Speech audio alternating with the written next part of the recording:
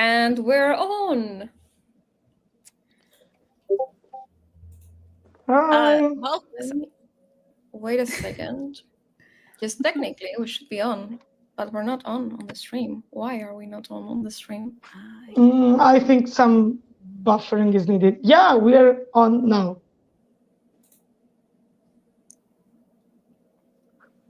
That's weird. I can see us on YouTube actually, so I think everything is. Yes. It says we're live. We're good. We're good. Yeah.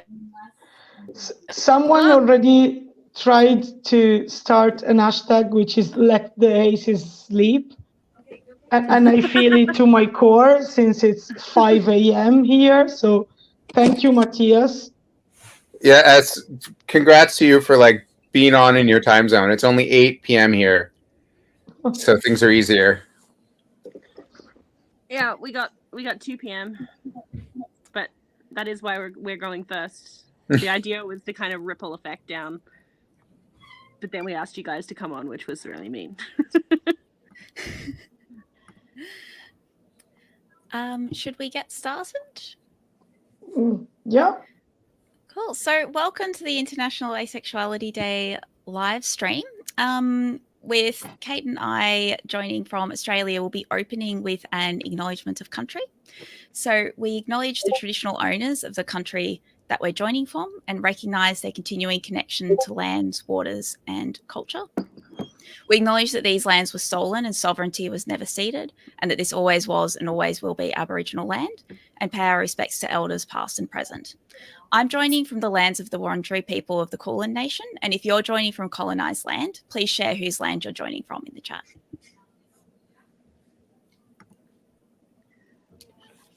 Thank you, B. Thank you so much.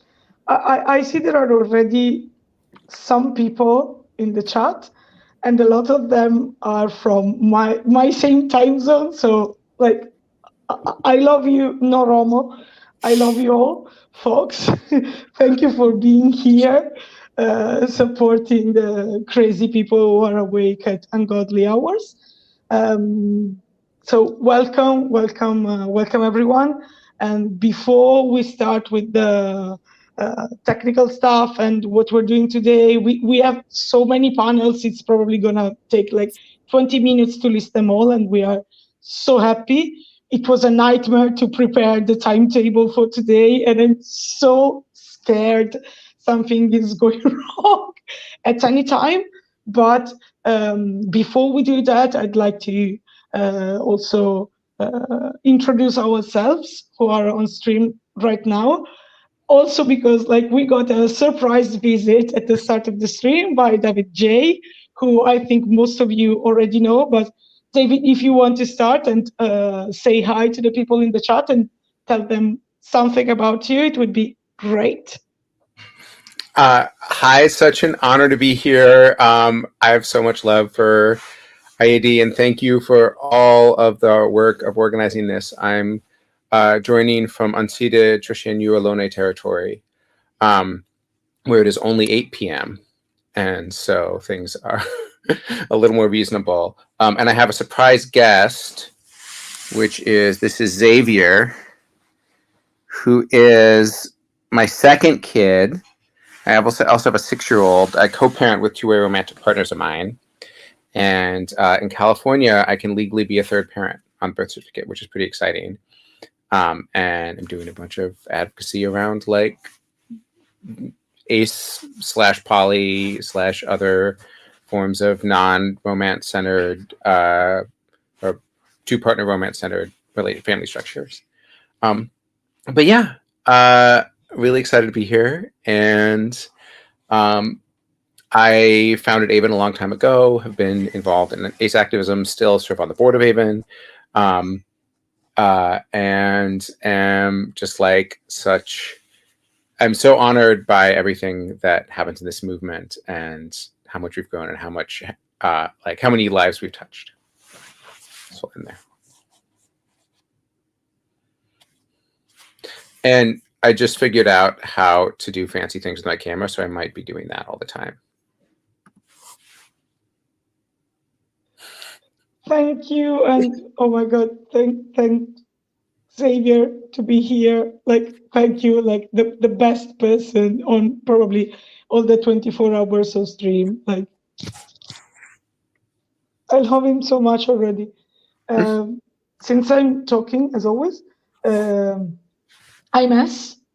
I'm from Italy, as previously stated, and as people probably have already guessed from my accent, which is very peculiar. Yeah, I'm part of an advocacy group in Italy, Rete Lettera, which was born 4 years ago and is celebrating its fourth birthday. I can count, I'm great. Fourth birthday next month. So yes, we are happy about that. And together with Poopy, Mick, Kate, and so many others, I coordinated the timetable for this event, and it was tough. But it was tough because we have like so many things. So I wanted to take this moment to thanks everyone who joined, everyone who shared the post, Alice Osman as well. Like I sent Alice a very whiny message asking if she could please share the post, and she did. And oh my God, thank you. And thanks to literally everybody, Angela Chen and Julia Sondra Decker, who couldn't be here, but gave us the best of luck.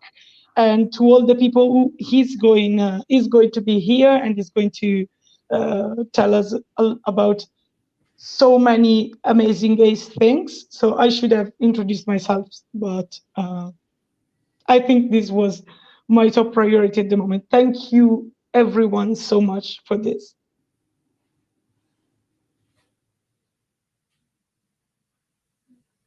Poopy, I summon you.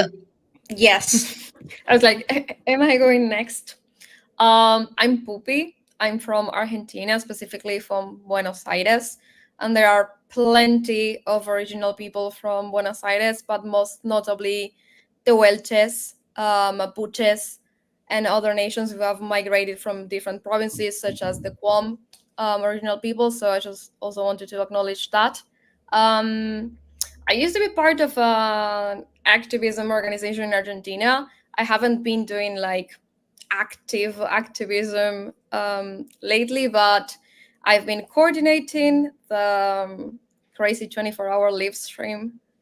And I'm also part of the ACE community survey team. I volunteer as a Spanish translator. So while I was doing this, I also was working on translating the intersection between autistic ACEs, like autism and asexuality, which we published like in April the 2nd. And now later today, we're publishing the translated version of the 2020 ACE community survey.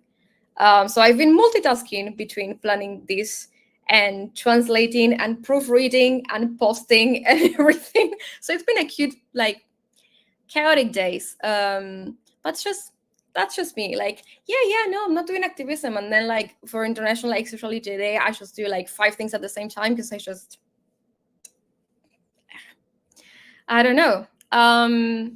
So, well, for those of you who are not familiar with what International Asexuality Day is, this is basically an international collaboration from people all around the world, which is the 4 central themes are advocacy, celebration, education, and solidarity. And specifically, we wanted to highlight the work of people from non-English speaking countries, so outside the Anglophone sphere. And you will have noticed that throughout the day, we will have people from Pakistan, Bangladesh, Chile, Mexico, Spain, and so many other countries. We are starting off this with the Australian peeps because this was the best time zone for them. As you know, S is like awake at very deranged hours. Luckily, it's not so late for me. It's only midnight. And Jay is also like not so bad, but S, I don't know what you're doing here. Like the amount of work she's been putting into this, I was like, honored. And yeah, I'm happy you're here, so I can like throw flowers your way. I love you, Noromo.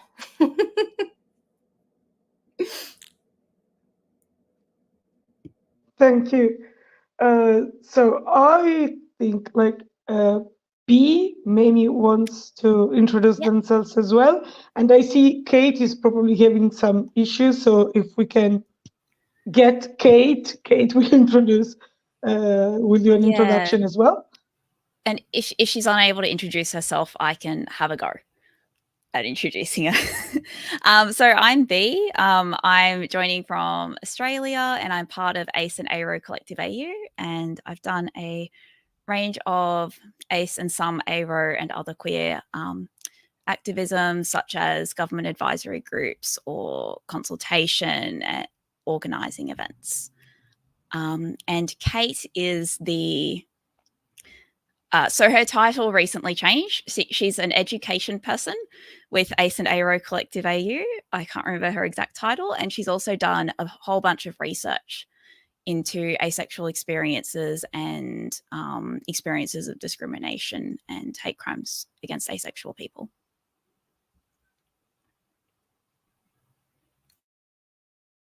Thank you so much. So it's time. I will be as short as possible, because if I go through the whole timetable in detail, we're going to be here 24 hours, which we are, but not just to read the timetable. Just to give some information to people, you can interact with the stream through the YouTube chat. You can find the timetable on all our socials, Facebook, Tumblr, Instagram, Twitter, and Telegram. As you probably know, but it's better to state it again, due to YouTube's time limitations, we had to split the stream on YouTube in 3 different links. We will, of course, tell you when we are moving to the next. And you also can find all the links in our link tree that is linked in Instagram and on our site and blah, blah, blah. And also there are QR codes in the posts we publish with the timetable, so you can easily find all the links there. All panels will be in English unless otherwise specified. We have 2 panels that are going to be in another language. One is in Spanish and one is in Italian, because us Italians love to talk, apparently, and so we have our own chit chat together. Yay. And also, in case content warnings are needed, for example, some panels will deal with conversion therapy and conversion therapy activism through art, but also like the group from the Netherlands is going to present their ACE Stories project, and some stories may include some sensitive topics. We will signal the needed content warnings on stream, so you'll be able to see that. So to start, as we already said, we're going with the first panel, that is a spotlight on Australia, specifically about advocacy versus activism, how we work with or challenge policymakers and politicians. I think it's going to be extremely interesting, but maybe I should sleep. Who knows? And then we are going to Vietnam. And then at 6 a.m. UTC, I'm saying UTC times, it's going to be India's turn with the Pragati Singh, who is celebrating at the moment IAD and the 10th anniversary of Indian ACEs. We will then have a panel about books with ACE representation, with some authors of books and upcoming books with asexual representation from Austria and Germany. At 9 a.m. UTC, we are going to talk a bit about art with Jade, that is an exceptional, like truly exceptional asexual Italian artist. Probably Italian went before asexual. And then we go on to the Netherlands, who will in which the Netherlands Organization for Asexuality will tell us more about their activism, and so also presented the ACES Stories project they curated with the IAD network. At 11 a.m. UTC, we will be joined by a queer activist, Becca, asexual, who will tell us something about the new anti-LGBT law that has been recently proposed in Georgia. So we wanted to have a moment to stand in solidarity with the Georgian queer community. Then we're moving to Chile to talk about like activism there, but also about the diversity in the asexual community. Then to Pakistan, and we are at 1 p.m. UTC, still some hours to go. Then we have a spotlight on Poland with Asfera, who have also told us that they want to share some art because they recently organized a competition and they have some beautiful art to share. We will have Ace Schwartz on the stream at 2 p.m. UTC, and we will talk about education, school, queer resources for school, and also they will tell us about their project, Teaching Outside the Binary, which you should check out because I admit I didn't know it before, and it's amazing. We are then going on with Nepal, with Nepali aspects at 3 p.m., and that's going to be the 12 hours mark. Then Bangladesh, in which Deepa, founder of Bangladesh Sexual Association, activist and artist, will tell us about the art, how to do aesthetic activism and art against conversion therapy to spread awareness against conversion therapy. At 5 p.m., we have Yasmin Benoit. Did I pronounce, like, I pronounced the, I have always pronounced her surname in a French way because it looks French to me, but I am just now realizing that that would not be the correct one. So, sorry, Yasmin. No, In I case believe I will. it is actually. I think It it's is? Yeah, I correct. think that is correct. Great. So I'm not going to like disappear in shame. Yeah, Yasmin Benoit is going to tell us more about ace activism and the amazing and very important Stonewall research she did. Xavier, I love you. You are amazing.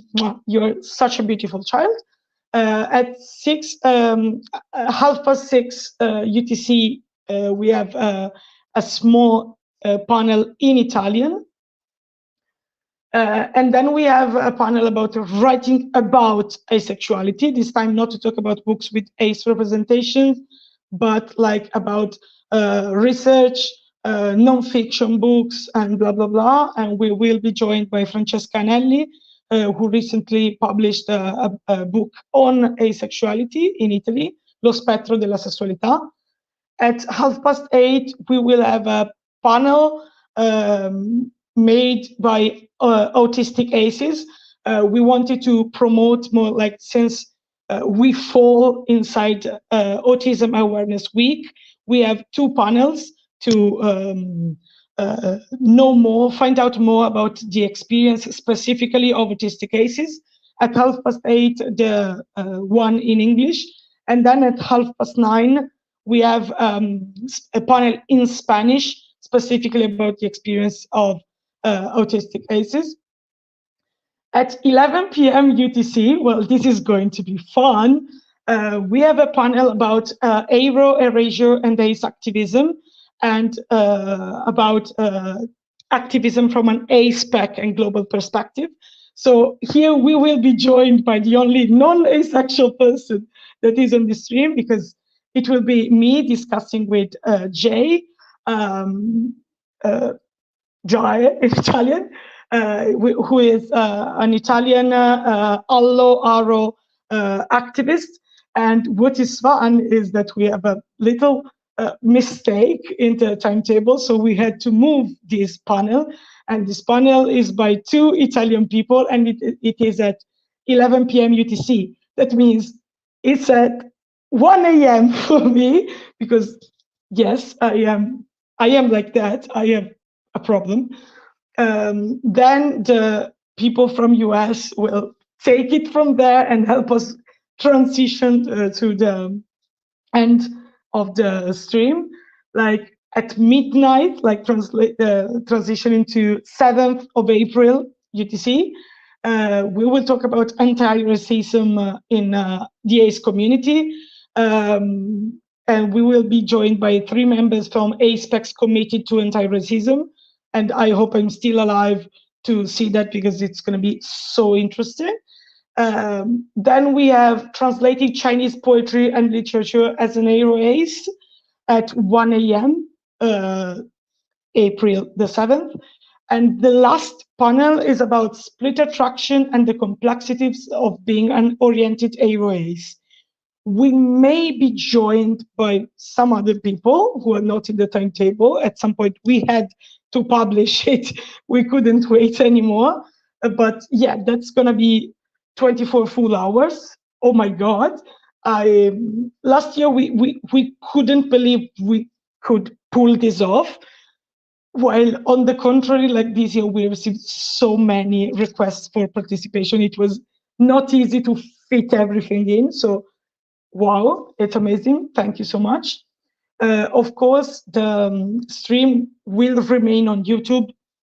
We are so sorry we can't provide a live caption at the moment, but we will strive to publish subtitles for all the stream, all the panels, as soon as possible. If you want to help and maybe also translate the subtitles in different languages, get in touch with us. We would love it so much. And one last thing I need to say before going to drink some water, because I'm parched. Okay, like there's another thing that is different from last year. Last year, we had a crowdfunding going on to support some asexual activism all around the world. The Italian group, one of the Italian groups received your support, and we thank you a lot for that. Nepali Apex and the Hungarian group. But this year we decided to use this platform to promote donations to different causes we believe in.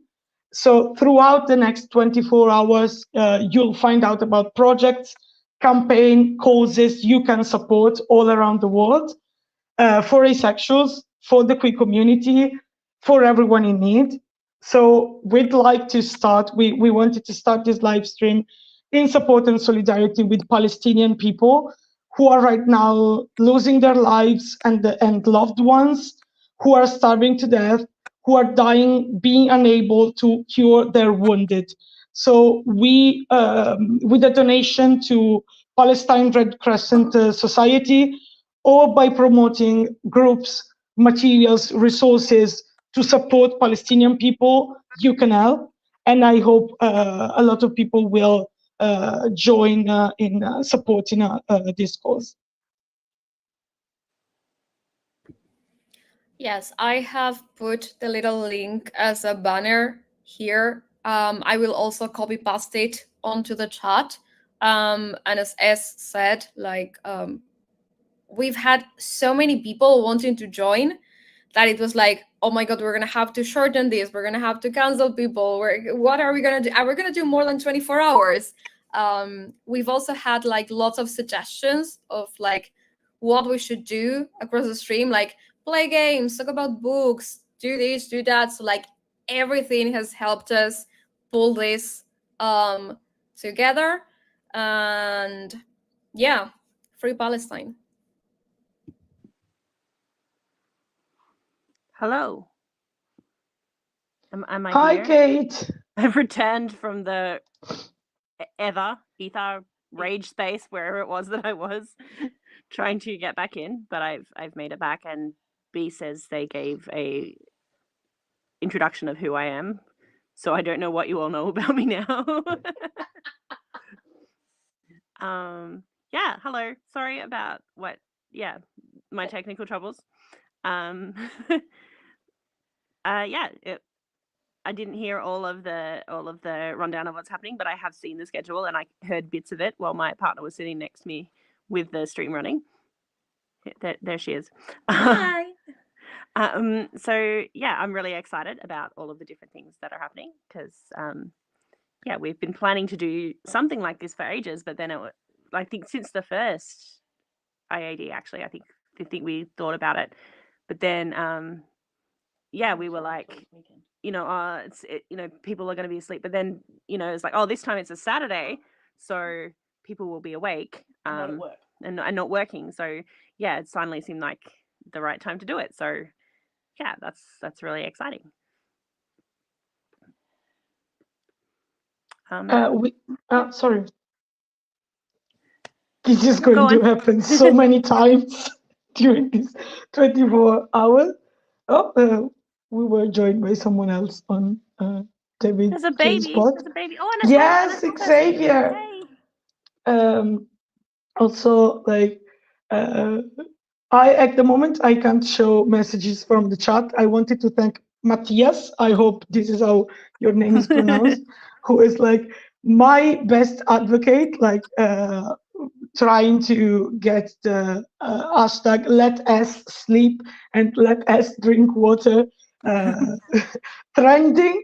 Matthias, I have to tell you that no one is forcing me not to sleep. It's just my own doing. I see there is someone else on David J's spot. So in this last 20 minutes before the Australian panel, I wanted to ask David something more, but I think, hi, oh my God. David, like, your contribution to this stream is like the most valuable ever. Like, I love this so much. Oh, Xavier, I'm sleepy as well. I think this is going to be a 24-ish hours that's going to be full of a lot of small people and small canines, small animals that might like to get that. My dog, he loves to get his face on camera. Whenever he sees that I'm talking like to the iPad, he's like, "Oh, hi, hello," which is my best side. Hello. Oh, there he is. Here he is. No. You know you want buddy. There he is. Hi, matey. Did I wake you up? Sleeping at 2 o'clock in the afternoon. What is this dog? He's a good boy. Well, for a given value of good boy. And which I should flag now actually that like for I'm here and my partner Gemma, she's also here, which means that if our child comes, one or other of us will have to run off and deal with that situation. And he's 8, so he's probably going to want to talk on the screen or talk to be part of it.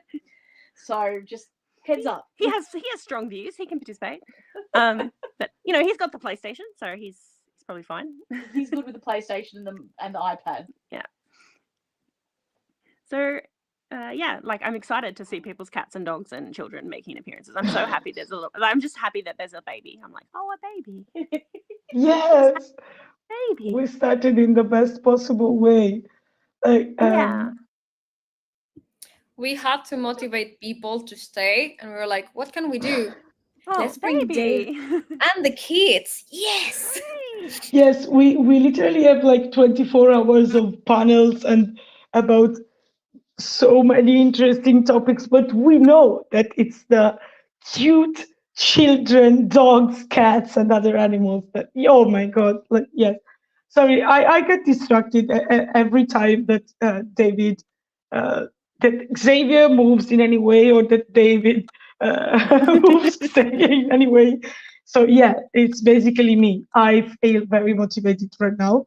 By the way, David, I don't know if you can talk on stream right now, or if you. I can talk. I just don't want to get in the way of the conversation about Australian activism, which I feel like is really important. Oh, yeah, of course. But I'm happy to like say a few things if that's helpful. Yeah, whatever. Like we're starting with the Australian panel in 20 minutes, and I wanted to use these 20 minutes to pester you with inane questions. But if you already have an idea of what to say, also for the people in the chat, if they have anything they would like to ask you, as people can see, you mentioned it earlier, but for people who joined now, David J is the founder of Avon. Avon guy, as you can see on screen. So yeah, if you want to say something or you're okay with receiving stupid questions and you don't risk waking up Xavier, that's amazing. He should be fine. And the one thing I will say, which I don't know, hopefully this isn't too awkward and self-promoting. I just got this for the first time. I have a book coming out that is not about aceness, but it is about how we create relationships and like how we create the conditions for relationship in our lives in ways that don't like get beyond allonormative, aeronormative scripts, and also about like why we don't pay for movement organizing and why that should change, and like how the world would be better if we did. So it's not about aceness, but it's got a lot of aceness in it, and I want y'all to know about it. I love that. That's not we're in awkward at all, but you're gonna be forced to have a panel next year. So just know you will be hunted down to have a panel about that book, because I think like that's one of the topics we didn't touch this year, and that is very dear to me, like about how we ACE people and AVO people create new perspectives in relationships, how we create relationships outside of allonormative and amatonormative standards. So yes, also the cover is so pretty. I want that book now. Just for the cover. It's interesting, like, because thank you. Because ours is a non-traditional relationship. We are in a queer platonic relationship, you know, which includes, you know, I'm co-parenting Gemma's child, and he's my child now, but it's actually surprising how many people are accepting of that. And, you know, like we use language so that we don't have to explain. Like, I'm the stepmother, and we just say that, you know, because we don't want to have to explain to the school or every single teacher or whatever, you know. So we just say stepmom. But I mean, the number of people who just sort of, oh, okay, like when we do explain it to them, that just don't think there's anything particularly weird about it, you know, once they see it in context with our relationship, and they see how I react with our kid, and they see what our relationship and our bond is. And I think there's a lot less judgment than I was expecting that people would have about it. Yeah, I found the same thing. Though there's also a little of a gold star thing going on. Like, we're a 3-parent family in California where it's legal, and we just get so many like het families being like, "Oh, it's so great that you have an extra person," which like it is. It is great and spacious to have more parents, and compared to the poly families we know, the like trans families we know, other families who have different forms of visible queerness, even though we're doing the same thing, we get treated with so much more acceptance than they do. So we've been really trying to think about how can we sort of create a dialogue that we then invite other folks into, and help to create legal rights that we invite other folks into. So we've been advocating for a non-discrimination ordinance in Oakland, California, where to prevent discrimination based on family and relationship structure, where we're like the poster children, but then it's helping a bunch of solo parents and helping a bunch of poly families. And for folks who I see in the chat are asking about my book, if you go to, is there a way to put a link up? I don't have a website for the book yet, but if you go to relationalitylab.org and scroll down, you can see where to buy the book. I will post put that the in. link. But yeah, there's a real interesting like ace poly solo parent coalition coming together to like pass laws supporting communities of care in the States, and I'm really excited about it. I was actually reading an article just this morning about how a lot of parents now are finding that they're not getting the the support from their parents that their parents had to raise them. A lot of grandparents now are not helping out. I mean, my parents do, but like a lot of parents are not helping out as much as they asked of their parents back when our generation were kids. And so people don't have as much of a village as they used to have. And like where there's that like puts pressure on the kids as well. Like the kids don't have as much interaction with grandparents, uncles, aunts, other adult support systems, and people to bond with. But also at the same time, the parents are under more stress, which kids pick up on the amount of stress that you have. So these other forms of role models and people that you can build community with, they're helpful for the kids. Just having those extra relationships on top of just helping the parents, because parenting is hard. Totally. And what I found is that the journey I went on as an ARO person, as an ACE and ARO person, was like learning how to invite intention and commitment into my relationships that didn't follow a romantic script. And that skill is now what a bunch of folks in my community want. They're like, I want to know how to intentionally invite people who I'm not romantic with to be part of my child's life. And they're like, want to learn the skills and the culture of these community and the ARO community in order to do that. Yeah. Yeah, and I think it's super important to talk about these things, because I feel even though we're constantly talking about like how asexual people can build relationships and how ARO people can construct relationships, like people still have a hard time understanding how that's possible.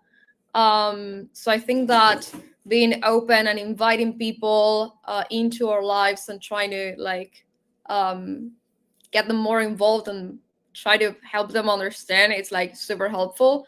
Like for example, I got together with a couple of friends like 2 weeks ago or something, and we were talking about like how I, as a gray asexual, struggle sometimes to build relationships with people, because they kind of don't understand how is it possible to like be gray asexual but still want a relationship and maybe be sex favorable. And like, so I think even though it's something that people talk a lot about, there's still like lots of work to be done about it, surprisingly. Like you think at this rate, with the amount of times we've talked about this, people would have like kind of got the hang of it, but the public is always renewing itself.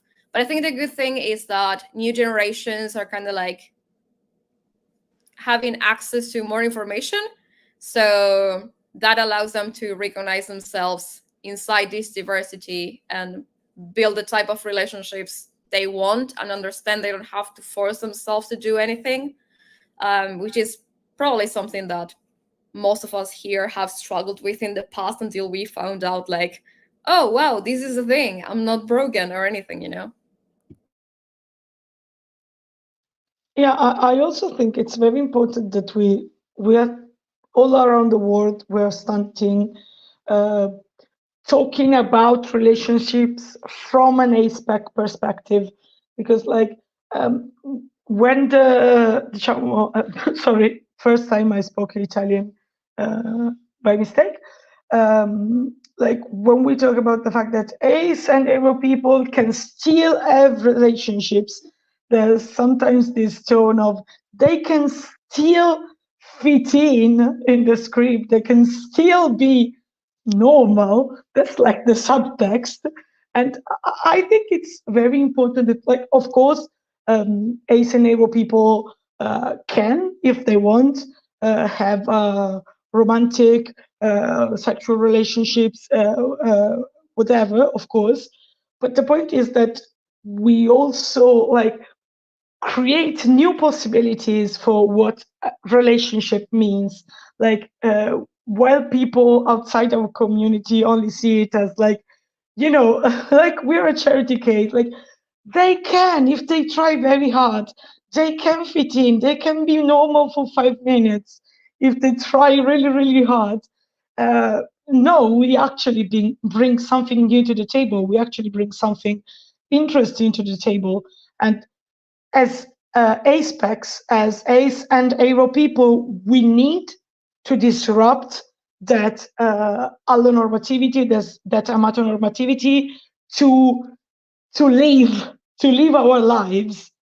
But allo people have to understand that what we bring to the table is beneficial to them as well.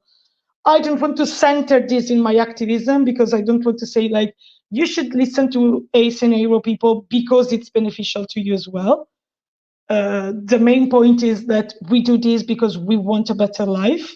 We want to live our best ASPEC life with all the potential of our relationships. But other people should understand that what we bring to the table is valuable for them too, because we're not like trying to erase our ASPEC orientation to fit in. We are offering and actively creating new possibilities. And like, I think it's amazing. Like, it's one of the most wonderful contribution. I have no idea if you can say most wonderful in English, but who cares? One of the most wonderful contribution of ASPEC activism to the world. I get pretty enthusiastic when I talk about this. As if I can just jump in to agree with that more, like experience I've been having more and more in my community recently are recognizing how kind of compulsory sexuality, which is this thing that like told me I was broken and told me I was destined to be alone forever when I was younger, and that I've had a whole journey resisting and breaking down and proving is wrong. Like that compulsory sexuality that I think has targeted so many aces, so many of us, like, is still hurting everyone else. It still is telling them that if they are not sexual in the right way, if they're not romantic in the right way, that they are going to like fall off a cliff. And I think when we can be there proving that that's not what's going to happen, that there's a lot of like possibility and joy for so many different kinds of, for so many different ways of being outside of that script, outside of allonormativity and amatonormativity, that like I've begun to see it click for folks how liberating that is, for like allo and romantic folks how liberating that is. And I feel like that's like popular culture hasn't gotten that yet about aces, but like I think there's something really powerful we have to bring to the normative world around us, that I see different aces like having experiences of realizing in our communities.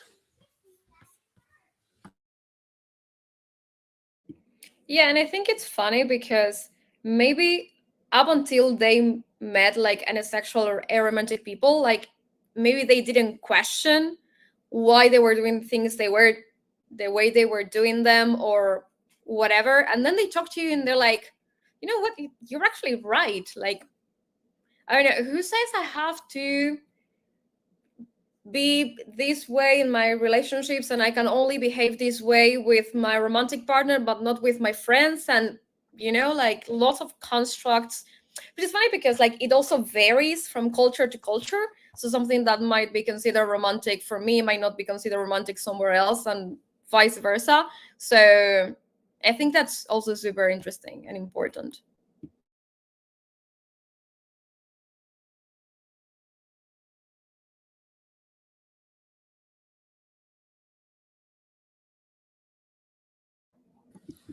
Also, I just saw your comment, Bianca. Thank you, and it's so great to meet you. I was just going to like tell you about the comment in case you hadn't seen it. Like, someone said that Avon saved their lives, and I think like having an ASPEC community, an ACE community, an AVO community was something like that. So for so many of us, and that's why it's so great that we are all here together today. And I think it is great, and I want to be so clear that like, while I get to say that I'm the founder, and for a while, I think I was the poster child of the community. Like, it was never my doing. Like, it has always been this coalition of people showing up and realizing how powerful it is to support one another. And so, like, even early conceptions of asexuality that like were defined by Nat Titman, to the kind of early ad mod structure of the forum. Like, I want to push back against the story that like even is a thing I did, because like I was involved. I was really honored to get to show up, but it's always been a thing that we've been doing, like as a community together, and I only deserve a tiny bit of the credit.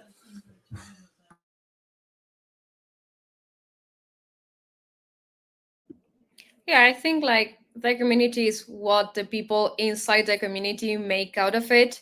And I think, well, for those who might not be aware of like how this all came to life, it was basically like during the pandemic where everyone had more time and everything, that we were able to like properly connect with people around the world and be like, yo, I think it's time we start like connecting with ace people around the world. Like, why don't we do this? And I think we've learned a lot from each other and the way we experience things, and like how sometimes things impact people differently, and how like we're so different even though we're the same, you know? I think that's super enriching, like get to learn about other aces and the way they experience their lives and everything. And yeah, I think as mentioned, like having a community is like super important. Just like up until I found out about like the ace community and everything, like you said, like everyone around me kind of made me feel like, oh, I'm gonna be alone forever. I can't find someone who will love me for the way I am. Like, I literally had a partner of mine break up with me, and his wording was, I can't be with someone who's asexual. And you have no idea how badly that, like, the toll it took on my mental health, and how long it took to like regain my self-confidence and feel worthy of a relationship again. I think sometimes like people don't realize the impact their words have. So yeah.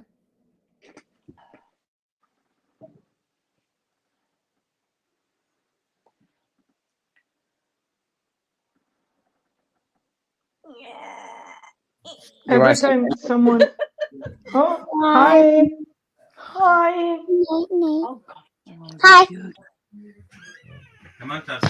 Say good night. They can hear us Now they can hear us. Okay, now you can say Yes, good night. we can.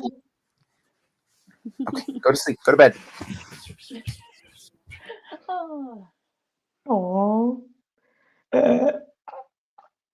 Let me just say that like every time someone like my situation is particularly like funny, because every time like a hater or something like that says like aspec people will forever be alone, like it makes me laugh so much. I know I am very privileged in my situation, and so many ace and arrow people struggle with this, but to me it's like so funny to hear that, because I've literally met my girlfriend through aspec activism, and like, and also like all of my most significant friendships, relationships, QPR, like are with aspec people. So like literally, I didn't start with right on with aspec activism.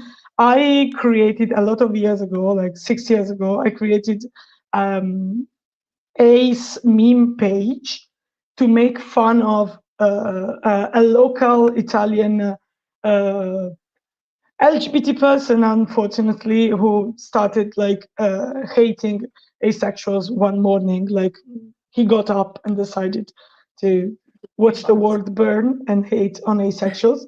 And I created this meme page to make fun of him. And like from there, I met the other person that became co-admin of that page with me.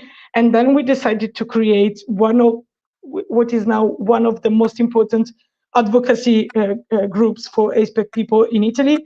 And I met my girlfriend, and I met a bunch of other amazing people, and blah, blah, blah. And so like, I like to think that he wanted to bring us down. Well, he actually had like such a positive impact. Like he wanted to make us silence, but he made us angrier, and he made us like stronger because we built stronger relationships and community. So I'm not going to be vulgar because children on screen, but that actually reminds me. Sorry, that reminds me of when, for some, I found it super weird that the Daily Mail UK covered my local council flying the aromantic flag. Like they were looking far and wide for something to get offended by. But then when I was like, why do they care? It helped me reflect on the usefulness of flag flying, and that, oh, they're probably concerned about it, like making statements about what's accepted in the community. Because at first I was like, why do they care so much?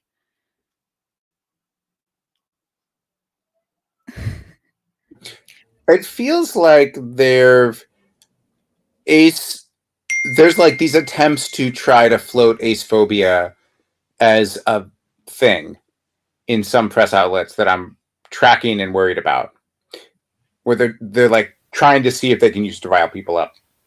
Yeah, I'd assume that's what they were.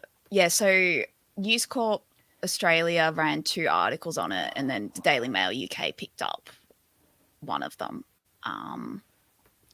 Which, yeah, so on one hand, like they did put like an accurate definition of what aromantic was in the article, and showed that like there is a government that considers aromantic inclusion important somewhere in the world. But yeah, they put bad things in there as well. Like it's the Daily Mail looking for something on the other side of the world to get offended about. Like that gives a flavor. Someone in the chat said, wait, the Daily Mail in the UK, why are they concerned about Australian Council? Because they are concerned about anything they can nag you about, apparently. So like they were trying I think they were trying very hard to find something to get offended by. News Corp Australia wrote the articles, so they just had to run it. And that specific local government gets a lot of flack. Like they've been, at one point, the entire council was like on the front page of one of the papers in this state, like described as shockers or something. Like they get a lot of flack because they're a particularly progressive council and do things like that first. So then they take the flack and then others follow.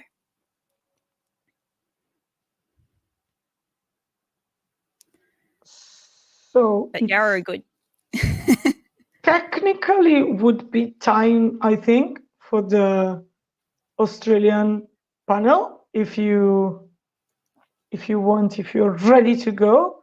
Like I think I will leave and stay as tech support. Sleeping, no, I will stay at tech support because at this point I wanted to put 2 more hours of sleep in, but I can't. I'm so wide awake then. But yes, we'll be here. We start with the first panel, and me and Pupi will be here to help you. David, I guess at some point you are going to sleep as well because like you also have 2 kids, but like we have 24 hours of this. We really sound like I'm threatening you, but that was not the intention. We have 24 hours of this, so if at any time you want to jump back in, talk to the people on stream, you're always, of course, extremely welcome.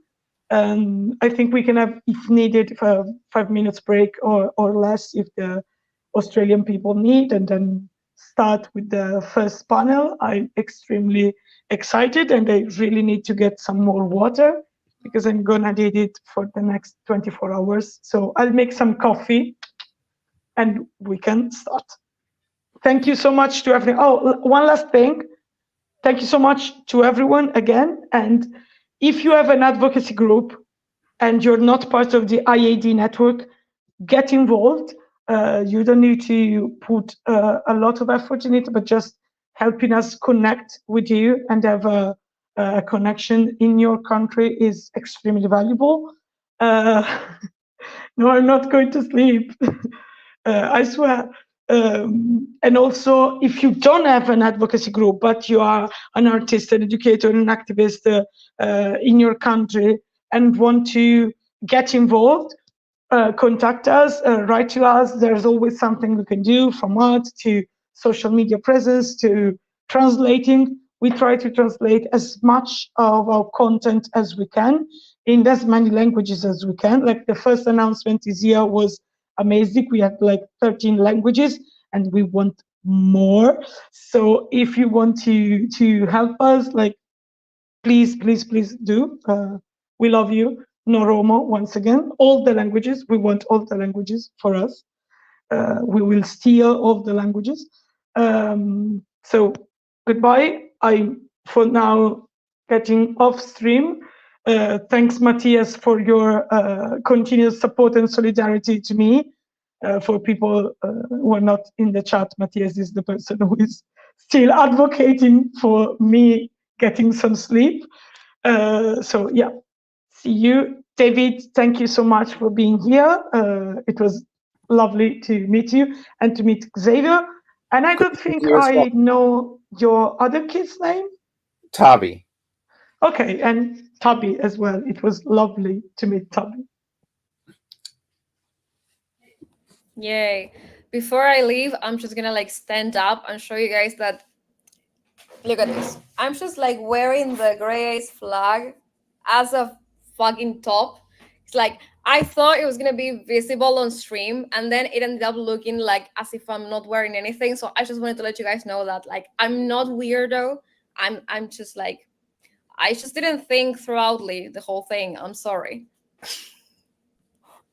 So Gemma and Kate are trying to connect back. So B is gonna be alone for like a couple of seconds until they can figure that out. But we will be here in case they need any technical support. S and I will be backstage chatting to you guys on YouTube as well. Thank you, Dave, for joining us. Hope you get some nice sleep. And let the 24-hour madness begin. Yay!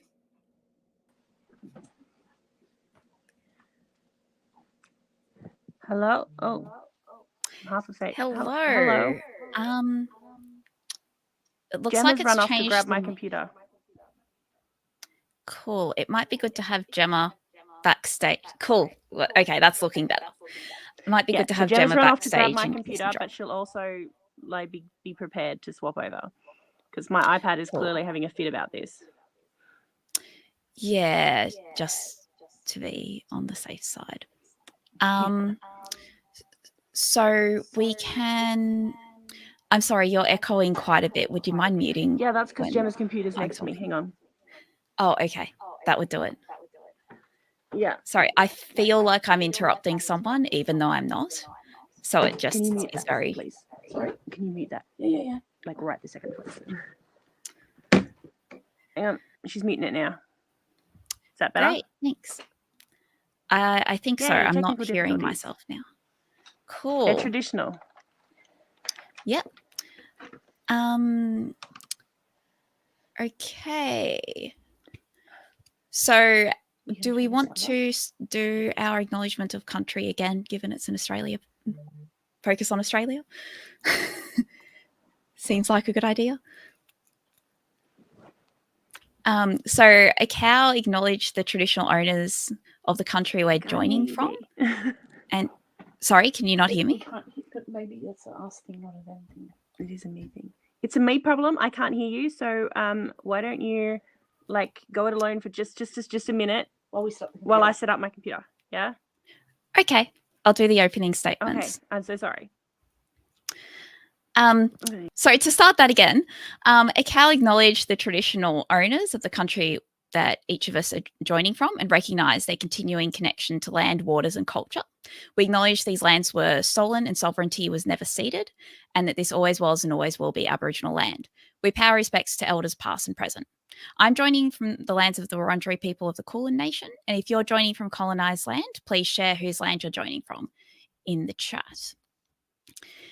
And we have another opening statement. So as a queer rights organisation, the ACE and ARO Collective AU stands against oppression in all its forms.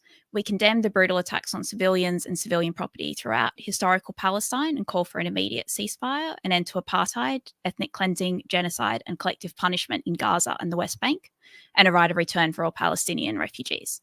We condemn the recent rise in anti-Semitic and Islamophobic hate speech and violence within Australia and across the world, and we mourn those murdered in these acts of hate. And it would be good to put up the fundraising banner again. Thank you.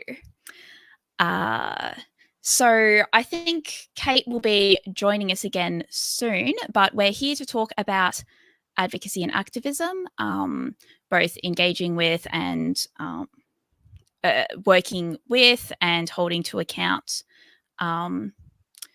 decision makers. So while I'm on my own, I might talk about some of the work I've been involved with, and then there'll be more discussion once Kate joins in.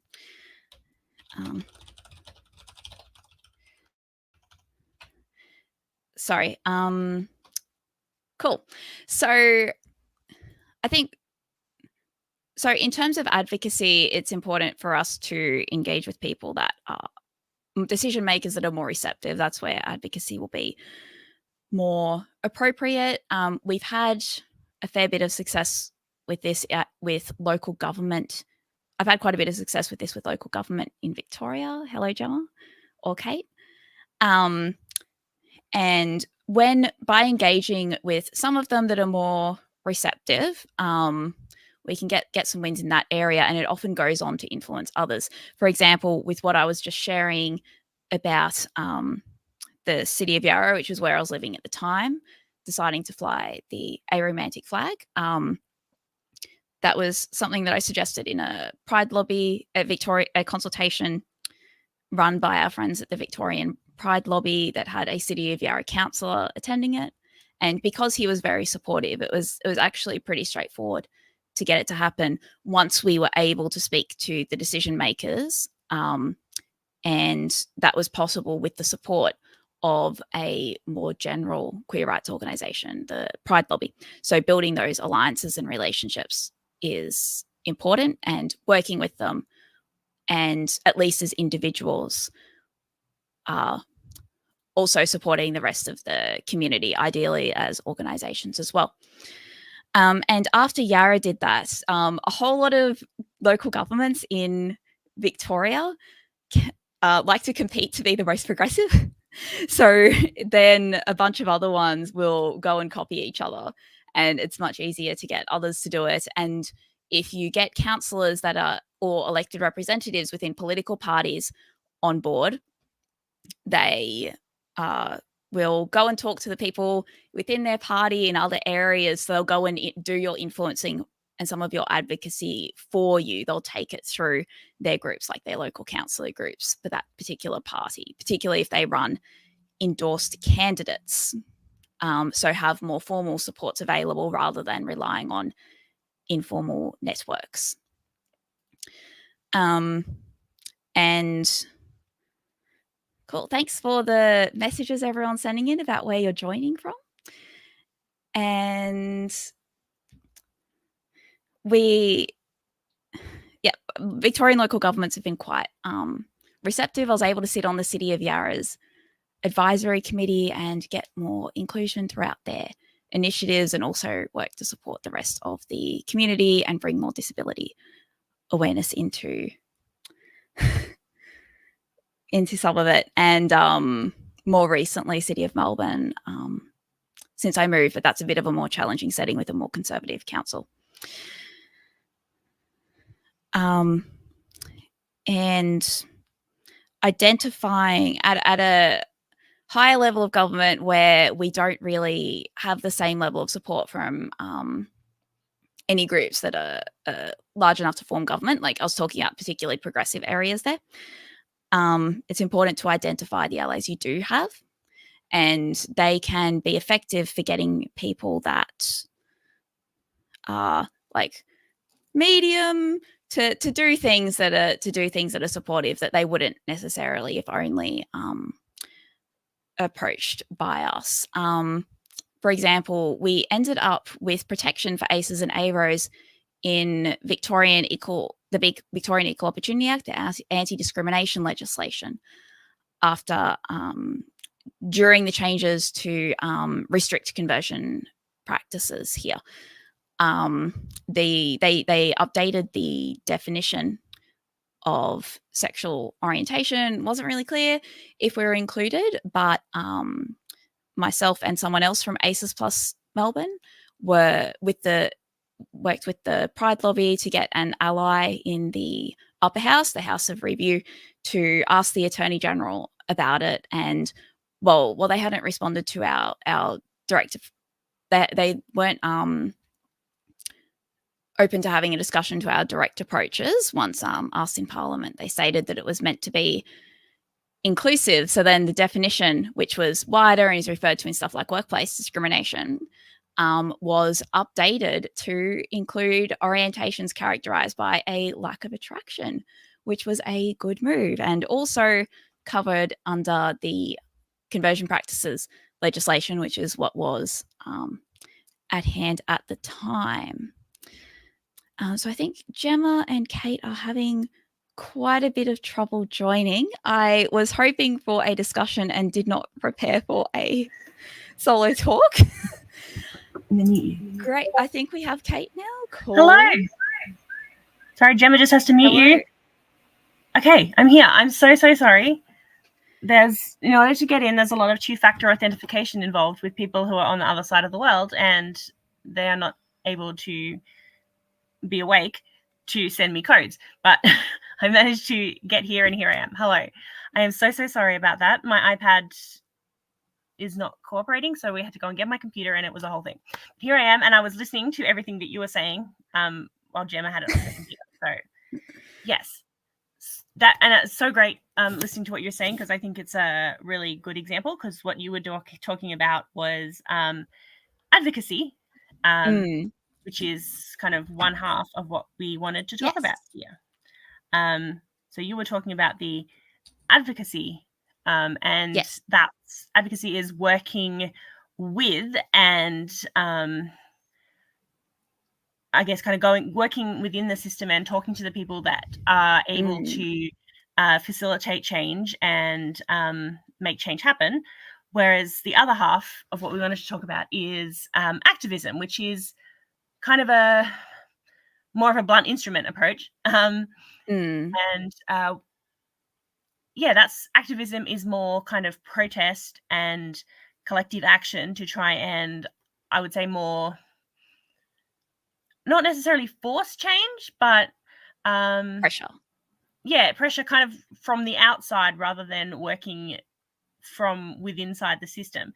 And I think the reason that I thought of this as a topic that we could talk about is because I remember when we formed our organization, the ACE and ARO Collective, we were thinking about like what values, what do we do, what is as our role as an organization, and we had a discussion about advocacy versus activism and how activism maybe is a bit of a scary word that we didn't want to use. We thought advocacy sounds a bit better because activism is a word that sounds more political, even though both you're doing political things in both. Advocacy is not an unpolitical activity. I mean, you're going and meeting politicians when you're doing advocacy. And in fact, you're probably you're probably meeting less politicians when you're doing activism. Yeah. But it's not as scary as a word, I think. Mm. So I thought it'd be interesting to just talk about both and what the difference is. So you've been talking a lot about advocacy, and I think the work that we do because B is both on the board of the ACE and AREA Collective and is a member of ACES Plus Melbourne. So what the ACE and AREA Collective is a bunch of like little groups in individual cities or from a state. We all banded together to kind of form a group because, if the ACES in Melbourne or the ACES in ACT, Canberra, the capital city where I'm from, if we want to do things like, we need third-party insurance for an event we're holding, or if we want to apply for a grant or anything like that, we each have to, separately apply for those things, have an insurance policy, have a bank account, and it's a lot of bureaucratic work to get those things done. So we thought, why don't we all, as little groups, make a big national group, and then we can do all that infrastructure, and then the little ones can just kind of step off that. Yeah, can kind of use that infrastructure. So that's why we created the group. And I think the work that B does for ACES Plus Melbourne and what we've been doing with ACAL, both of those things are, a lot of it is advocacy, I think, primarily advocacy. But there are times I think when activism also has its place. And I'm trying to think of a recent example of when we've gone for activism over advocacy. Yeah, so I would say, sorry, you go on. As I mentioned at the start, the examples I was using for when the decision makers already like largely agreed or like quite sympathetic. So direct meetings with them was likely to be effective. In some cases, quite straightforward. If they're further from your position, then it's probably not going to work, and more pressure and a more activism approach would be required. And opting for an advocacy approach, where say you're directly meeting with the decision makers, also requires you to be able to put things diplomatically in with more self-regulation. Like, you're not shouting in the street. Yes, I'm totally fine in activism. Shouting in the meeting. I'm very much an activism person naturally, I think. When we used to go around, we'd go to conferences and stuff. The little ACT group that we had, our like leading person, she'd be like, "Hello, we're your friendly local asexuals," and then well, except for her, she's your angry local asexual. And yeah, I think that it is kind of my instinct to be angry about things. And I'm even angrier now, actually, because, in the time, so the research that I do it's kind of what I focus on mostly is like discrimination, oppression, like hate crime, like really dark, a lot of it. And I think since I've started doing it, I've become a much angrier person kind of in general. Just because it kind of fills you up with rage, all of these things happening, that and not being able to do anything about them. So, it is often kind of like my instinct to just be like, let's do something about this right now, this actual second. But that's often not an approach that's actually going to achieve anything. So yeah, lately we've been doing. So I met with a member of our local parliament last week. Who uses they? So the previous person. So we had a previous person in our local parliament who he was very supportive of us. He resigned for he committed crimes. So he was he committed very bad crimes. We won't talk about him. But so he was replaced with a new person. And when we saw that they had she/they as their pronouns, first we were like, wow, that is brave. Like no one's ever, like that's going to cause a lot of problems for her.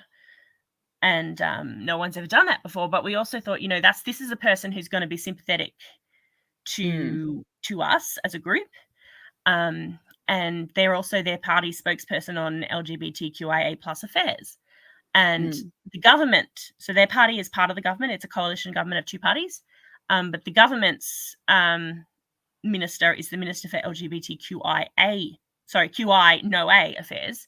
But they've got the A on the end for their party. So we're feeling like this is people who are going to be naturally inclined to agree with us. And, this is a person who's young, they're non-binary, they're open to admitting that they're non-binary in their political profile, which is just never seen that before, here in this town at least. So, and I went and met with them. They'd already started reading the report that I sent them, which is 200 pages long. It's a 200-page report into violence, discrimination, and hate crime. So, for them to even have started reading it with the intention of reading the whole thing, I was like, wow, okay, didn't actually expect you to bother. And, this is very impressed. Yeah, this is a time when advocacy is definitely the right route to go there. Yes. So now that we've got an in with this person in the parliament, she's able to, if there's legislation, so she says to us, what kind of legislation affects you? What kind of things do you want me to contact you if there is something relevant? Because recently there's been a assisted reproduction legislation that's going through Parliament, and that does concern us very much. But we were told we would have the opportunity to look at it, and we were not given that opportunity. And it might not occur to someone, and it hadn't until we told them. They said, "Oh, it's never occurred to me that would be something that asexual people, would be an issue for." But now that you tell me, that's kind of obvious that it hadn't occurred before. So, they asked us, well, what else is an issue that affects you so that I can keep an eye out and make sure that you are kept in the loop about these kinds of things that the department isn't particularly worried about telling you about. So, yeah, it's to have a person in your local government or your state government or whatever government it is, who you can rely on or who is willing sympathetic to you, willing to help you out, is a good thing. And I think, my natural instinct to be like angry, Bulletigate all the time, that's going to prevent you from being able to ally with and make friends with, I say friends, with someone who can help you out in that way. If you just are like straight up, all government is bad, which is my natural instinct. And in addition to like having a specific politician that brings you in on things, there's the option of applying for advisory committees. Yeah. To get information that way, and influencing through internal party political processes, so then it's in their policy and they do the thing you're after. Yes. And there has been a bad relationship between our local asexuality / we welcome aromantic people, but never really had a allo-aro in our group, but we do technically welcome them. But yeah, there's been a bad relationship between the government and us because of there's a ministerial advisory committee for the LGBTQI+ advisory committee, because we said to them, well, there's no A there, so how do we know that we're welcome to how do we know that your committee is for us? How do we know that you're if an ACE person doesn't know to apply if you don't have the A there?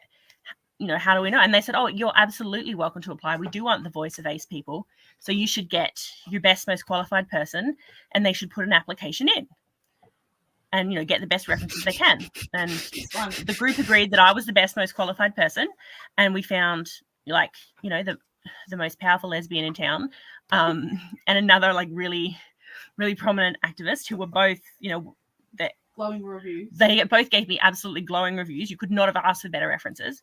I did not get onto the committee. They rejected me. And so like that for our community was like,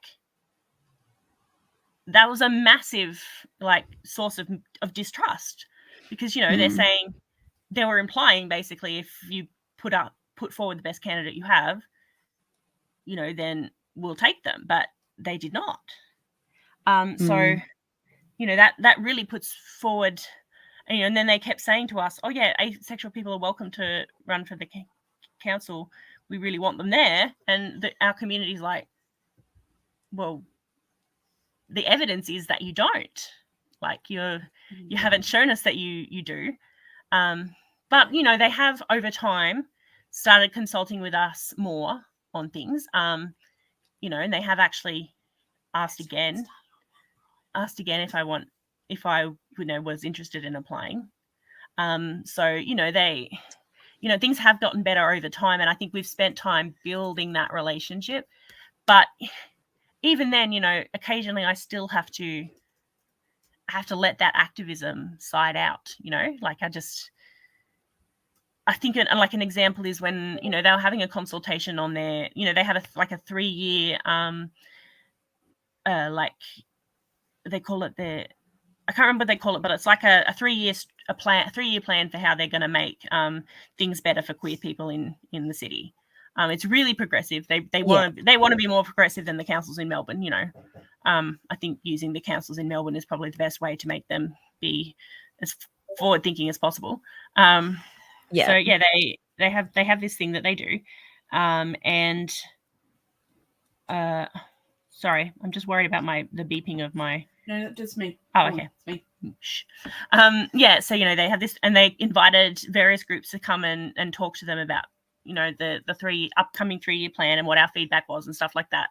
And they said, you know, come in and give us your opinion. And at one point they asked, you know, about things that they could be doing differently. And I just said to them, look, half the people in this room, they're here because they work for a queer organisation and they're being paid overtime to be here at 6 o'clock in the evening. And the other half of this room are people who do unpaid activism work, and we're not getting paid anything to be here at 6 o'clock in the evening. And we've had to find, you know, like, what are we going to do with our kids? And, you know, we have to pay for the parking and we don't get reimbursed for it. You know, like, there's a real inequality here in terms of who's able to consult with you and who's not able to consult with you. And I just really think that something should be done to address the fact that, you know, 50% of the people you're asking for advice from are in a different situation than the other 50%. And they still haven't really done anything to address that, but I certainly knew that half the people in the room agreed with me, and I think you can guess which half it was. Yep. And that's, you know, that's the thing, like a lot of, and the people that are the most marginalized, you know, the ones who are not already included in the plan, those are the groups that don't have the money, paid job, pretty much. Yeah. Yeah, and I noticed when I was on a hello S. Hi S. I noticed when I was on a local government advisory committee, like they scheduled these meetings at lunchtime, around like lunchtime, and like you could eat during it, but like the people for whom it wasn't our jobs were like wolfing down our lunch. Because my roles involve like project work, it's not super time sensitive, so I could have a longer lunch break to fit in the meeting and that kind of thing, but not everyone's in that situation, and some jobs really have to be done at lunchtime, like if you're making and serving people's lunches, for example, not like project work. And yeah, I did notice it seemed to be a lot easier for the people who were either like local business owners, or in some way it was part of their job to be there. It was a lot easier for them to drive the agenda. Yeah, it's a real source of inequality, and they're getting an unequal, I guess, weight of opinion, because there's people missing out on being there. And you know, I know with the ACT also, when they consult, they are getting me virtually every time. And we don't have a leadership structure in the ACT with our little ACE group. We're just a sort of collective, an anarcho-syndicalist commune, as Monty Python would say. We just have like an admin team, which I am on, but they basically get me every time. And part of the reason for that is that they have my email address. But another part of the reason for that is because my job is delivering pizza. I just got a job delivering pizza. So before that, I didn't have a job. And a lot of the other people that I ask to consult with, like to join me for a consultation, they have a day job. And so unless the meeting's at like 12 to 1 or after work, they can't come. So they're getting my opinion disproportionately to every other ACE person in town. And I am a apparently able-bodied white ACE woman, which is pretty much your stereotypical ACE person. They're not getting, the view of ACE people of color. They're not getting the view of trans ACE people, or gender. 30 to 40% of the ACE community is trans or gender diverse, and I try to represent those views as much as I can. I try to represent represent the views of as many ACE people as I can from as broad a background as I can, but still it's not the same as actually consulting with as many different people as possible. Yeah, you're just one person, and one person making an attempt is not the same as everyone actually being in the room, or whether literally or metaphorically. Yeah, exactly. Yeah, and it is quite hard to juggle that if you're needing to do full-time work or significant other responsibilities.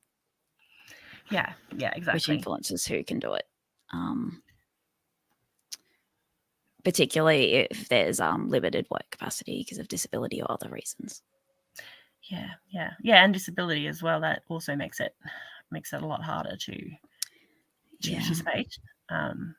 Which is a lot of our community. Yeah, so much, right?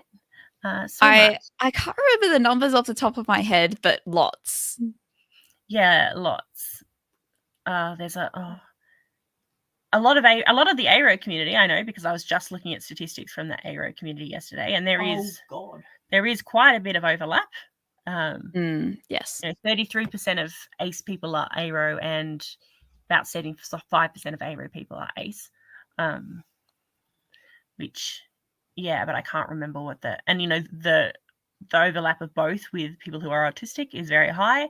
The overlap with gender diverse people is very high. I think I already said that. Yeah. It's so varied. And yeah, there is certainly and I think one of the later panels is going to discuss that there is a real lack of cultural and linguistic diversity in like anglicized Western countries in terms of who is who is being heard, and there is a racism problem in the ACE community. That's just true. Like, that's not my opinion. That's a thing. You just have to look at like the comments on any post that Yasmin Benoit makes to see that there is a racism problem. And I think ACE community, the ACEBEC community against racism are going to have a panel later on, which is great. And there's also significantly higher rates of mental health difficulties. Yes, there is. I recall, not specifically because of being asexual, but there can be higher rates of various experiences that are associated with mental health difficulties. From what I can remember, various bi-umbrella and ace umbrella identities kind of alternate in the cluster of the worst mental health in surveys that did not include aromantics. But what we have about aromantic mental health looks bad, but it's not not so. Last time I checked, there wasn't something so directly comparable, so I just concluded bad, since it wasn't like the same methodology and directly comparable. I won't go down it further lest we go into. Yes, that's a whole really nother rabbit hole that's off topic, but that contributes, that makes it more difficult to engage in these activities. Yeah. And In then terms of do it activism, however you I think talking about times when it's the time to be activist, I think we should talk a little bit about World Pride, because that was a hell of a situation. Me with my little nervous that's a good example. And me with dragging in all the aces. Yeah, that was interesting. So what was it? So World Pride was held in Sydney last year, and they were planning, oh my goodness, 13 rescue cats. Thank you so much for looking after the kitties. That's amazing. So World Pride was in Sydney, and every year for World Pride there is a human rights conference. And I was keeping an eye on it, and they announced the first 8 keynote speakers, and not one of them was ACE or ARO, at least not in their bios. And, they said it was a LGBTQIA+ human rights conference. So I immediately wrote to them. I think this was in like August. I immediately wrote to them and said, hi, you guys aren't going to get any ACE people wanting to attend, or you're not going to get a high number, because if you don't have an asexual or aromantic person like prominently there in your keynote speakers, because asexual and aromantic people are not going to know that this is for them. There's a lot of lateral violence in the community, and people are not going to they're not going to feel represented, and so they're not going to think it's for them, and they're going to be wary about it. Not much of a reply, really. So they'd done an original kind of scoping to think who, to find out what people wanted to see and who they wanted to see. And, we'd put it amongst the ACE people to be like, tell them that you want to see ACE people. They'd actually asked one of our ACE colleagues who was on the World Pride Committee, can you give us any ACE names that would be good? And yet still. Yeah, and he did. And he did give them a list of names, which he mostly got from me, but still there was no ACE person there. And I put in an application. My application was rejected. And so I wrote them again and why was my application rejected? Were any ACE applications accepted? And they said no. They did accept an application for a art exhibition, but she couldn't afford to go because they couldn't give her they didn't give her a scholarship to attend. And that was Dipper. So that was Dipper, who's going to be speaking later on about her work. Her work is amazing. It's incredible. I have a huge stash of it in my house. So the acceptance committee accepted it. The part that was in charge of who gets to do their thing, but the scholarship part isn't in communication with them, so they denied her scholarship, so she couldn't afford to come. That was sorted out. So eventually the only ACE speaker was Dipper, who ended up getting to speak about her work as well as displaying her work. But they rejected me, but then they did ask me if I wanted to be on a panel about ACE erasure in the community. And sorry, it still makes me laugh. What do you think I am going to say? But the situation kind of escalated because ACE people found out there was only really one ACE thing going on, and they got angry about it. So they kept writing emails. I might have helped with that just a little bit. Yeah, that's activism. That was happening right there. Yeah. And then they got upset about it. Then they got upset that they kept getting hounded with emails about why there was no ACE representation, and they're calling me and saying, "Can you do something about it?" And I'm like, "No, I'm not going to do something about it. Why would I do that?" I'm not going to tell people to stop. I didn't tell people to start writing letters, which is true. I did not. I don't control her. She does what she likes. So I was like, no, I'm not going to tell them to stop writing letters to you. Anyway. Considering you agreed with this. Yeah. So, I went on stage, and on stage I told the truth. I was like, the fact that there is zero representation, well, almost zero representation of asexual people on this panel, at this entire conference is unacceptable. And, the fact that they told me when I queried why not, they said, well, there wasn't any ACE representation because nobody applied. Lies. Well, no, only 2 people applied, me and Dipper, and only Dipper got in.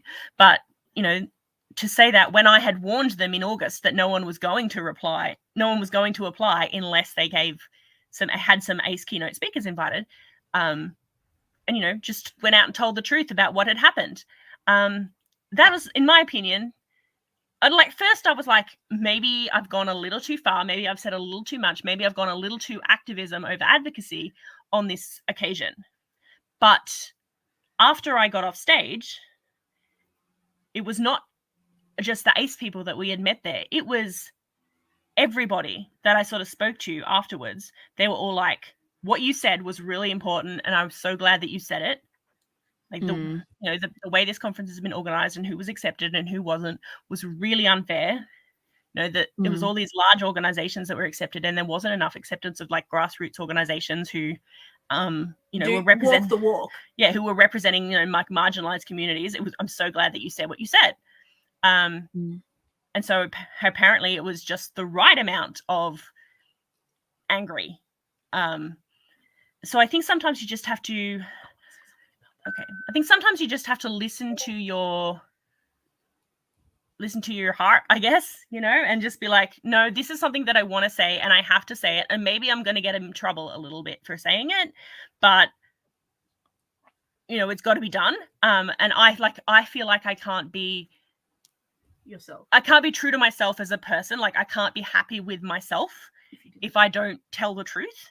And maybe it fortunately in this case it didn't, but if it had caused consequences for me down the line, then I wanted, I knew that I would have to deal with that, but I was willing to deal with that because it was something that I really needed to say.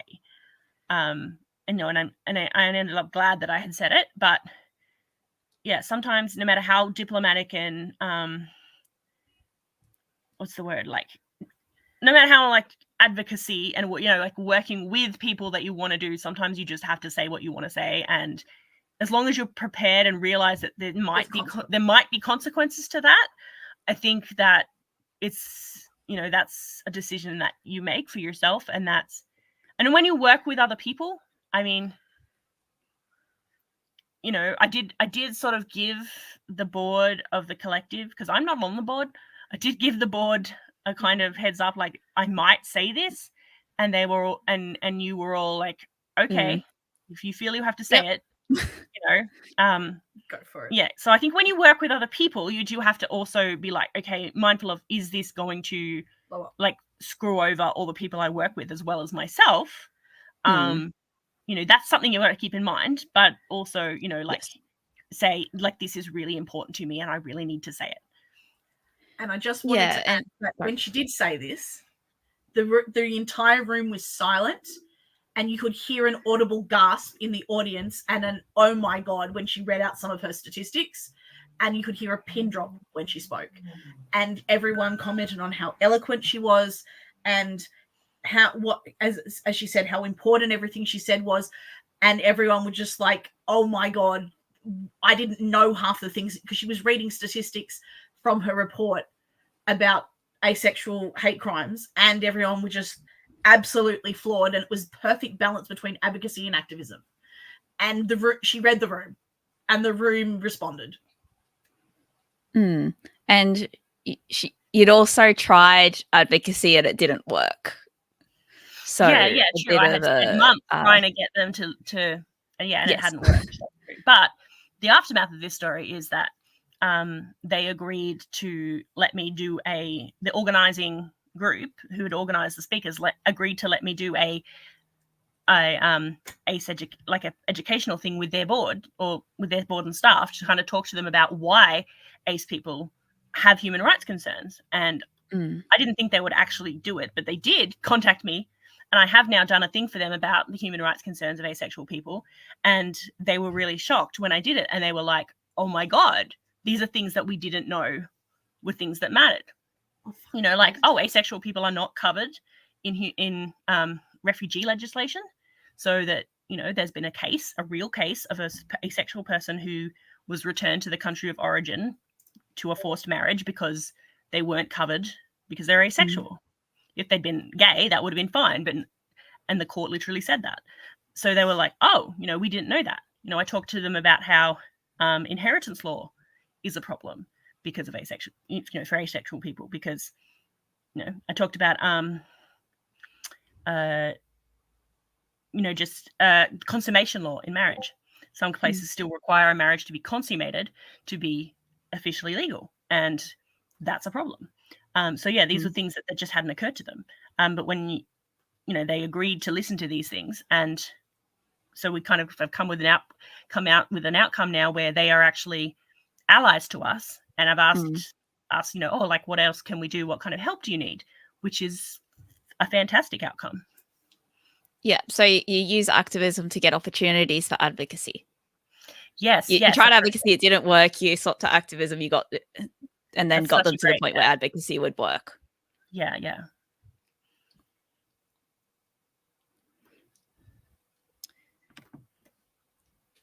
Yeah, and where they're not,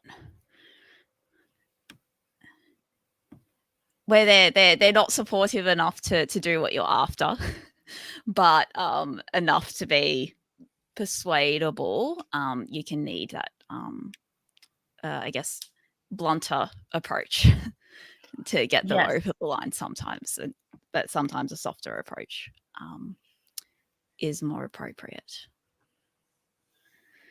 Yeah, and I think you can choose as a group if you'd like to be more of an advocacy group or awareness even, which is another thing again, in terms of the 3 A's, the activism, or advocacy, and awareness.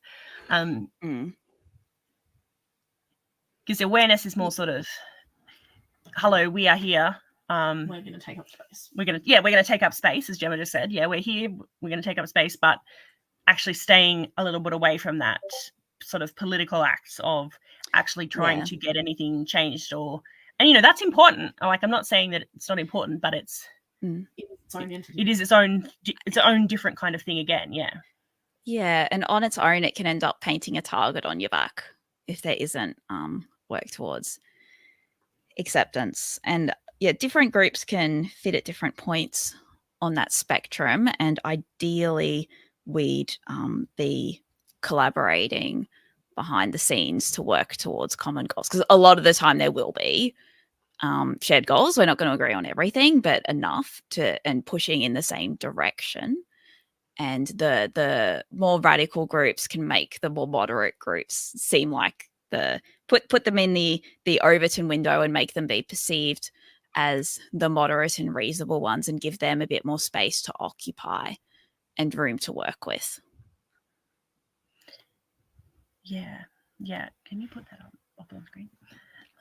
Gemma has found a question for us to answer in the private chat. So I don't know whether I can. Okay, I will read it aloud because it's in private chat. So, how did we get involved with activism, and how do you know which one is more fitting for you? I'm happy to start. Sure. So I think it's so I did more so I've done activism and advocacy across different movements. So it was initially I think it was initially more activism, but at first I ended up getting seeing events, seeing very early on. I'd often join things like via recruitment events or people I knew, and then with time I now get asked to do many more times the amount of stuff I can do as I can actually do, so I'm a bit more selective now. And I think which one is more fitting for me at the time can depend on what's going on. So if I'm more angry, as Kate was talking about, that doesn't fit super well with advocacy. Yes, Lydia, I'm wearing purple lipstick. That it doesn't fit so well. And then a more activism approach would be better, because then you can shout things in the street and be angry and it's all fine. That's what you do. But if I'm able to be more calm about it, advocacy becomes an option. And it depends on what I'm working on, and can I get in a meeting with the decision maker, are they going to be sympathetic enough for that to have any real hope of working, or is something a bit more blunt what's necessary in that situation? And you can do the same thing. You can do both within the same piece of work. Like when I was a union delegate and involved, we had our enterprise agreement negotiations. I, at one point, organized the rally out the front, and at another point was sitting in the meetings. Yeah, and I mean, to be a union delegate, you have to be doing advocacy, but at the same time, you might be required to do some activism so that you can get in the room to do that advocacy. Yeah, in this case, we were getting in the room. Like that's not getting in the room isn't such a problem. Once you've got enterprise agreement negotiations, getting in the room is not a problem. They have to invite you, but getting them to listen to you in the room is another matter entirely. They can be very stubborn. The someone from another union summarized it. I heard this story years later. Summarized those negotiations best by slamming his fist down on the table, yelling, "This is," and then an expletive, and walking out and never coming back. That's how bad they were. So yes, rallies and strikes were definitely indicated. There's a poem I wrote about someone who gave us, like, invited us to ace things, and then told me, he said to us that that we were lucky to even be invited into these kind of queer events. And the line I used to describe him was like, "We gave you a seat and now you want to sit in it." And that makes me think of that same attitude. So I think I probably got into advocacy activism. I can't even remember, to be honest, because I've been being just like deliberately a pain in the ass for a cause for as long as I can remember, which I think is just how you're made. Gemma says how I'm made, but I think to some extent also how my parents raised me. Yes. Yeah. How you were made. But the first time I can remember really doing, having any official kind of advocacy or activism is probably during my first postgrad degree when I was like 23, 24. I was the women's the president of the Women's Society. And is this the story you told me last night? No. We wanted a safe space, like a women's space on campus. And the original president, because we formed it when I was still there, the original president, like, her term ended and mine started. So she kind of got the thing started with the activism. And I was like supporting her as vice president during that kind of activism period. But not long after she left, like, the uni admin agreed to it. So then by then I was kind of mostly in the advocacy period, when they kind of got into the negotiating with me as to how this was going to work and what was going to happen. But also during that time, and I'll try not to be triggering when I'm discussing this, but I also advocated for a lot of women who would come to me and say that I'm having trouble with the uni because this has happened and I need help. I need, the uni to do this for me or to provide this service for me, and they're not doing it. And so at that point, activism is probably, for one thing, when it's an individual woman who's come to you in this situation, activism is not the right thing to be doing because you're drawing attention to a woman who that's not okay. Doesn't want to be drawn attention to. She wants to be left alone. She wants to go about her life. So in that case, advocacy is the right thing to do. But a lot of times I was not successful at advocacy. So I ended up with a lot of vicarious trauma from that position, to be honest, because I was having to go, to these women whose personal stories I had been told, and who I'd become friends with many of them, become invested in trying to help them, and having to say to them, I can't help you. There's nothing more I can do. And that's really distressing. So for a few years after that, I was kind of just like, and I got sick too. I got sick, had to leave a month early and go back 11 hours back home to move back in with my parents. So for a little while I was quite quiet. And then I kind of accidentally fell into the ACT ACEs, which is the group here locally in Canberra, because I was at an event where lots of things were happening. It was kind of at our local museum where they do things. They host like nighttime events for adults only, and it's not like adults only in that way. It's just no kids are allowed. And they hold all kinds of things. There's talks, there's activities, stuff like that. And I went because my brother was speaking. But another thing that was happening that event was that there was meant to be a panel of asexual people. The local ACT ACEs were coming, but only one of them came. The others had problems, and the woman that runs these events actually knew me. She was like, "Oh my God, Kate, you're asexual. You should come meet the woman who's backstage." Well, this was an elaborate trick, because I ended up being the second person on this panel. And then like they have not shaken me since this occurred. And yeah, we decided we started doing activism because we started like we were just a social group at first. We started doing activism because there was an event here in Canberra that invited groups to come and to come and get involved and talk about their issues that affected them and stuff like that. And I had recently been re-traumatized about some things that happened to me in the past. And the first people I told about it were my asexual friends, because I thought they would understand the best. And they had been so supportive of me, and we decided that my story and another person's story we would take to this conference, and that's kind of how we started doing it.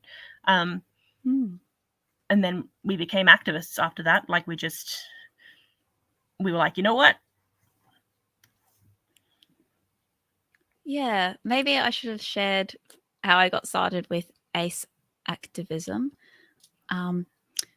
So I remember I think it was 2019. I was like, oh, ACE Week is coming up. There should like be a thing. Oh, no one's doing a thing.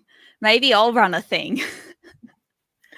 And then I ended up, I did it on quite a short time frame, but I managed to recruit panelists, partially through ACES Plus Melbourne, partially through my existing other networks, and found a co-organizer that I knew through the Greens, and then someone from the Queer Greens could get us a free venue that we use their work.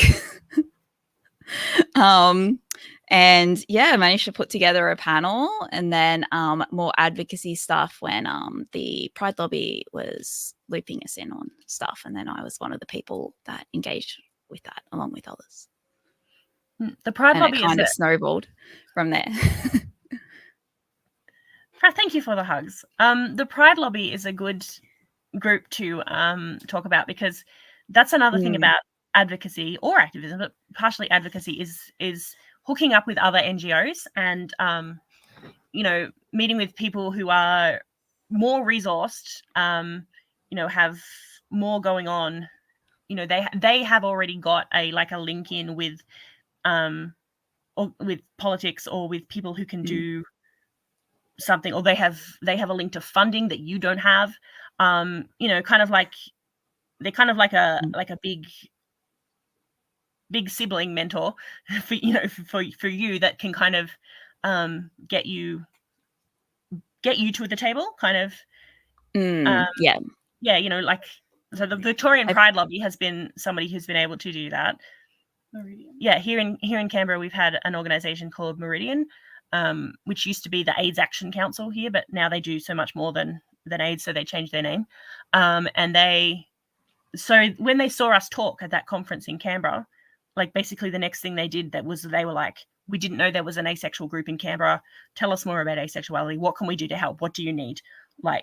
They gave me a job, and not, just not doing asexual activism things, but they gave me a job that they had opening there.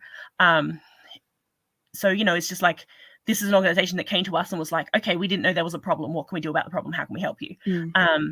So they were amazing.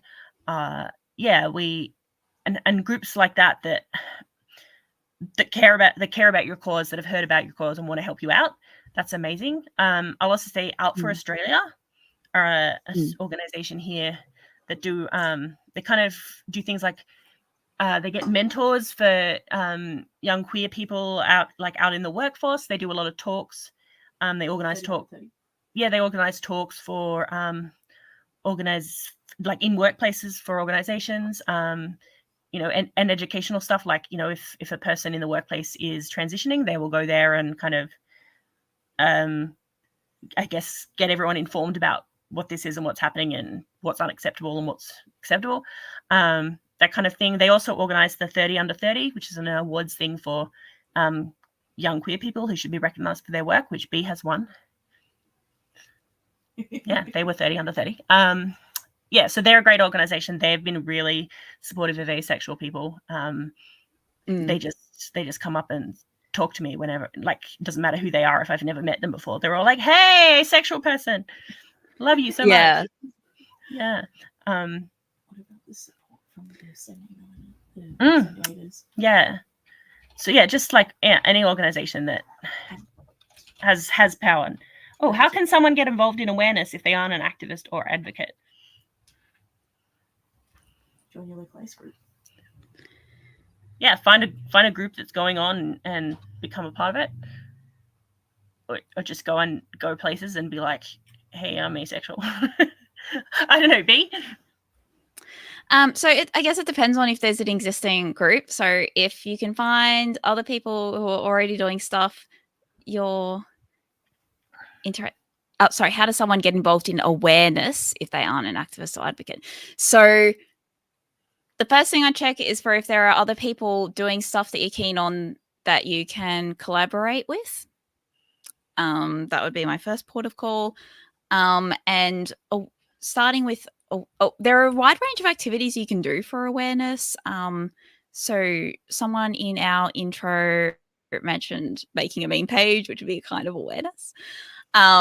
There could also be organizing panels. So like organizing something like a 24-hour live stream would be a bit much to your first awareness thing maybe, but you could organize an event in your area or at a time friendly to you for something like IAD or ACE Week, or at another time.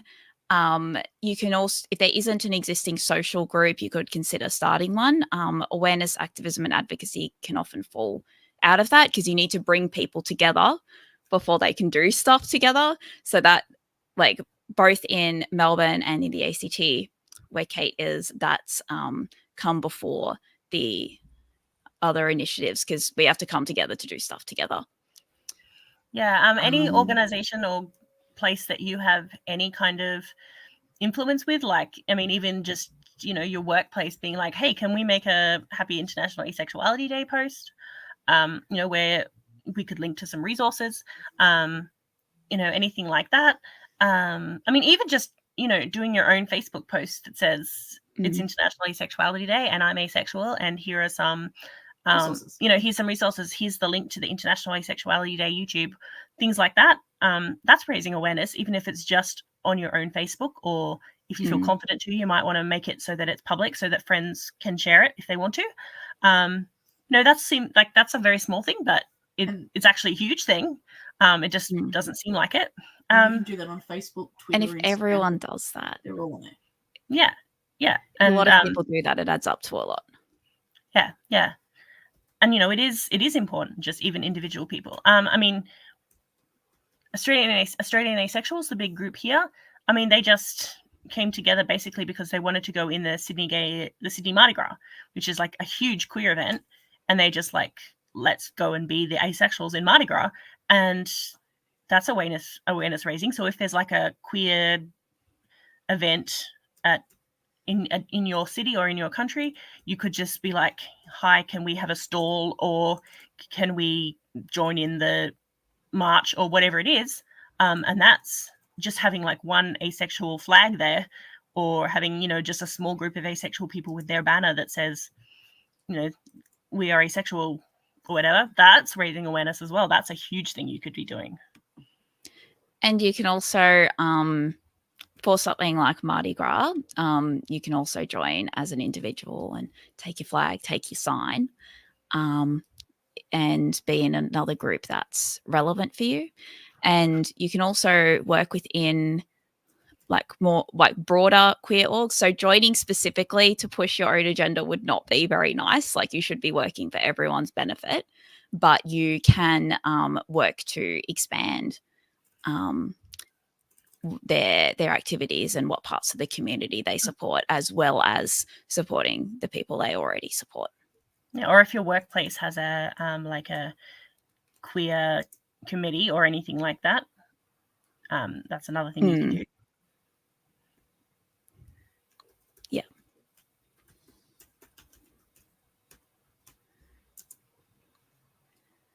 I also at one yes, donating to nonprofits that are doing work you agree with can also help them do that work. Good suggestion, S.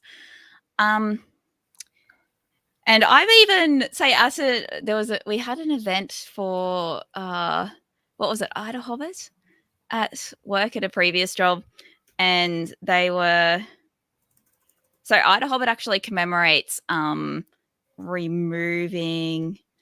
I think it was to commemorate removing homosexuality from either the ICD or DSM. I can't remember which one, a diagnostic manual. And yeah, there was a bit of the way they put things was a bit made it sound like all the problems in healthcare were solved.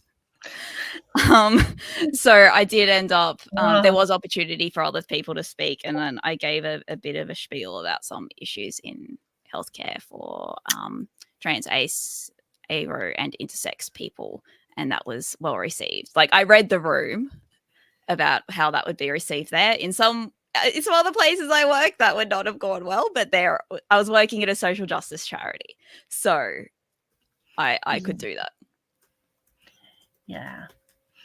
Yeah, you do have to read the room sometimes, which, I mean, personally, I'm autistic, so sometimes I struggle to read the room. But interestingly, with me, I'm not very good at reading like one person reading the room, but I'm very good at reading a room of 2,000 people. Maybe that's why I have such specific social anxiety. Like, I'm terrified of a one-on-one conversation, but like, even about like, you know, hobbies or like, oh, what TV show do you like? I just go completely nonverbal. I freeze up. But like, telling the deepest, most intimate details of my personal life to a room of 2,000 people, not a problem. Maybe it's just because in one case I can read the room, and the other I'm just like, oh my God, I don't understand if I'm doing the right thing. How am I doing conversation wrong? I guess, like, if you have a large group of people, you can kind of get an average, and there's more total signals from all the people combined. Yeah, that's true. Whereas one person could just like mask their facial expression and you have no idea what's going on. Yeah, or they could be difficult to read. They could be expressive in a different way to what you're used to and be challenging. But in the workplace, considering your own safety is an important factor. Yeah.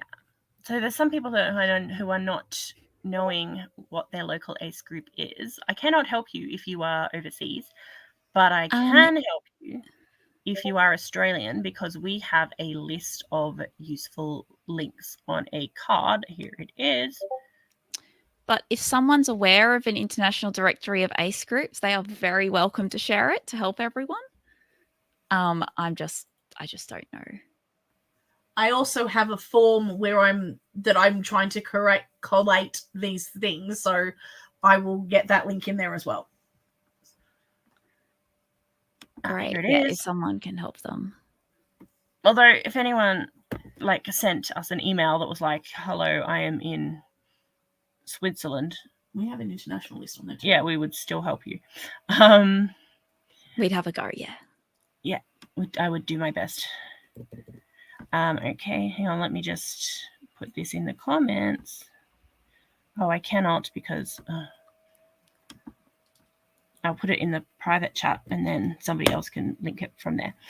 So that's the Australian list of links for ACE and area people. Someone will now do. Yes. How do you find out about a local group? Yeah, you Google it. You can search on Facebook sometimes. Just search the right keywords with the location. That can help.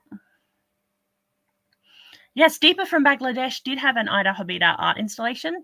That was what she actually did for World Pride. She had all this artwork that she'd done for her gallery in Bangladesh that was calling for adding the A to the end of Ida Hobit so that it's Ida Hobita. And that's a really important thing to talk about. Like, we do a lot of activism and advocacy in Australia, but, you know, really in Australia, it's one of the, I would say, one of the better places to be ACE, because, I mean, my research so far only been conducted in English. So, I mean, a lot of the results that I got, you know, they're pretty skewed towards like the US, Australia, Canada, for some reason, Germany. But like from what we know anecdotally from the people that like Deepa who are working on the ground in countries like Bangladesh and you know, other places where homosexuality even is illegal, you know, it's bad out there in a lot of other places, and the things that, you know, some people experience here, but you know, even though I've had experiences they have actually been illegal, whereas there are people in other places who what they go through, they don't even have any kind of recourse, even if they wanted to report it or to do something about it. It's actually legal what they're going through there. It's perfectly legal to fire someone for being asexual in some places. Well, in many places actually it is, but I think that that may vary even within Australia. Yeah, but it depends on you'd have to get into common law to establish that in a bunch of places, and I haven't done that. Yeah, well, I mean, asexual people aren't covered by the Equality Act in the UK. I'm not convinced that they're covered here where I live either by the Discrimination Act, but you know, there's quite severe crimes that will not get punished in a lot of places. And then, you know, and Deepa has talked to me a lot about how because she's asexual and she runs an art gallery, because she's asexual, she kind of has, although still it's not great for her and for her colleagues in the asexual community. In the asexual community, asexuality is not actively illegal.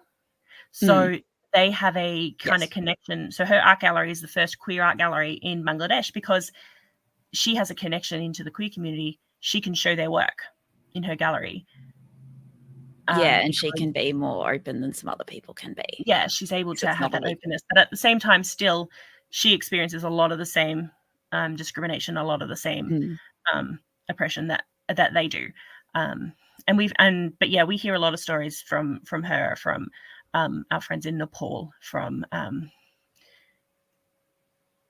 some of the places in the east of Europe, where they're much further behind in terms of advocacy and law and activism than we are here, for sure. Yes, definitely. Like, I think Victoria was one of the first to intentionally include ACEs and AROs in the anti-discrimination law. Yes, definitely. And New York as far as me and the council are involved established, Yarra was the first to fly the ARO flag. We couldn't, when we weren't aware of anyone else that had done it, like in terms of governments. Yeah, I think that might be true. Like, yeah, New York was definitely the first to add asexuality to their anti-discrimination law. But I'm not sure about ARO, but that's definitely true of the New York. And I think it was in, I want to say 2006, but I could be wrong about that. Yeah, but Victoria was still like like most places haven't. Victoria is still like quite early. Yeah. So I've recently looked into it, and here in Australia and here in the ACT, our law says sexual orientation so in our discrimination law it says you can't discriminate on the basis of sexual orientation. Sexual orientation includes heterosexual, homosexual, or bisexual. And the government assures me that because it says includes, that doesn't mean those three. It's limited to those three, and it could include all manner of other things, and they assume it to mean asexual. But that's never been tested in a court. And my feeling is like, I mean, you could just change. You could change the wording, like you don't have to leave the wording as it is. And I'm just not confident that if it came before a court, it would get accepted. I mean, you'd be really dependent on judge. And it may be harder to get someone to be willing to run the case with that. Yeah, exactly. And why not having to set the precedent? Yeah. And like, why not just change it so it's not reliant on whether or not you get a judge that is aphobic? Yeah. But the government says no. I feel like maybe and this is a question of advocacy versus activism. I don't think it's worth my like going outside and picketing outside the assembly room. But it's probably worth my going for the advocacy route and saying to them, okay, we understand that you don't want to get into the Anti-Discrimination Act because that's a lot of legislation you're going to alter by doing that. But could you consider, when you next review the Anti-Discrimination Act, which you will at some point do, we need to talk about the language and including asexuality explicitly in it. So, like, okay, we're not going to get this thing that we want, but can we talk about how when you eventually do it, because you're gonna at some point, we need to include asexuality, and we definitely need to include aromanticism because it says sexual orientation. So sometimes, you're going to have to do a compromise. And in fact, I do compromise often because we are an asexual and aromantic group. When I'm in there doing the kind of activism that I do or advocacy that I do, I am aware that we are much further ahead on asexuality. Like aro is a harder sell. When I'm talking to government or even to other NGOs, like I have a pamphlet that I give out, like, does your organization include asexuality? Here's why the services you offer should, include asexual people, that kind of thing. I know that I'm more likely to persuade, maybe a more, not necessarily even a conservative organization, just an organization that isn't currently offering services to asexual people. I know that if I give them the asexual pamphlet and I stand and talk to them for a while, if they're not actively aphobic, I'm very likely to get somewhere on asexuality. But if I introduce aromantic at the same time, that's going to be, I'm going to get more pushback. As Gemma says, I'm going to get a little bit more pushback. So at the moment, I'm kind of like, what can we achieve right now? And I really want to achieve like all the things. I really want aromantic to be as easy as asexual is, but it's not. So I guess it's about reading the room, reading the person you're talking to, and being like, okay, are they ready for this aromantic pamphlet? Because I also have that. Or should I kind of let them get their head around asexuality and maybe come back to them in 2 years and give them the aromantic pamphlet? Let's pick our battles here. Like, what is achievable? And maybe use arrow aces as an in to get get them arrows in asexual first, then get the arrow aces, and then like, oh, actually, other people can also be arrow even if they're not ace. Like, kind of. In the split attraction model sometimes helps. And sometimes you get asexual, then you get them to the split attraction model, which I know that not everyone is okay with the split attraction model anymore, but like the idea of more than one kind of attraction, even if you're not calling it the split attraction model, but the idea that, it's not all the same. And then if you can kind of get them there, then it's just like a nudge to arrow. And the same thing, I guess, in terms of picking your battles and what can you achieve. Like at the moment at ACAO, we're focusing on medical, because we feel like first of all, there's a lot of need in medical. Like doctors are still able to do a lot of things that we don't want them to be able to do. So there's a lot to be done there. But also, we feel like there's a lot that can be done. There's changes that can be made. There's arguments that can be made. There's a lot of there's a lot of bodies we can talk to who set practices and set what education is done and that kind of thing. So there are places how much is required of training doctors, that kind of thing. There are a lot of places we can actually achieve something. So focusing on medicine, whereas focusing on I don't know, I guess including certain kinds of things in hate crime legislation, I would love to do that, but I just think that that's further down the track and I'm not going to get as much traction there. So we're starting with medical, where there is something to be done. People have started to listen to us and we're more likely to get somewhere. So I guess that comes back to like understanding where they're at and how we can most effectively influence them, and the approaches, the advocacy versus activism, and also what seems to be more winnable at the time, and tailoring how we approach it to that. So what are the difficulties in advocacy for aromanticism as separate from asexuality? I think it's prejudices and biases. Like even people who can get their head around asexuality are still a little bit prejudiced about, I think they really struggle with the idea of like there's romantic love, and then there's romantic attraction, then there's romantic love, then there's other kinds of love, and then there's other emotions. And a lot of people just go straight from like no romantic attraction, no other emotions at all. Like they haven't grasped that there's like many other things in between there. So aromantic people, they automatically assume they're a sociopath. Like they just haven't, the prejudice is still so strong there that they just, and I think like a lot of people, maybe that's coming from, like when I explain asexuality, I can say to a heterosexual man, you know how you feel about other men, like you don't have that attraction. I don't have that for anybody. And that's like, oh, okay, I can conceptualize of how it feels to not be sexually attracted to someone. But a person who is alloromantic has no, I don't know, that they don't feel romantic attraction for, but they still can't like put their head inside the aromantic person's head. And I just don't know why they can't do that, but it seems to be harder.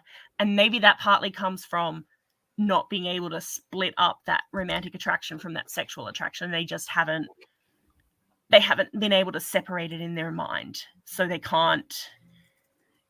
just not past that point yet. They've still got that prejudice. So I think you get them to figure out asexuality, then you get them to split up the forms of attraction and understand that it's not all the same thing.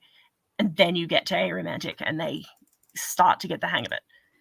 But then there's some other people that just like, they just get it like that. So yeah, we do need to wrap this up soon because we have our friends in Vietnam speaking soon. But I think that part of it might be that like they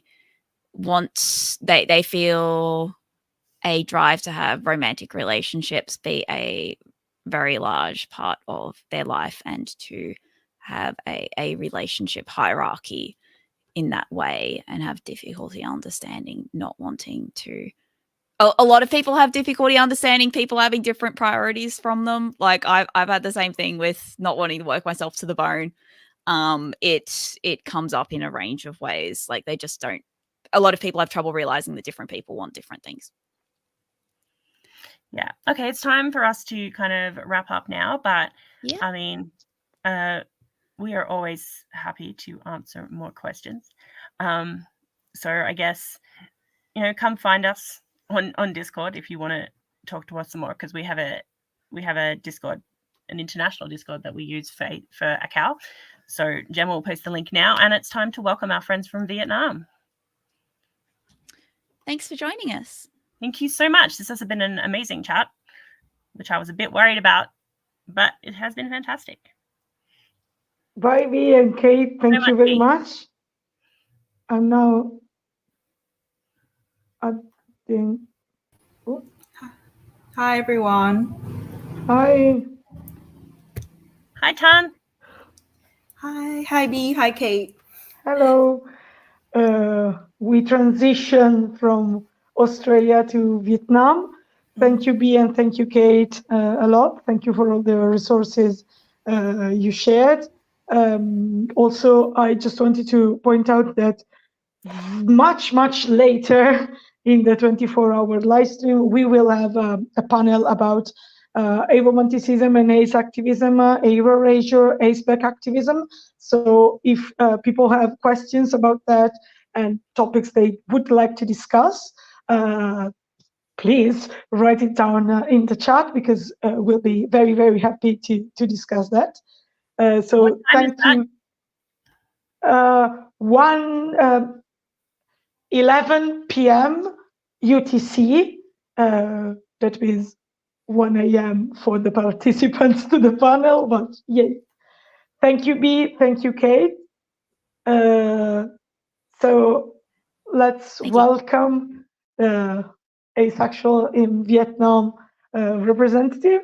As I said already before in the introduction, I'm S, and I'm from Italy. What about you? Would you like to introduce yourself for our chat and tell us more about you? Okay. I think the connection is a bit lag, but okay, I will try. I'll try my best. Hello, everyone. I'm really glad to be joining the 24-hour stream for International Asexual Day.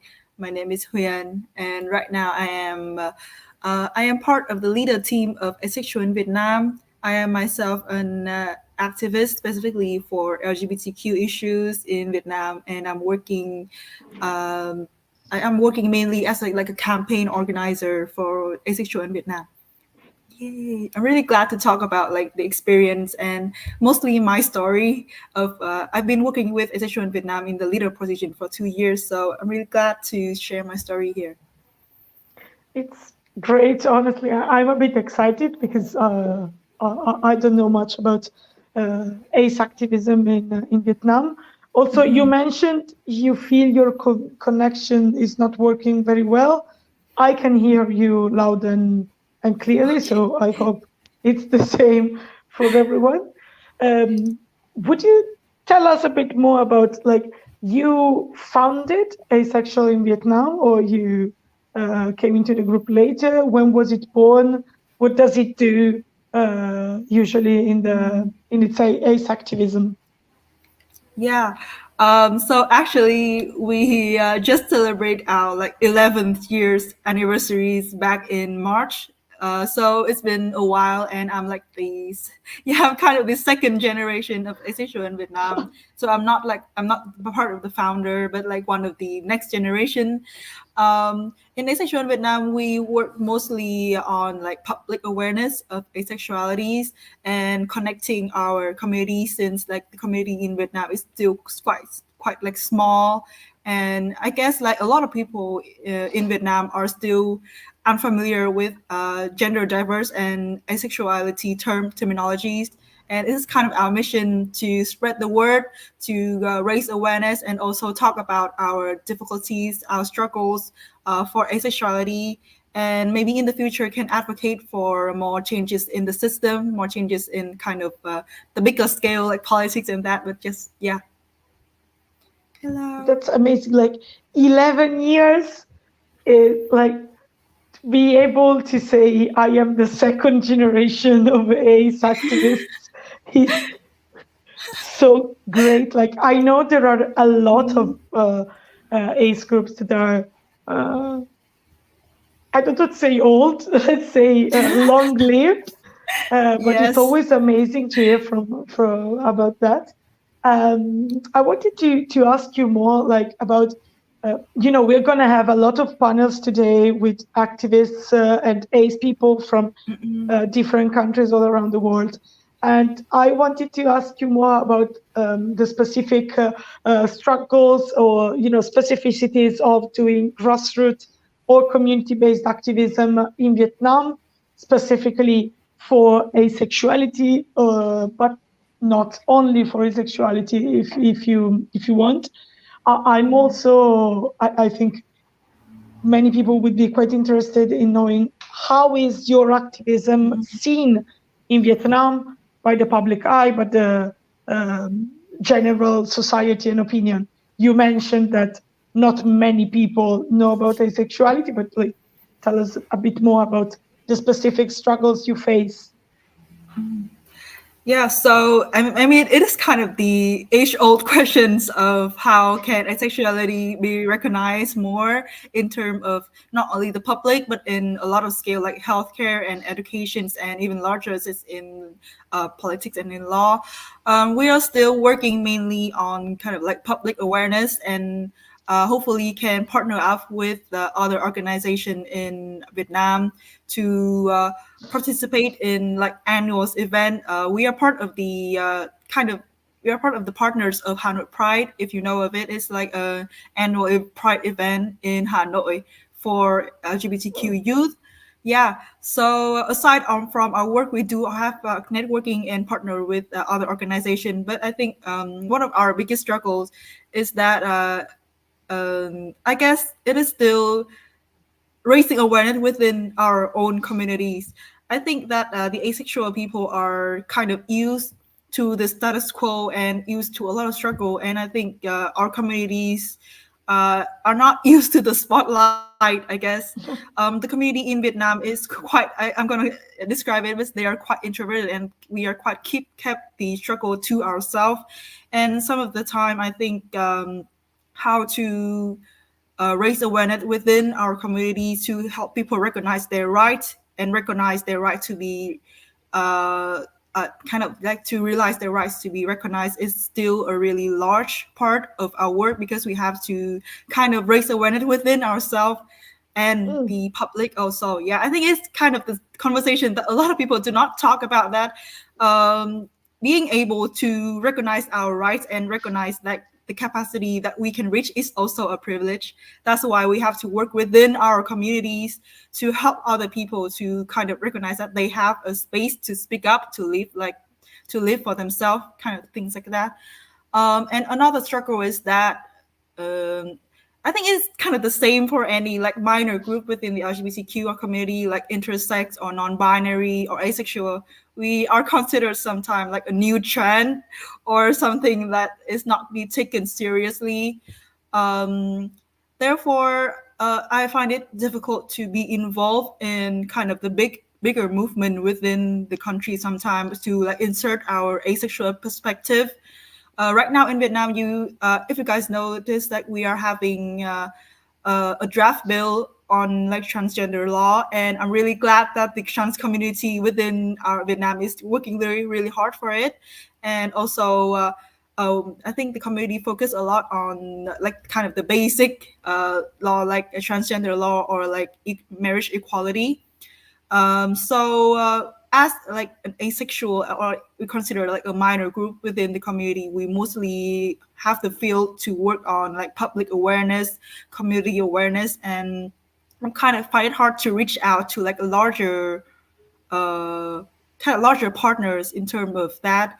Another struggle of grassroots organization is that I think this in Vietnam, in terms of grassroots and community-based organization, because we do not have officially registered as an organization.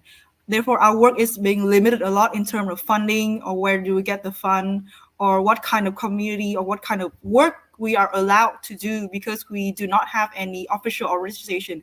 Therefore, we have to kind of connecting bridges and like connecting with our partners who have kind of the official organization, so that they can help us to organize our own movement. So, I mean, I wish that every grassroots organization with their ambitious dream and their connection to the community have the space and have the have the space and also have the freedom to organize their movement, but we understand that a lot of CSO kind of action in Vietnam is being limited by how the law, I think the law and the government. Yeah. Okay, you mentioned so many interesting things. Like, I think the point you first made about like having to do, education activism also for ourselves, because it resonated with me, and it's something that um, you're probably the first person I hear directly approaching this. We keep hearing from outside that asexuality doesn't exist or shouldn't exist. And even if it exists, what rights do we have to ask for, And sometimes so many of us kind of believe it because they can't have, having a community to rely on can also be a privilege. There are so many asexual people who don't have advocacy groups, who don't have community spaces. And so maybe they start believing that like we don't face discrimination and oppression in this society.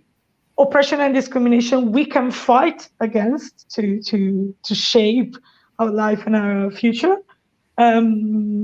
You mentioned like other organizations. You mentioned the Hanoi Pride, if I understood correctly. And feel free, please, to drop anything that you think is a useful link or resource in the private chat, so then we can put it on.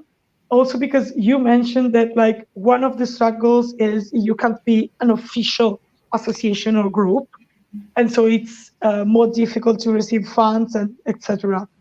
So I know this wasn't exactly in the questions we decided upon, but I wanted to ask how we can help. How can people help and support asexuals in Vietnam and queer activism in Vietnam in general? Sorry, I'm already going astray. No, it's fine. It's one of our struggle too. Oh my God, thank you so much for extending the help to us. I'm kind of actually what we mostly receive the support like locally or in Vietnam.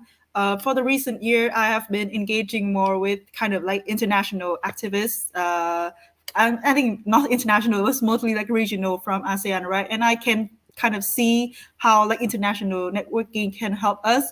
Mostly the grassroots organization and ours specifically lack a lot of skills in how to organize a campaign or a lot of skill on how to organize a social movement, because as a grassroots activism, we are not like official expert, but we are directly from the communities. A lot of us have different backgrounds. We have scientists, we have engineering, we have people studying communication, etc. And all of us connected with the same spot that we care for our communities. Therefore, we have a lot of work in terms of maybe training and like technical skills. More than that, I have also mentioned is about kind of the funding. We mostly receive funding throughout like local NGOs in our organization. So yeah, I think for our communities, like in terms of not only asexual in Vietnam, but for grassroots communities in general and for like international network, I think that if we can host like training sessions or exchanging kind of like experience sessions, and I'm really wanted to hear the experience of how different country or different communities in maybe Australia or maybe in other country are doing for the advocacy, so that I can learn more about the process and how you guys like achieve the kind of the skills for it. I think I think back in a lot of time I used to contact with the asexual communities for asking for help in terms of like researching skills or any experience working in politics or law or working with healthcare, but I haven't received any answers. So yeah, I think it is best now if we can help each other to kind of strengthen our skills working in advocacy as like grassroots organization who haven't had a lot of skills, who haven't had a lot of experience. I think it's the best. Yeah.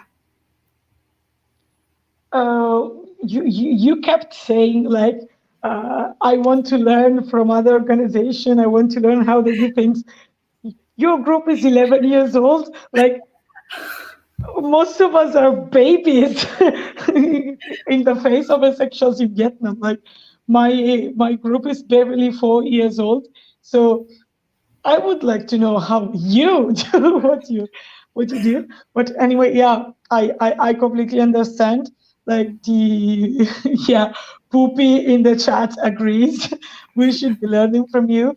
I hope that International Asexuality Day Network can be like a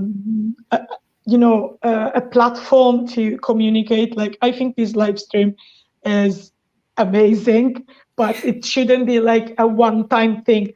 I'm not saying I want to do a 24-hour live stream every month, because if not, people will start worrying about my health. But like, we should, keep in contact more and do things together. And I think that's very, very important. Poopy again in the chat saying, no, please, not again. It was hard. But anyway, I wanted to ask you, you mentioned the Hanoi Pride, and you mentioned a bit about the relationships with other NGOs or groups in Vietnam. I wanted to ask you more specifically, how is the LGBTQI plus and or queer community in Vietnam in relationship to asexual people? Like, are there ace inclusive LGBT spaces? Do you struggle to find LGBT spaces that are inclusive of your advocacy and your experience as an asexual person? Because in many countries that sometimes struggle. So I'm asking you as well. Yeah, so I guess that we are really lucky to have a community. I think they are generally really supporting of us and really wanting to include us in, mostly because we are able to connect them like personally. A lot of the people like queer activists are my friends who, because I shared my own story, they are interested in the work that I do and the struggle of our communities. And I think that because we are 11 years old, we have the connection. We're old because we have the connections, a long time connection with a lot of local NGOs. That's why we are really lucky that they see our potentials and they kind of want to invest it in us and want to partner with us for like future work and futures projects. So yeah, I'm really glad that I think mostly the activism scenes in Vietnam are really welcoming to our work. We have a really wide set of connections of local NGOs that are willing to support us. But one of the difficulties is that I think it is still how do we approach these advocacy work, because every communities and every communities is different. Every community has their own needs. Therefore, I thinking that sometimes we can join in the bigger LGBTQ movement, but also we also need our own movement. It is a struggle that we have to kind of come up with ourselves on what kind of movement, like what step do we want to take. So yeah, I think it is I think everybody extending their help to us, but also it is also our own work on what kind of help do we need and what kind of help we can extend it to them. Yeah, so it is. Yeah, it is quite a nice. Yeah. We have so much to learn from you, actually, but yeah, okay. I wanted to ask a question that is something I got in my mind right now. Like, as we repeatedly said, like asexuals in Vietnam. Someone said humble activists are my favorite activists, by the way. I think it applies. But anyway, as you know, like I'm from Italy, so I'm in I live and I do activism in a European country. I wanted to hear your perspective, because you know that sometimes it sounds so stupid to say the haters of asexuality, because what the hell are we, a pop star? But I don't know how to call them, because come on. One thing they always say is that like asexuality is like a Western fad. It's like something that is just for Western people. And maybe you don't know this, but in Western countries, they have another structure for this, and they say it's just for the US. So in Italy, they don't say it's just for basically, they say it's an American fad. So like, and people always have stupid prejudices, but it always baffles me how much this is wrong and how much it's easy to see that this is wrong. Like some of the oldest ace groups are not from Western countries. Like Europe arrived quite late to the party, actually. Most groups in Europe don't get to the 10-year marks by far. So how about that? Like, where does this erasure comes from? Because I think there's an active erasure behind it. I know it opens a very broad topic, but I think it's interesting because it's not just, we're always saying it's not just a Western fad, but we should also be saying, like, can you read like the numbers, the literal objective numbers? It's not how you say, you know. And so this erasure has to come from somewhere, maybe even from within the community. After all, this IAD space was meant also to highlight the work of asexual activists that are not in native English speaking countries, because we know that most resources are in English.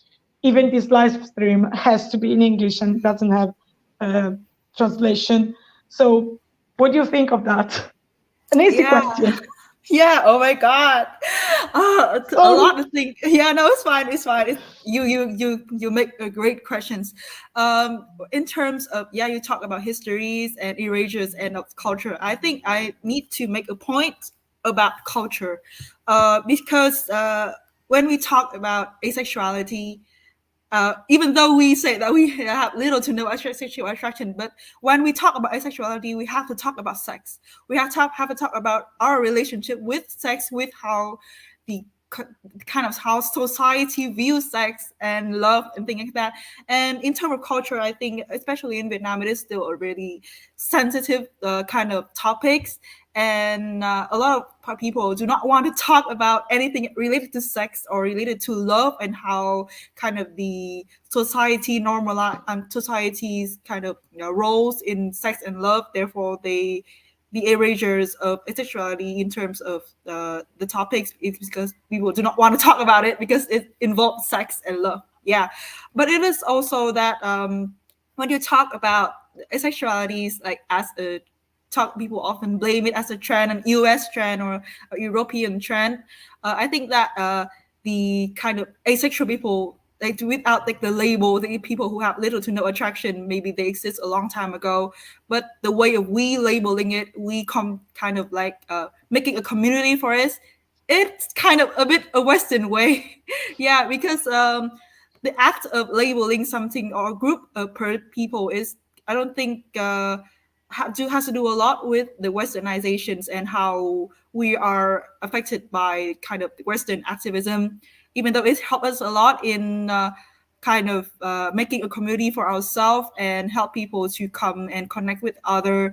But I think in Vietnam, people do not really care a lot about sexual orientations and and in terms of exploring their sexualities, especially people in like millennials, Gen Z is like kind of the newer one with internet and social media and all that stuff. But yeah, especially when we target like millennials or older asexual people, they do not bother to think about their asexuality because they do not think that it affects any of their life. And also the other people around them just label them as like single people or something like that. So the erasures, I think, in terms of Vietnam, is regarding the culture views on sex and love, and also people kind of people attitude toward it. So yeah, I think in terms of Vietnam, I can only answer like that. That's extremely interesting. Thank you so much. I think also there's an issue with English, a Western approach to activism, to queer activism, and also down to the very language, erasing sometimes like cultural conceptualization of gender and orientation and attraction that came much before. And personally, I have a hobby for linguistics, so I'm particularly obsessed about how to save the immense amount of words in all the languages, the words that talk about queer experiences, because like the corresponding English words are like literally eating it up. It brings me to tears, literal tears. And so like I hope IAD can also be a chance to like say, okay, we work together, we take from each other what is useful. The US and the UK started a lot of very important spaces, ACE spaces, so we owe them that. But we have our ways, we have other countries have their culture, they have their language, and we want to preserve it. I think that it was Asexuality Asia who started to like make this project that like literally brought me to tears, collecting words about the ASPEC topics in different languages in the world that are not English. And like, I love it so much. I will find the link and post it in the chat. About this is a bit stupid probably, but you know that like the IAD has 4 keywords that are advocacy, celebration, education, and solidarity. And every time I fear I'm gonna forget one of those and die of shame. And I will write them in the chat.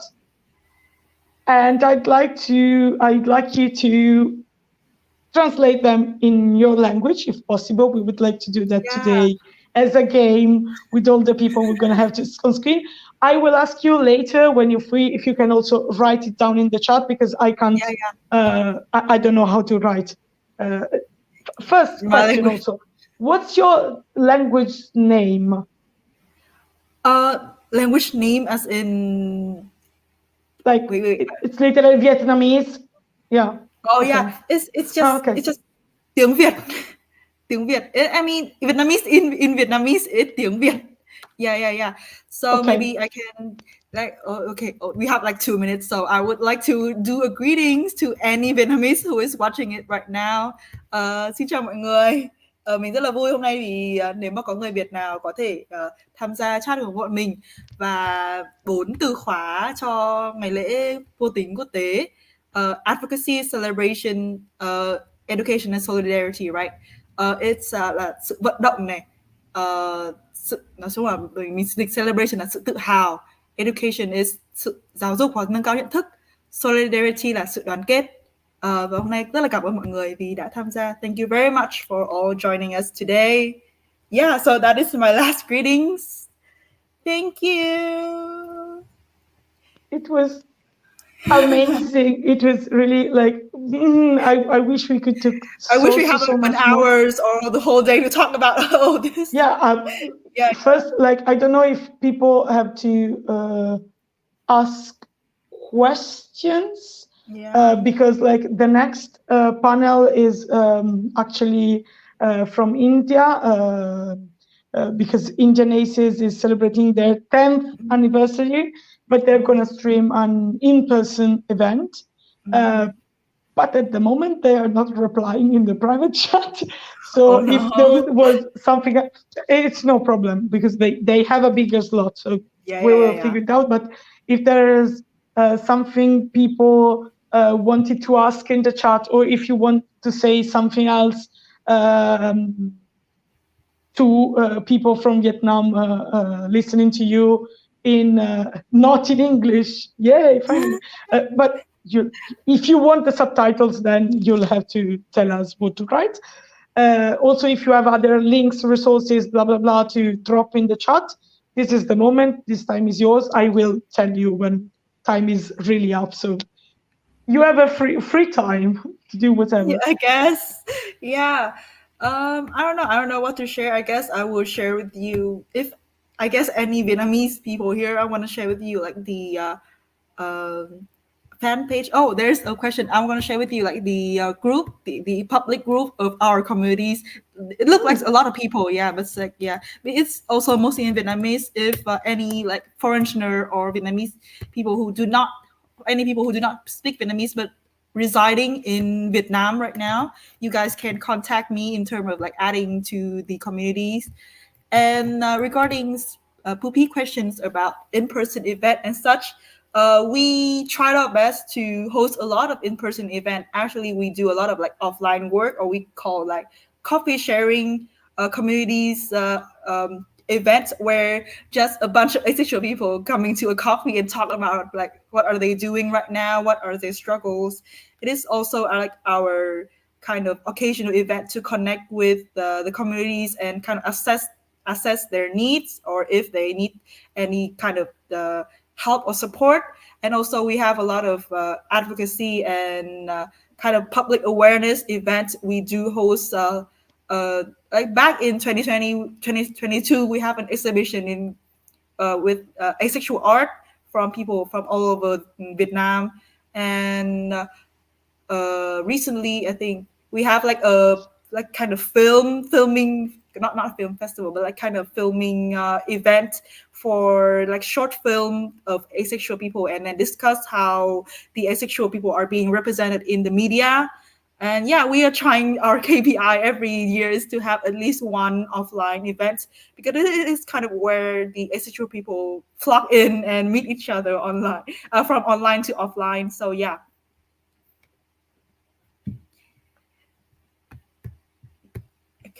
We have someone else saying hi. Indonesians are still missing in action, so it's no problem. It's okay. We can have a break or chat about whatever you want to.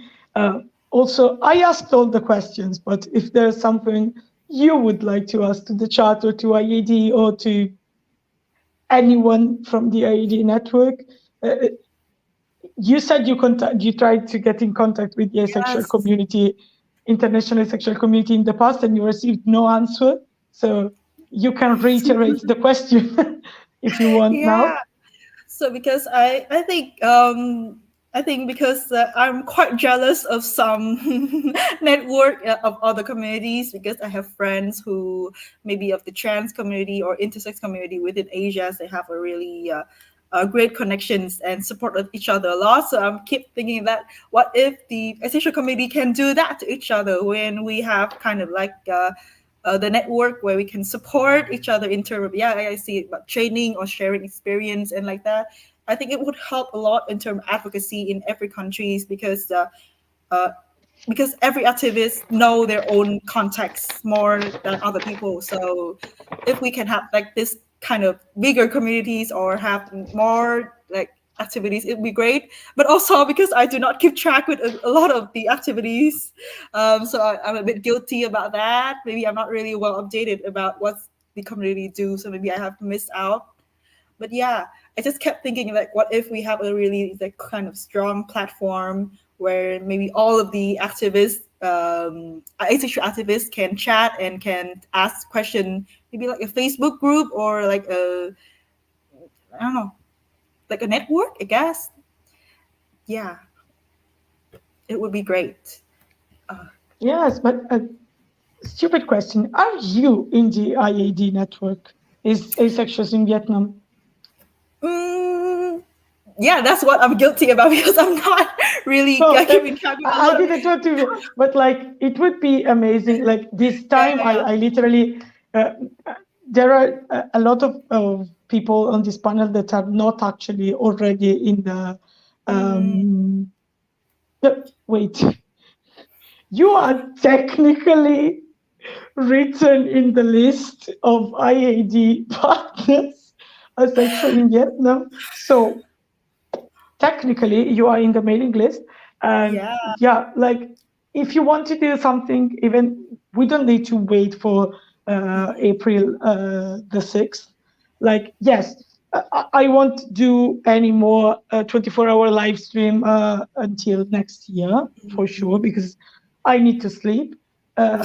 Poopy needs to sleep, Mick needs to sleep, all the wonderful people that are organizing this. But like there are so many groups that would like to do something more, internationally. So if you ever wanted to do something with Italy, like we'd be open. Yes, maybe we can have like personal connection. Can I ask like for your connection? Because honestly, I'm not used to like the updating through Discords and all that. Because I think we do receive emails from international asexuality kind of network, because we also have our own work like throughout the year. Therefore, it is kind of a pity that we do not engage with a lot of you guys' activities, even though I really want to, but kind of because of the manpower, it's not really. Honestly, this conversation, like we are chatting, basically waiting for the next panel. Let me check the private chat if someone said that.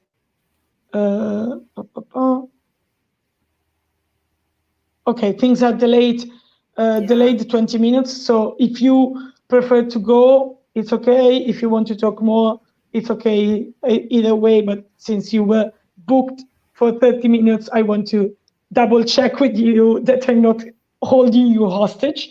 It's this is a willing hostage. I'm a willing hostage. It's fine. Great, but this conversation is going more on the personal activism. And like with my ASPEC group, I'm part of an activism group for asexual and aromantic people, and like I think 1 or 2 times a year we literally go missing for months. Like we don't even publish anything on social because like we have jobs and sometimes jobs are horrible. Like also,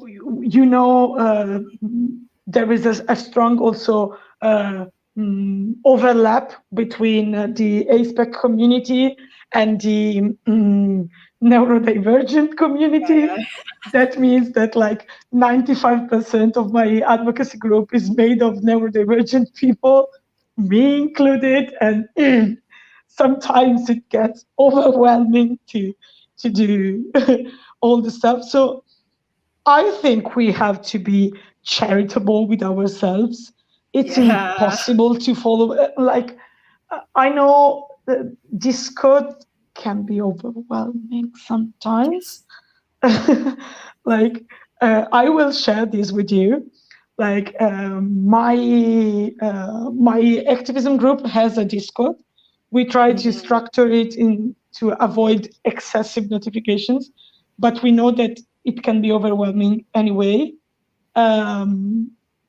So we also have a Telegram channel that is called Rete Lettera Ansia. Our activism group name is Rete Lettera A, that means letter A network. And in the Telegram chat, in the Telegram channel, the A stands for anxiety instead of asexuality. And it's a channel in which we publish only the very, very, very important information so that people who are at the moment overwhelmed and can't follow the Discord can keep up and know, for example, when the meetings are without having to read so many notifications. And it sounds very stupid when I say it, but it's life-saving. It's literally life-saving.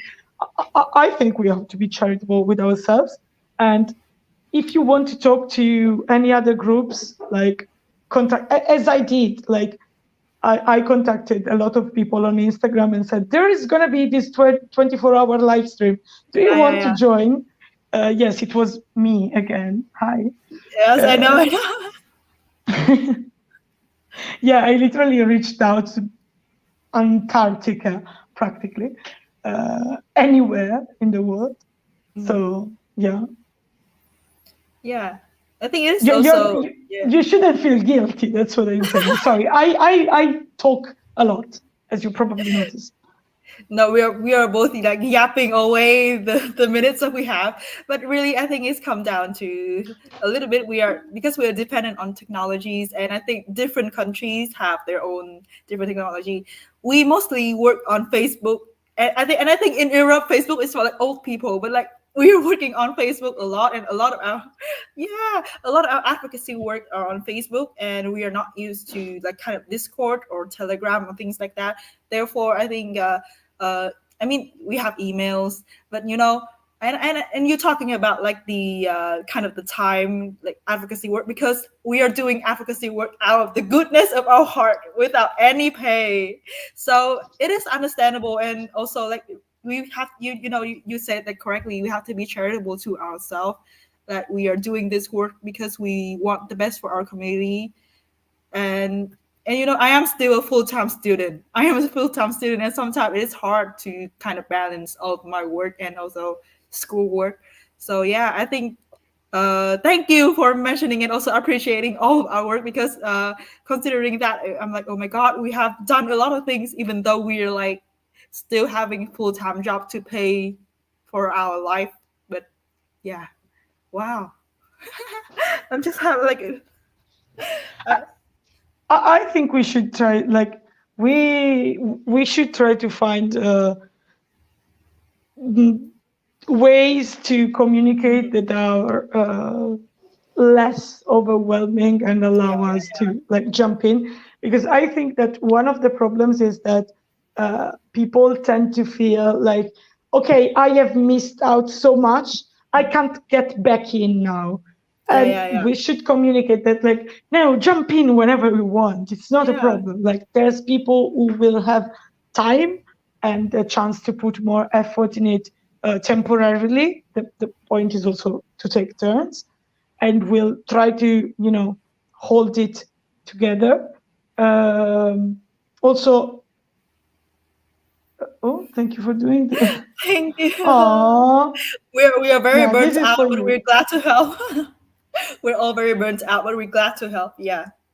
Yeah, also I saw before, I don't know if we read it, this comment for Pupi, of course, like, let's communicate more about the activities we do, because we do, like, we produce so much knowledge, so many skills that then go away into thin air. Like, I think you could tell us a lot about how to, work with other queer and LGBT groups, for example. You can tell us about how you build your community in Vietnam with all the specificities and struggles you mentioned before. And other people can teach anything else. Pupi again saying jump in and out whenever you need that. Pupi, what time is it in your country right now? If Are I you may guys ask. okay? Yeah.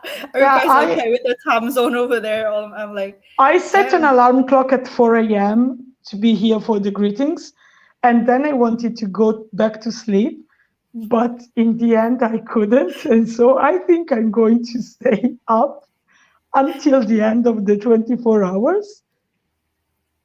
Yeah. So yes, donate below for coffee for me. I'm joking. There's no IAD crowdfunding for coffee for me. It's 3:15 where Pupi is. So maybe Pupi is not okay right now. Pupi, remember you have you have panels later. We're gonna teach you. So go to sleep. Yes. Oh my God. Take care of your health for the community and for everyone else. Yeah. But honestly, 24-hour stream. Oh my God. Yeah. honestly, last year it seemed crazy. Yeah. But this year, we actually received so many requests for participation that we were this close to going over the 24 hours marks. Oh. So it was amazing. Like, it took a lot of work, and there are some things I wish we'd organized better. We'll probably try to reach out to people from different countries before, so we can have more and more countries talking about their activism. Will you be around? I remember you had a short availability, but will you be around for any other panels? Have you seen the timetable? Is there anything else that you find interesting? Yeah, I do. I think it is great that you guys talk a lot about like kind of arts, and I think you guys have books and poems about AIDS. I would really glad to be able to join, but it's also I have a training later on. Yeah, so I don't know. I'm gonna see kind of if I can join in terms of my time zone, but I would tell you if I can join any other sessions and kind of as a audience and chat with you guys more. Yeah. Oh, I'll admit it was lovely for me. It was very, very, very nice to get to get to know more about activism in Vietnam, and also you were so nice and lovely. I'm so happy, honestly, you could join, and also I hope everything is okay with the Indian panel. But I'm kind of happy as well that we had a bit more time. I think we are almost running out. So again, if there's anyone who would like to ask questions in the chat, this is the time to do that. We shared before the Facebook group for you use for your activism in Vietnam, and also somewhere I need to find it, the Facebook link for Hanoi Pride. Yeah. And the Instagram handle Asexual in Vietnam. Is there anything else you'd need to share? I think that's it. I guess we do have plans for more like kind of communication channels, but yeah, I think that like mostly you guys can contact us via, you have our emails, but also Facebook or Instagram is where we're gonna post most of our activities. So yeah, just maybe keep us updated or things like that. Yeah, and I'm kind of and I'm really interested in kind of the work of other communities and how they involve art in the activism is kind of the part that we haven't had a lot of experience in. So yeah, like there are going to be a lot of panels about that. So we'll try to upload and maybe also translate as soon as we can. So it's available. And also, Poop is going to sleep. Fortunately, we're happy to hear that. I'm such a hypocrite because I'm the first person who should sleep a bit more. But take care of yourself. Oh my god! My panel is gonna be at 1 a.m. my time. Oh my because god. we had to move it, and so I should probably sleep a bit more. But come on, who cares? You should care though. You should care. I can sleep tomorrow. Tomorrow I will sleep all day probably. I hope so. No, I mean, I'm checking out your Instagram page and it's so cute. Yeah, we do not have a lot of that. As I've told you, like we mostly work on Facebook, like old people do. I guess we mostly have updated on Facebook and sometime on Instagram.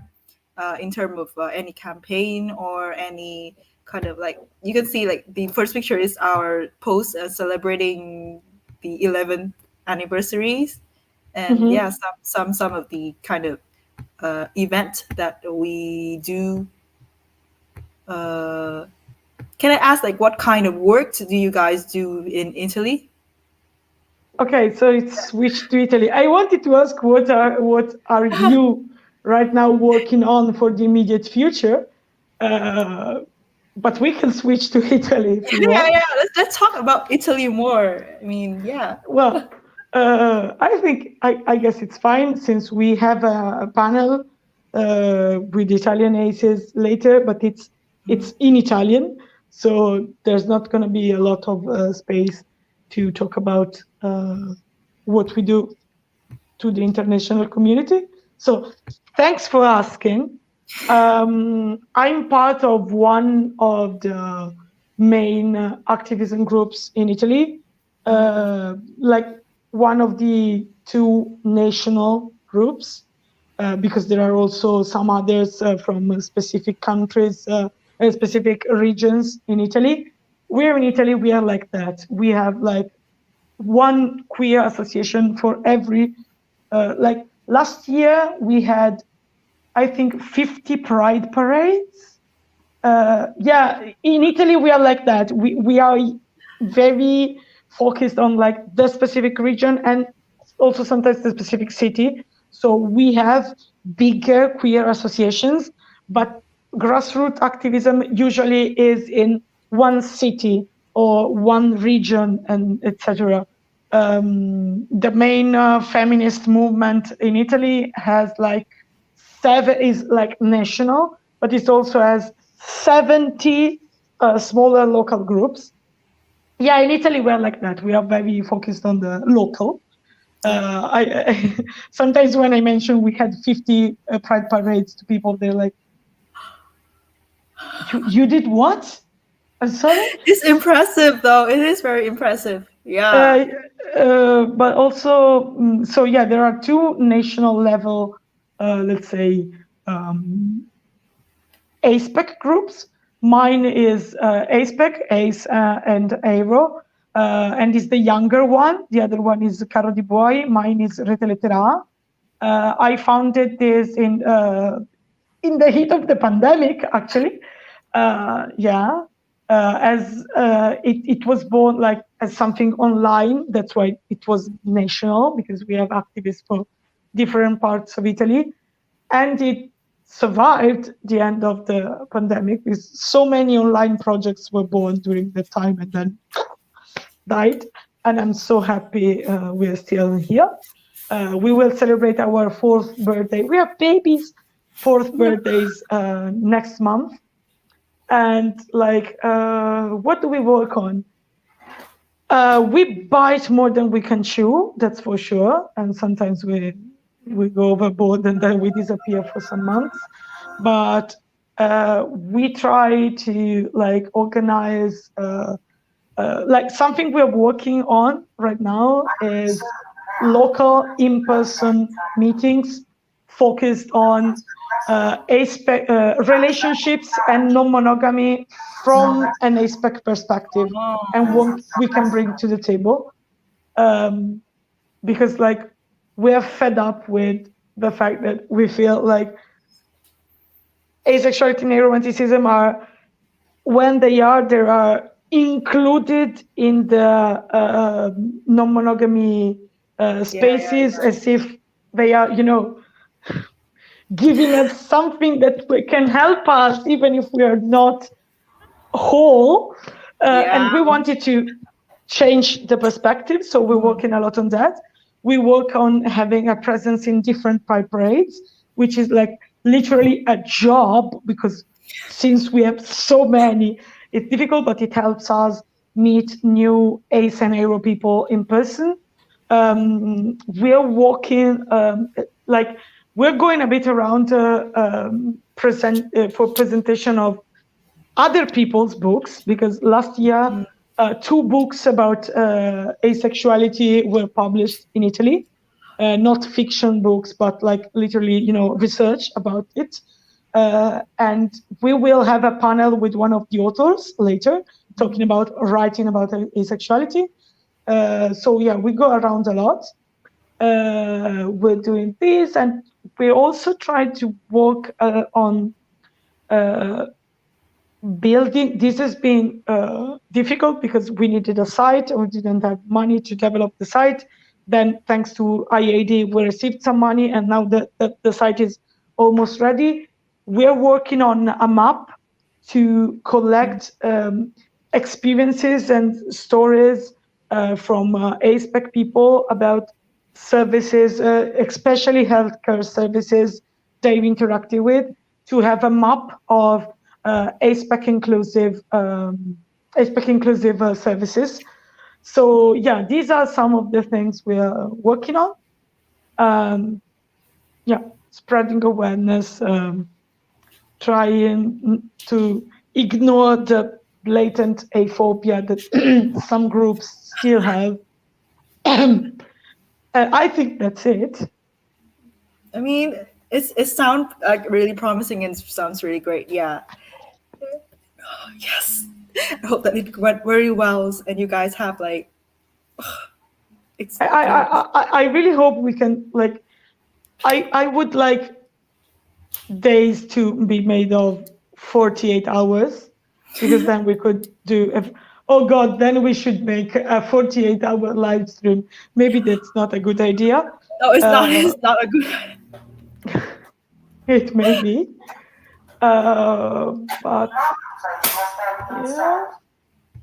Oh. I'm checking in with. Okay, so sorry, I didn't mean to interrupt you. Were there any other questions you wanted to ask about Italy or European activism and blah blah blah? Yeah, I mean, like I can kind of, based on your answer, I think I can kind of see the differences between like you guys movement and ours. In terms of the mapping idea, I think I'm gonna steal that someday to do it for Vietnam, if you don't mind. I really wanted to, yes. And you guys talking about like kind of original work, I think it is also kind of the same for us. We do work mostly in the capital city, which is Hanoi, and we have like a northern, a south side in Ho Chi Minh cities, and we do really want to connect with other communities in kind of the between in other cities in Vietnam, but it's also hard. Most people are from Hanoi and Ho Chi Minh City, so it's really great to hear that you have a lot of local and grassroots organization in kind of each area, right? So the movement can be spread out more. I wish that we can also share our resource with others, kind of other cities, and reach to asexual people from kind of other cities also. Yeah. Yeah. I'd really like. We should talk about. We should then get in touch and talk a bit more about the map, because it could be very nice to have like. Yeah. Intertwined ones. Make it international. Like international. So how is Indian Ace? Are they? I think are you checking for them or? Yeah, I was trying to check, but like I didn't receive. Okay. Oh, okay. So, okay, great. Okay, they should be ready. I also think we could like say goodbye for the moment, so that when they're ready, they can start immediately, since they have, like an in-person event they are streaming. So I think they need to start right away. And also so I can like, I think a break in between things is good. It was lovely. Thank you so much. I hope we can stay in contact. Like, if you want, I can write my contacts on. Yeah, I really want that. Yeah. On the Discord, and then you can close Discord forever if you want, and so we can keep in touch. Yes. Like I'm literally hoarding. I'm hoarding contacts from all over the world. That's my plan. My evil plan. Yes. Oh God. Thank you so much. Hi, I'm really glad to join everyone, and especially talking to you. You're really lovely also. And I guess we're welcoming our Indian friends, and they're kind of live streaming from the live event. So remember to write the 4 words in the chat, because I'm not yes, gonna yes. know how to write Oh, it. in the private chat, right? Okay, okay. Private chat or in the comments on YouTube, as you prefer, because I can't write your language and I don't want to. Yeah. I think I'm gonna write it on like the YouTube chat. So Yeah. I'm gonna leave. But whenever you want. Bye. See you.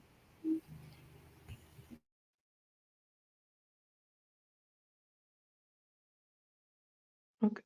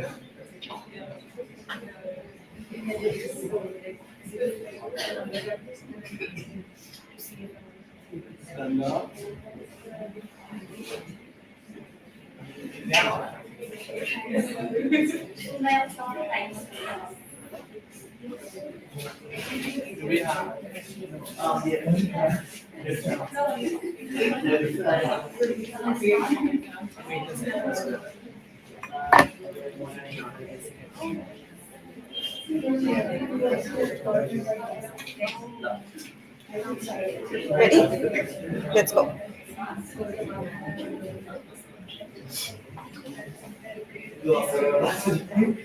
Hello, everybody. Hi. Okay, everybody, look to the left. Look to the right. Look straight. Now I know you're all here. Yeah. So welcome to the Indian Aces Day X International Asexuality Day, and we all at Indian Aces are super happy to have you all here. And we're excited because we are also closing our 10-year anniversary of Indian Aces as well. So, yay to that, right? And thank you for having your time. I can speak without it. Is it? I don't think it's. Yeah, I'll do that. Mic testing 1, 2, 3. Am I too loud? Let me know. All right. So before we go ahead, we have a lot of activities planned for everybody here. There are some announcements. We'll have those announcements, and then maybe we can go on with our planned programming, which you all saw on the website and our Instagram pages. If not, maybe you can follow them. So,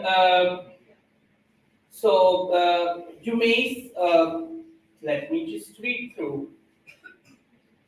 All right, so few things here. Do not click or video folks with red dot stickers on their faces. And if you want to go out on social media, please do mention the hashtag, which is XIAD. Silent your phones, please. You can consider donating to support us. You also will find QR codes on the pillars everywhere around you so that you can find us and check out our merch stall. And we have beautiful tasty treats by Ayla, which are handmade, by the way. Do we have Ayla in the room? No. Oh yeah, you'll find them upstairs. So do check them out. Yeah? And now we start our celebrations, right? You all thought it was a conference, right? No, but it's a celebration, it's a party, and we're gonna get that started, right? So the first thing we have is a presentation by Meenal, who is a practicing counseling psychologist, and they are committed to working with individuals from the LGBTQIA community, religious and caste minorities. They'll be presenting their paper on comparison and coping with mental health issues for the queer folks. Give it up for her.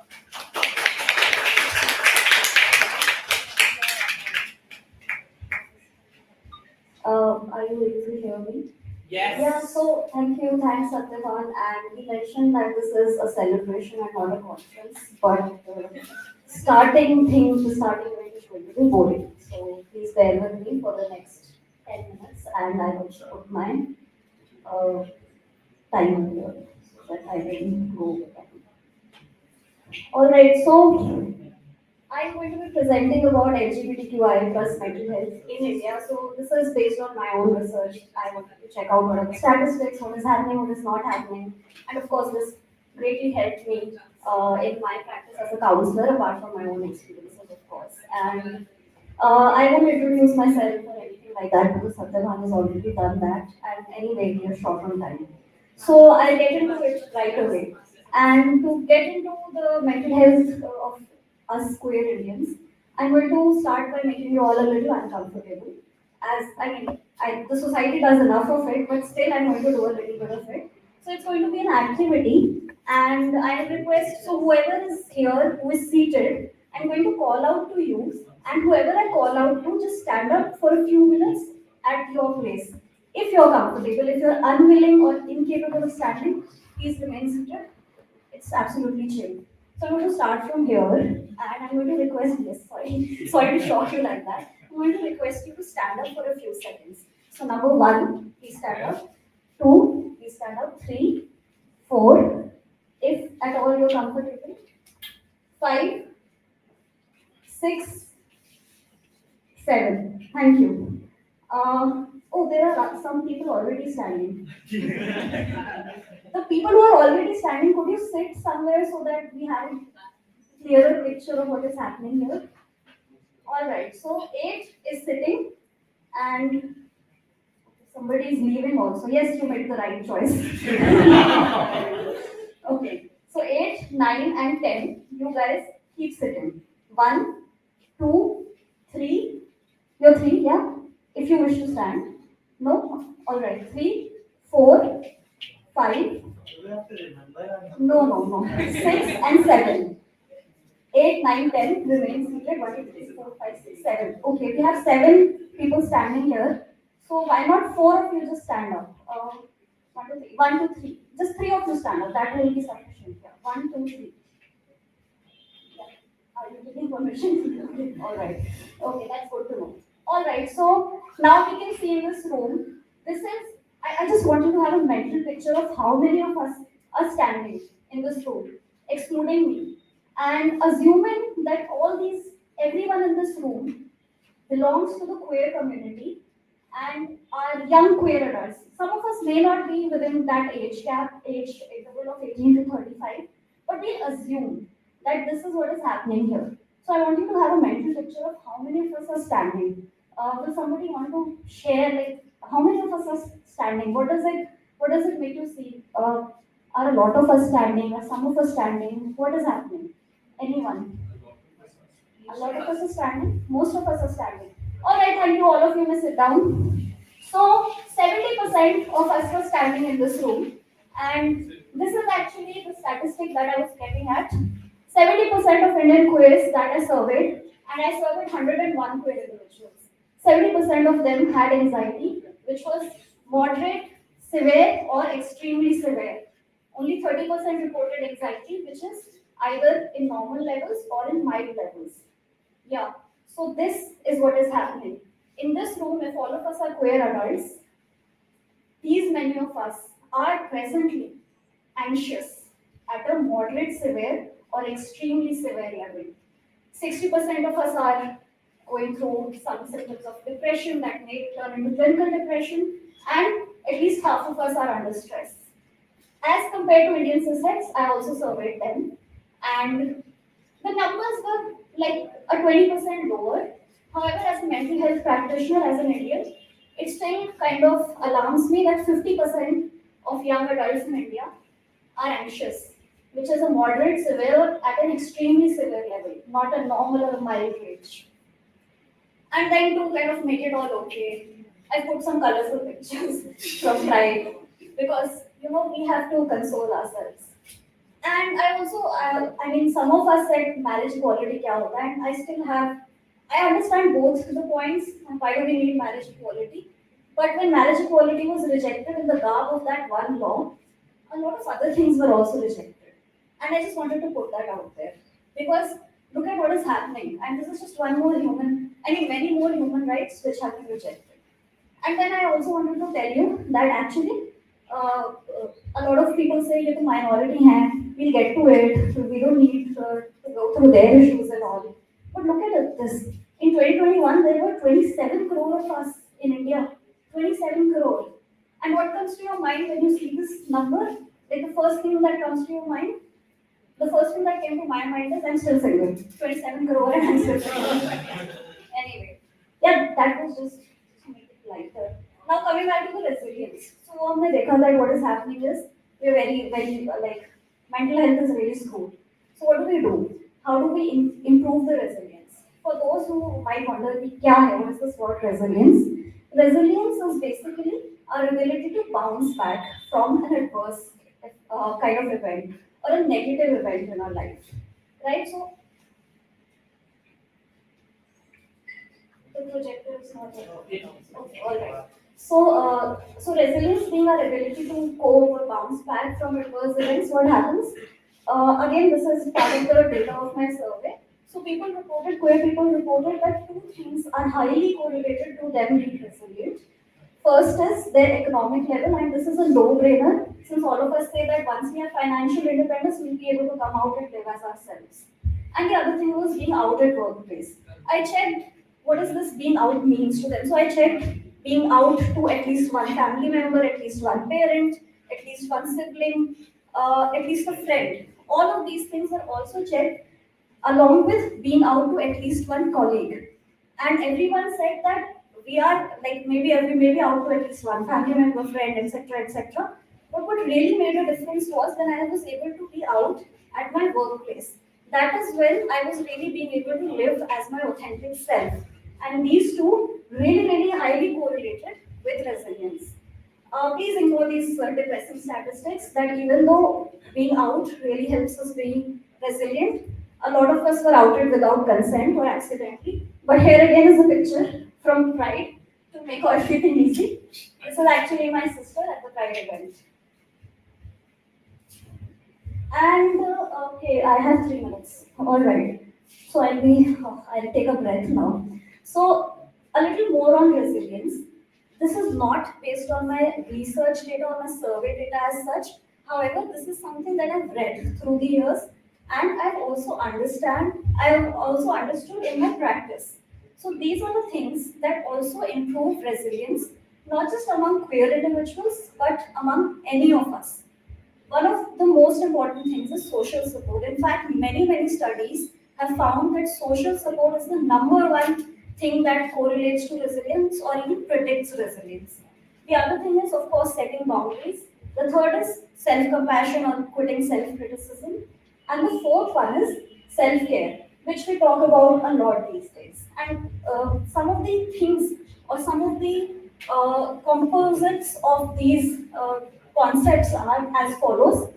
When we talk about social support, it entails something called institutional support. For example, what would be institutional support? If we were to get marriage equality, that would have been an institutional support. If whatever was said in Nalsa, if all the rights that transgender persons are supposed to get in terms of whatever infrastructure is needed, whatever jobs are needed, etc., that would have been an institutional support. The other level of social support is at the community level. When I say community level, what I mean is that we need to find a community of people who are like us. And not just for queer individuals, for any individuals, for religious minorities, for caste minorities, etc. And that community support also really builds into the social support. And which is amazing now that we have the LGBTQI center in Delhi, and at least this part can be taken care of to a large extent. And then immediate social support, your family, friends, etc. The other thing is self-compassion, which is self-criticism ko quit karna hai. This entails no self-judgment, no isolation, over-identification. These are a little bit of technical terms, and maybe if somebody wishes to know them, they can talk to me offline after the event, etc. But yeah, these are some technical terms. However, the important thing is self-compassion. Then the next one is setting boundaries. So boundaries is also a Gen Z. Like Gen Z has really been able to kind of get this word out, and that's amazing because that is important. I'm not Gen Z, and हमारे time में वो boundaries की बात नहीं करता था. We were all enmeshed completely into each other. Right. So this is very important. And how do you set boundaries? You first understand your own boundaries, then you communicate those to others, and of course, saying no is a part of that. And lastly, self-care. Self-care is again something that has really come up in the past few years. And again, I want to point out that self-care is not the only way that you can build resilience of it. Even though a lot of people say, go get your nails done or read a book and you'll be sorted. That's not it. Self-care is one small but important part of being resilient. And again, self-care could be physical, social, and psychological. Your physical self-care would be again getting your nails done, etc. Your nutrition, your exercise, etc. Your sleep. Social self-care will be going on dates, hanging out with your friends. Psychological self-care will include therapy, meditation, etc. So yeah, this is really about queer resilience or resilience overall. And my time is also up. So yeah, that's it. And if you have any questions, which I doubt anyone will, but if you have any questions, I can be found in some corner of the room later on. So that's about it. Thank you everyone. Thank you so much.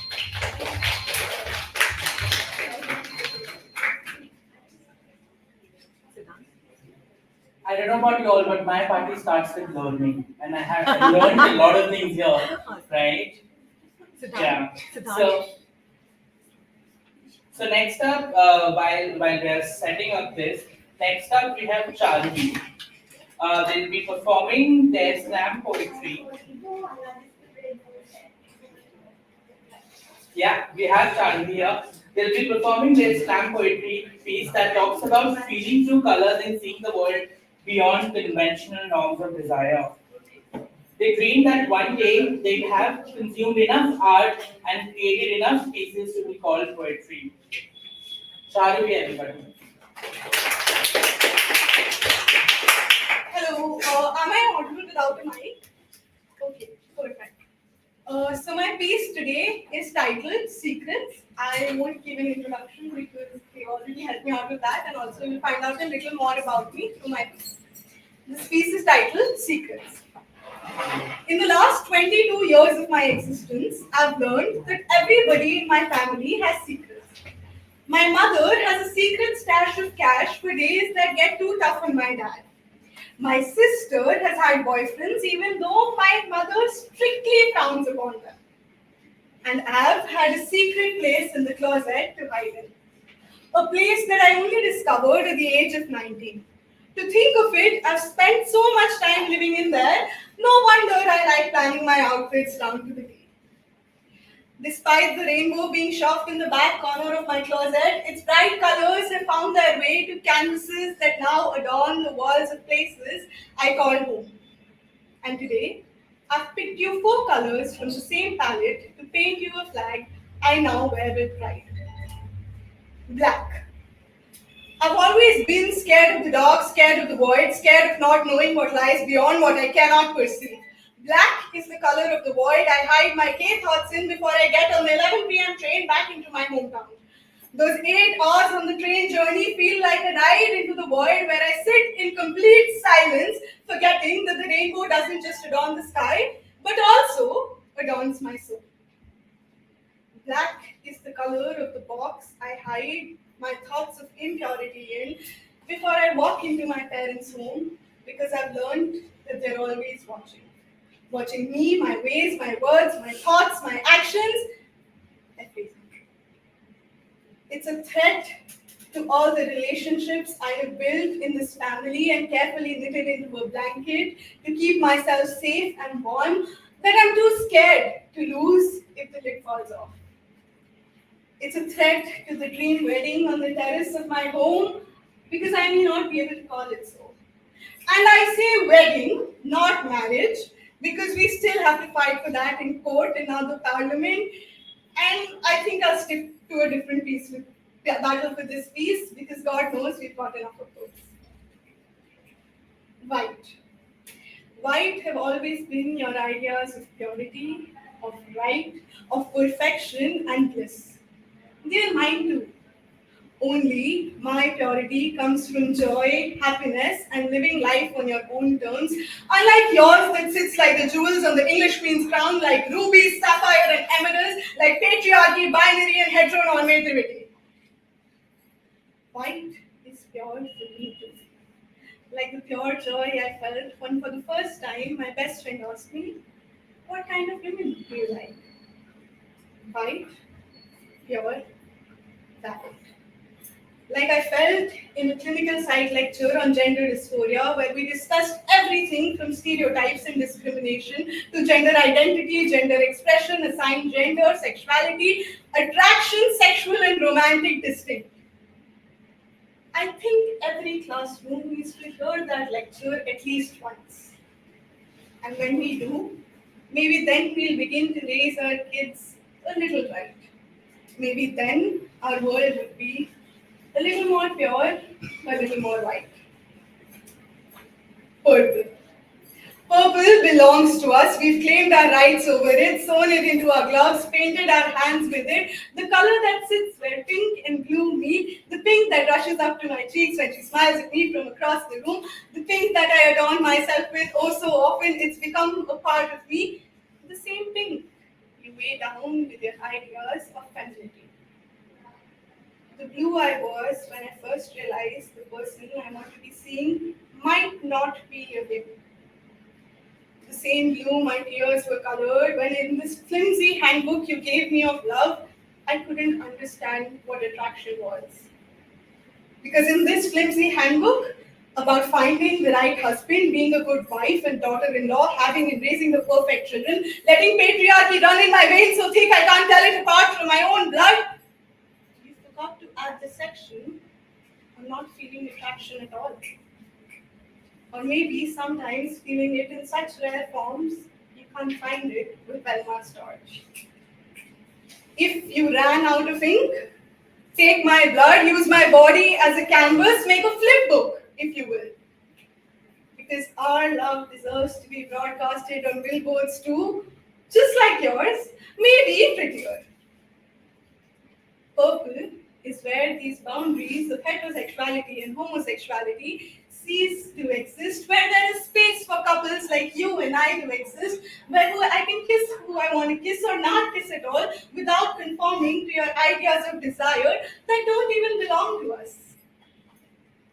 Purple is where I find hope, the community that I've built, and most importantly, I find myself. Gray. Grey is the box you tried to fit us in when we fell out of your margins of black and white. You know how when a child colors outside the line, so you add a little doodle.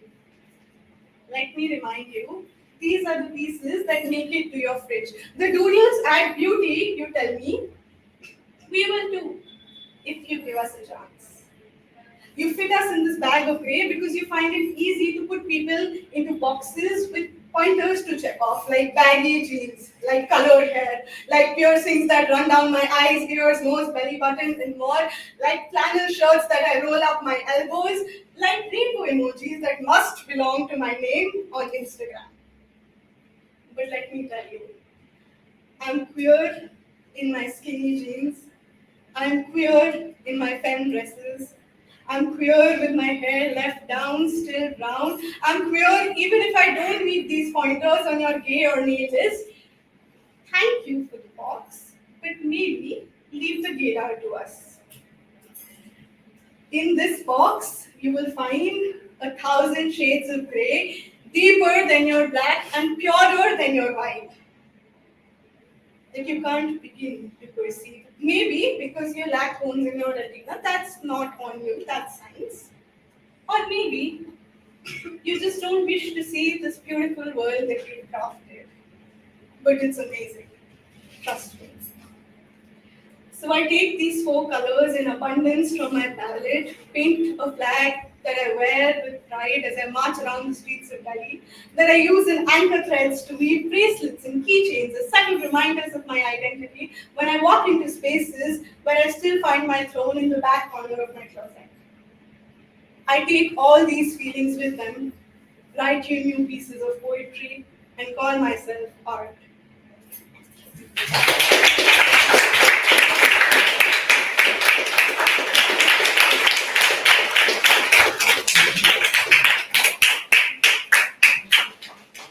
That was so relatable. Thank you, Charlie.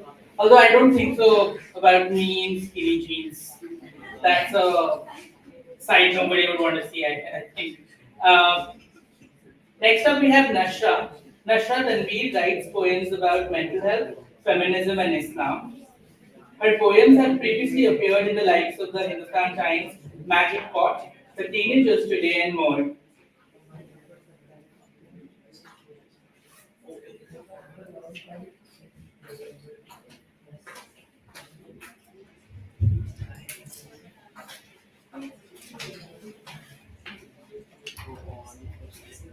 Hi, the piece that I'm going to perform was written when I was questioning my romantic orientation.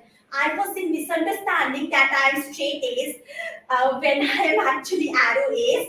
So the poem is from perspective of an individual of straight asexual.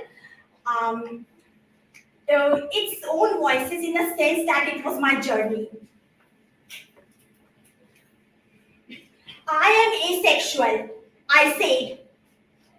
Not gay or bisexual, my parents asked.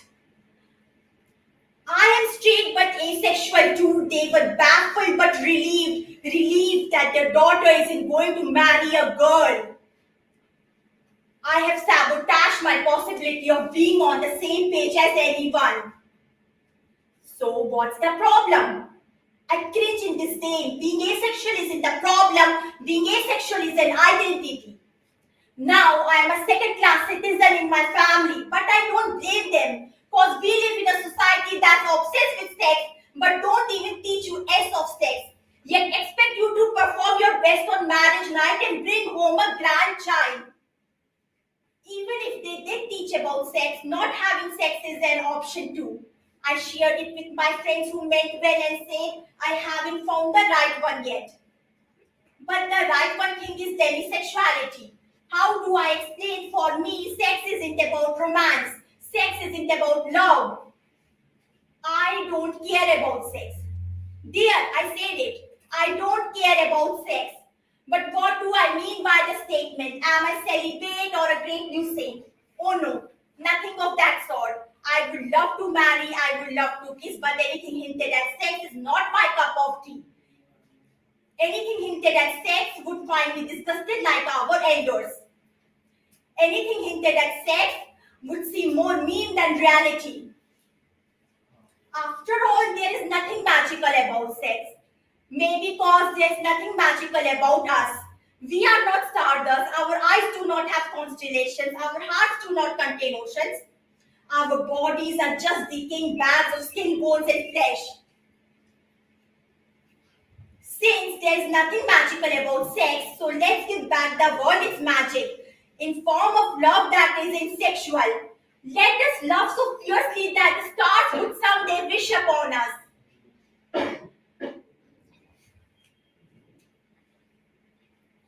Look, there are tens of millions like me. I have done my research.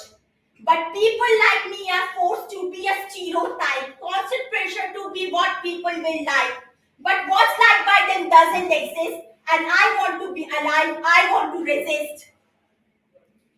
We get through what we get because we are starved for representation. We are sex-obsessed society's devastations. Half-baked truth with the tinge of the other, the prude, the monster, the traitor, the robot. I need to undo validation as a currency. So now I store words like allonormativity and hematonormativity at tips of my tongue and fingers. I will create, not because allo individuals can make space. Why does human mind think in binary? This or that, straight or gay, correct or wrong? We are just like some ordinary computer processing only numerical commands of either 1 or 0. Why is it that we love rainbows in the sky but not on the ground of earth? Instead, we prefer to live in a black and white world. What if I told you your favorite novel is H.P. Lovecraft, The Lady with Lamp, Florence Nightingale, and the great inventor Nikola Tesla were asexuals too? Will your respect for their work go down a bit? But whom am I kidding? We live in a society that dreads love, that crosses boundaries of caste, creed, or class. How will society grapple with such diverse varieties? But let me say this: between sex and cake, I am the dragon who will devour cake.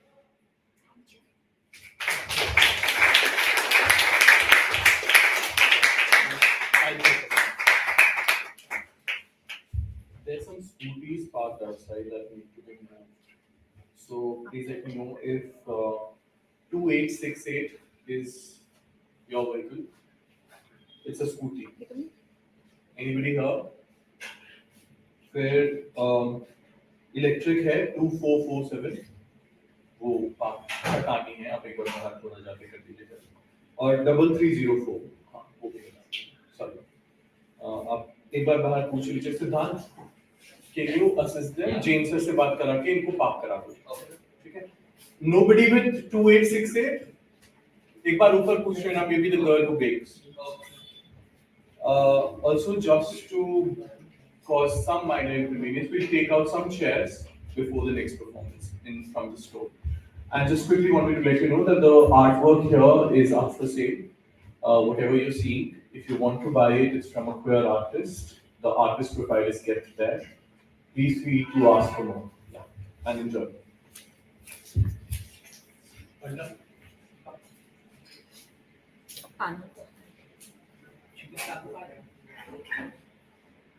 Do you ask people though? Go ahead, ask. Oh, okay. Hey. Thank you, Nasha. Next up, we have Garima Pride. They will be performing their piece that talks about trauma and how sometimes escape becomes the only way to face it. They're a trans, non-binary person who work as a community associate, love hugs, and are a panda. Yay! Thank you, thank you. Also, please make some noise. I don't act the side between. Thank you. Yeah, okay. Also, just one rule. After my performance, if anybody has any feedback or just wants to talk, please hug me. Handshakes don't do the job. Okay, so my piece is called Escape.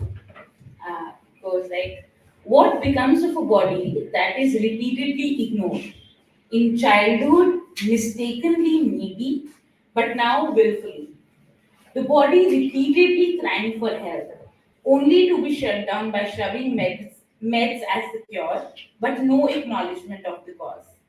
People say ones who have gone through trauma often have to reparent themselves. What happens when you only know escape? Everything becomes like another way to take your mind off things. Drugs, food, sex, things that comfort are often abused, and one only knows how to survive in the streets. When they are told they are hurting others, they withdraw, not knowing what to do as they are never allowed an existence without the pain.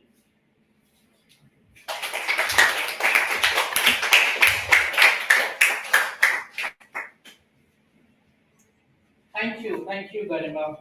Next up, we have a panel discussions. We'll have experts who will be talking about asexuality's unique intersections. First up, and let's just set it up. Yeah. We'll take some time to set it up and then we can start. Yeah.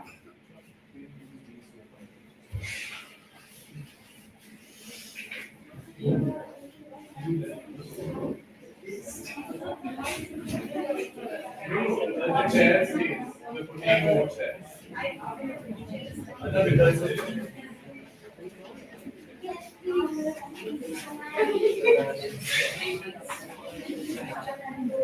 Oh, the chairs are gonna come here. Yeah.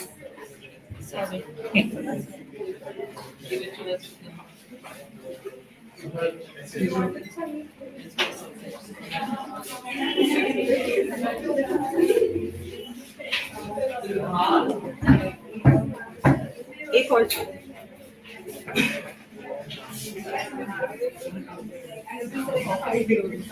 Yes. But maybe I should just to make everything. I think this would be living in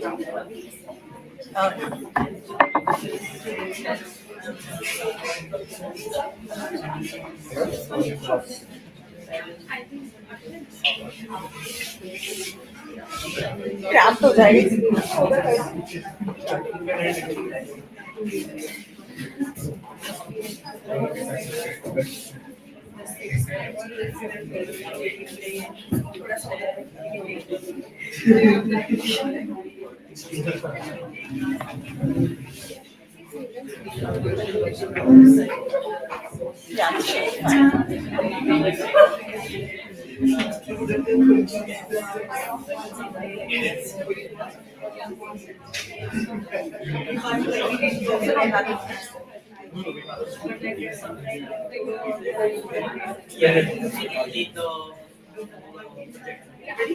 Sure.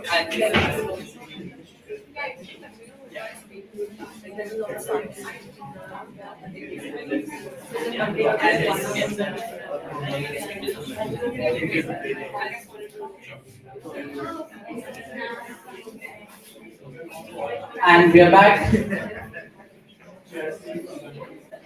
I'm counting till 10 and everybody will take their seats. I'm becoming a class teacher now. 10.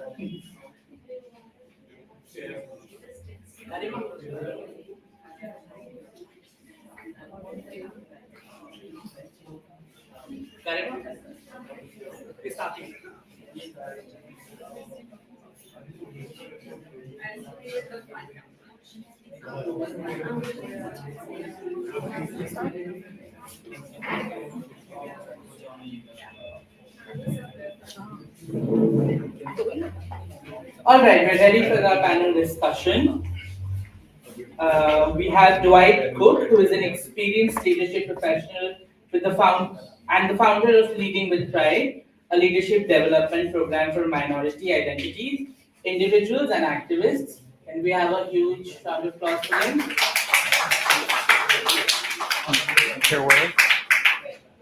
Then we have Manavi Kurana, who's a senior counseling psychologist specializing in queer, trans, non-binary, intersex, and gender diverse mental health. A huge round of applause for them as well. Then we have Advocate Sahil Chaudhary, law graduate from Delhi University and a human rights activist. He heads the LGBTQ plus department at NAS Foundation. Yes, please.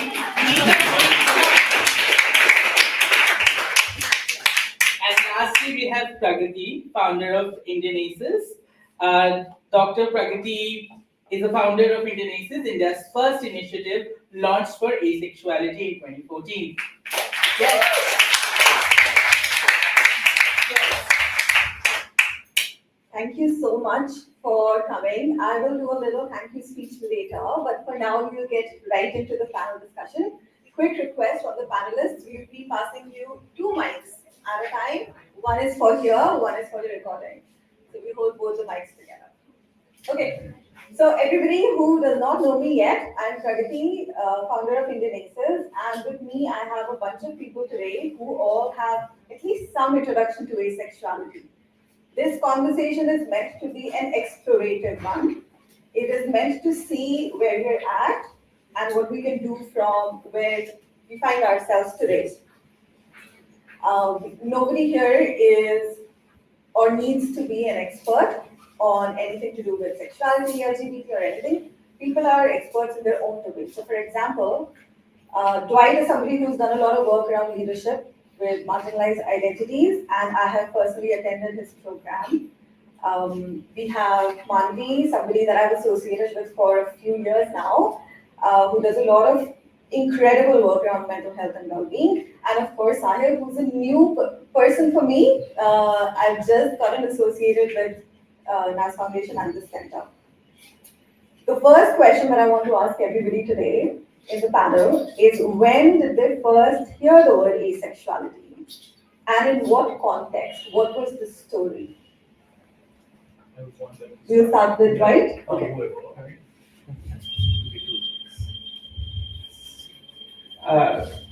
So I heard the word asexuality many, many years ago, but I didn't really understand what it meant until I sat and talked with Pragati. And it was in 2020, just before the pandemic, and I didn't understand the dimensions. I didn't understand the movement. And so I feel like I'm rather late in the discussion, but have become a strong advocate, or at least I'd like to think of myself as an advocate, and understand it a lot better now. So I heard the word when very late on in life, like yourself, and maybe I was in college, and that too in America. That's why I had the privilege to hear about it. And I got to know about the A bit of the LGBTQIA spectrum also much later, which in itself talks about the invisibility and the erasure. So very late in life, yes. Yeah, so I think I am, although I might not look like it, but I am the internet generation. So I looked myself up on the internet, like what I was feeling. And with it came words like gay, homosexuality, and LGBTQIA. So I broke down the definition, and that's how I got to know that what does A stand for. So that I'm talking about my teenage years. So I knew what, like I was the smart one who knew what LGBTQIA stand, like what does it stand for. But it's very late in my work here. It's very late that I figured that asexuality is also a spectrum, like actually getting to know it. I was just, stuck with the definition of what does it mean. But yeah, in its actuality, the spectrum bit is fairly, it is working with all that. It's working. Sorry. I somebody can try working it out. Check for the cells and You all can hear us? Yeah. All right. So the next thing that I wanted to ask was, what do you feel about the status of asexual inclusion in the country, in the movement, in the mental health wellness space, in the DEI conversations that you must be having in India, but also from your perspective outside of India. And we can do a little maybe comparison of what it's like outside. You studied outside as well. How do you feel about the status of the A inclusion in the movement? I would say that as far as Hindi is concerned, I feel like it needs to go to a lot of Hindi speaking people. Of course, people in the rural areas, the grasp, the vocabulary like there is in English. I wish that we also have it. There are more words, there's more dialogue, I think there's strides since the time that, since 10 years today, happy birthday Indian races, but there's been strides since then. But not to say there's not about much about asexuality in films, in media, in curriculum. So with that, there's a lot of activists today, LGBTQIA activists, great work, spaces where you make people meet. So I think that's the upside, miles to go. Thank you. And the same question for you, Dwight. Just a little bit of background. I spent about half the time in the U.S. and the other half in India, so I still have a lot of ties. And I grew up in the U.S. And it's hard for me to judge. I don't have any studies, but I will say that from the perspective of a gay man, if I go to Grindr in the U.S., I feel like there's very, very few people that are talking about let's talk first, relationship first. And if I come to India, I see more people willing to do that. And I've seen a little bit of change on that over the last 5 years. So to the extent that Indian ACES has helped with that dialogue, it creates a free space for people to be who they are and talk about freely who they are without a lot of pressure, which I think perhaps is a little bit more advanced, at least in the vision of the culture that I see in India versus the US. To your point, it's just beginning, and there's a long way to go.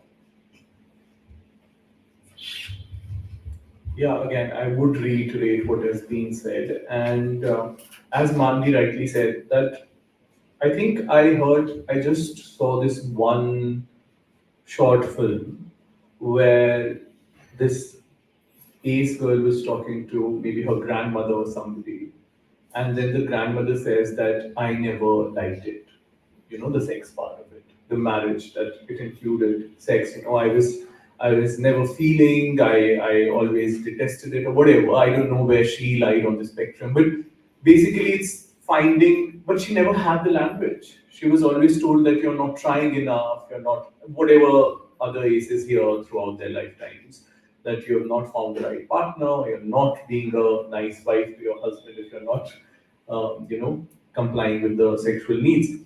So I think, again, the LGBTQIA narrative in India is still marginalized. But to me, the rest of the spectrum or the population is so overtly sexualized that the asexual component is just forgotten by the community and for the rest of the world as well. And when it comes to, and a lot of discrimination and marginalization comes from the community itself, the rest of the community. Because, and I speak about the gay population because that is the population that I represent and I interact with the most. We do look at sex differently. And when we try and understand, ace also includes maybe straight people who are, if that is the right terminology, right? Straight aces, right? Then that creates further alienation of, there is no relatability as such here, right? But the trans spectrum is being talked about, the women, the men. But I think there's a lot of stigma within the community itself because we prioritize and we look at sex differently. So yeah, a lot of discussions and representation in movies and pop culture, as Manvi mentioned, needs to happen. That's such a great point. And I think most people here who've ever interacted with the community as ace people or non-ace people would know that a lot of places that celebrate queer identities are a celebration of sex and sexuality. And I have personally struggled so much to bring ace people into those spaces because they just don't feel comfortable. And I remember trying to bring people to the Pride parades, for example, in Delhi. So many people wanted to come, but they were like, will we really feel that we belonged in that space at all? And then the people who did come did not actually end up feeling that that was their space at all. And so that has always been a challenge for me personally. I completely hear what you're saying as well. My next question is for you, Dwight. You run these incredible programs that help people build their leadership skills, especially based on their marginalized experiences or their experiences of being minority identities. And I know that a lot of it is relatively templatized by now for other identities because it's happened so often, you've done it many times, there's so many people who attend. And I wonder if you see any scope for how asexual people might be uniquely capable or challenged in their leadership qualities or in being able to build their leadership qualities because of their asexuality.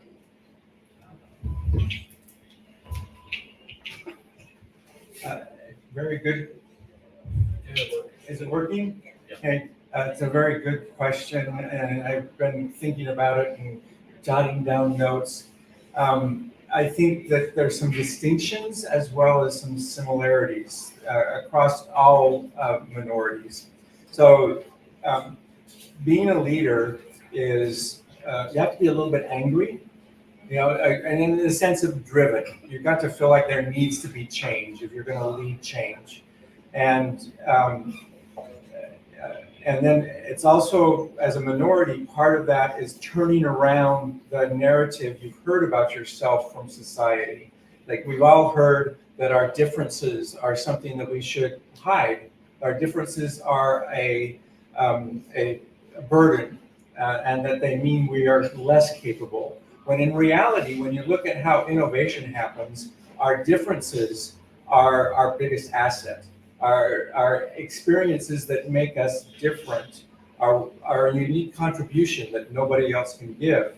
So those kind of things are similar among everybody to a certain extent, but I think there are some unique things about asexuality that make it different. Some people might say harder, but I think hard sometimes is in the eye of the beholder, and so not always, but sometimes. And so it's I look at it as being different. And one of those is that you're trying to tell the world something is dramatic that the world doesn't want to believe is dramatic. And so when you talk about asexuality, the tradition that I grew up with 50 years ago was all women were asexual and men were very sexual, and it was all women's fault if men deviated from the norms that they were supposed to have for sexuality. And it was the woman's response to take care of the man. And it took a while before the women's movement and other created this expectation that women were not only okay to be sexual, now in the marriages they're expected to be sexual. And I think that there's a general sense that, oh gosh, all of our drama, so much of our drama is about romance. It's about who is true to who, or whatever. It's built that you kind of have this idea that asexuality is boring, and what we're told about boring is not innately boring. It's how we are told to perceive it. Drama is something that we create and perpetuate. And we have some choice in that. So I think part of the challenge is that from asexuality, you have to create the sense that it's dramatic. It's interesting, if not dramatic. It's interesting. I think it is very important. And if anybody starts to think about it, it's very important. And it's at the beginning. It's whereas in the United States, I certainly, in much of the Western, cis gay men is kind of a little bit more normalized. There's still backlash about, there's still work to be done. lesbian women is somewhat a little, normalized, but this idea of asexuality is like still under like it's like we all like kind of know it's there, but we don't know how to deal with it, or don't know if it should be dealt with, but we don't. And I think that you understand that better than anybody, and you can and so you have the opportunity better than most to articulate it and to and to lead it, and that's a little bit different from my experience. I can advocate for you, but I can never do it like you can do it. I've never do it like you can do it. That voice needs to come from you. But I would also say that, like all of our movements, we need it for ourselves. We need it. Other people like us need it. But I need your story out there.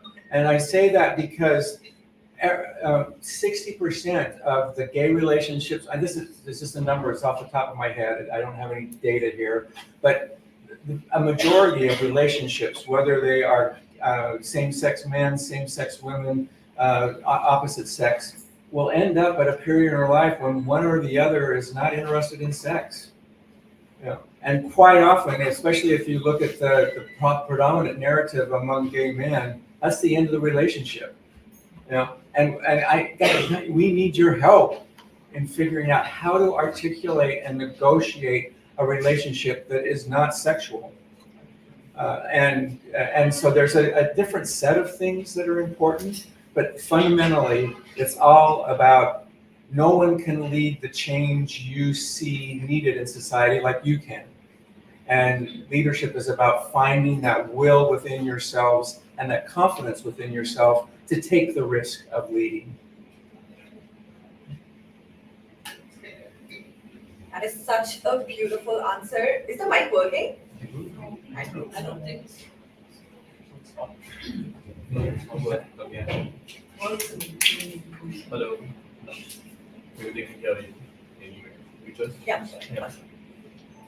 So incredible points made there, Dwight. And one of the things that I 100% agree with, and I hope everybody here also understands, is that, of course, the work around asexuality contributes a lot to the asexual people themselves, but it contributes so much and so uniquely to our overall understanding of sexuality, relationships, intimacy, gender, women's rights, and in India, unfortunately, also marriage and the related laws, right?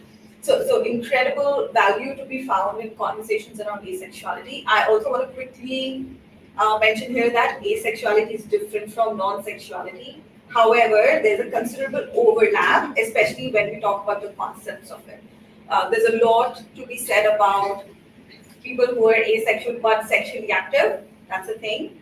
However, there's so much value in understanding, for example, what you said, what happens to a relationship beyond sex? How is it sustainable? How is it sustainable? What happens to a queer relationship without sex? How a lot of gay relationships, and this is something that I've heard from so many of my gay men friends who talk about how they yearn for a relationship because all they're getting is sex. Which is interesting because a lot of straight men will complain the other way around, but a lot of gay men are sitting there waiting for somebody to love them beyond just the bed. And I feel like there's again, a lot of value that asexuality can add to that conversation. So beautifully said. Thank you so much for all of that, right? I also come across so many ace people who struggle so much with their mental health and well-being, understandably so. We're an identity that is invisible within the invisible identities in our country. We're marginalized within the marginalized identities.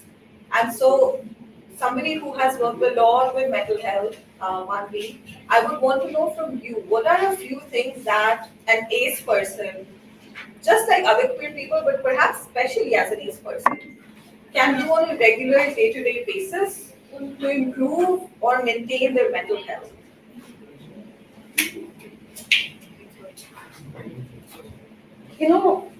More than on on the margins, I think the responsibility then lies on us as maybe mental health structures to provide to the margins, because disproportionately it's been provided through various limitations, you know. So when as a therapist, I identified about 8, 9 years ago, we identified that in order for individuals to be comfortable in therapy, we need to do something with regards to their education, you know, about the genders, about the sexuality spectrum, you know, about the age spectrum in itself. So we started in the bachelor's and master's programs for psychology students to talk about it. College, school was not an area where they did speak about it. I think that is the first step. This permeates to the therapy room, where therapists, you know, when they come in, they feel equipped, they are sensitized. They're not asserting sameness of experience and things like that, you know. So I think that's a lot of the work that at least we as Karma and a lot of other spaces in the mental health have been doing, so that people feel seen, validated, and the onus doesn't always come upon them to do the grunt work and hard work.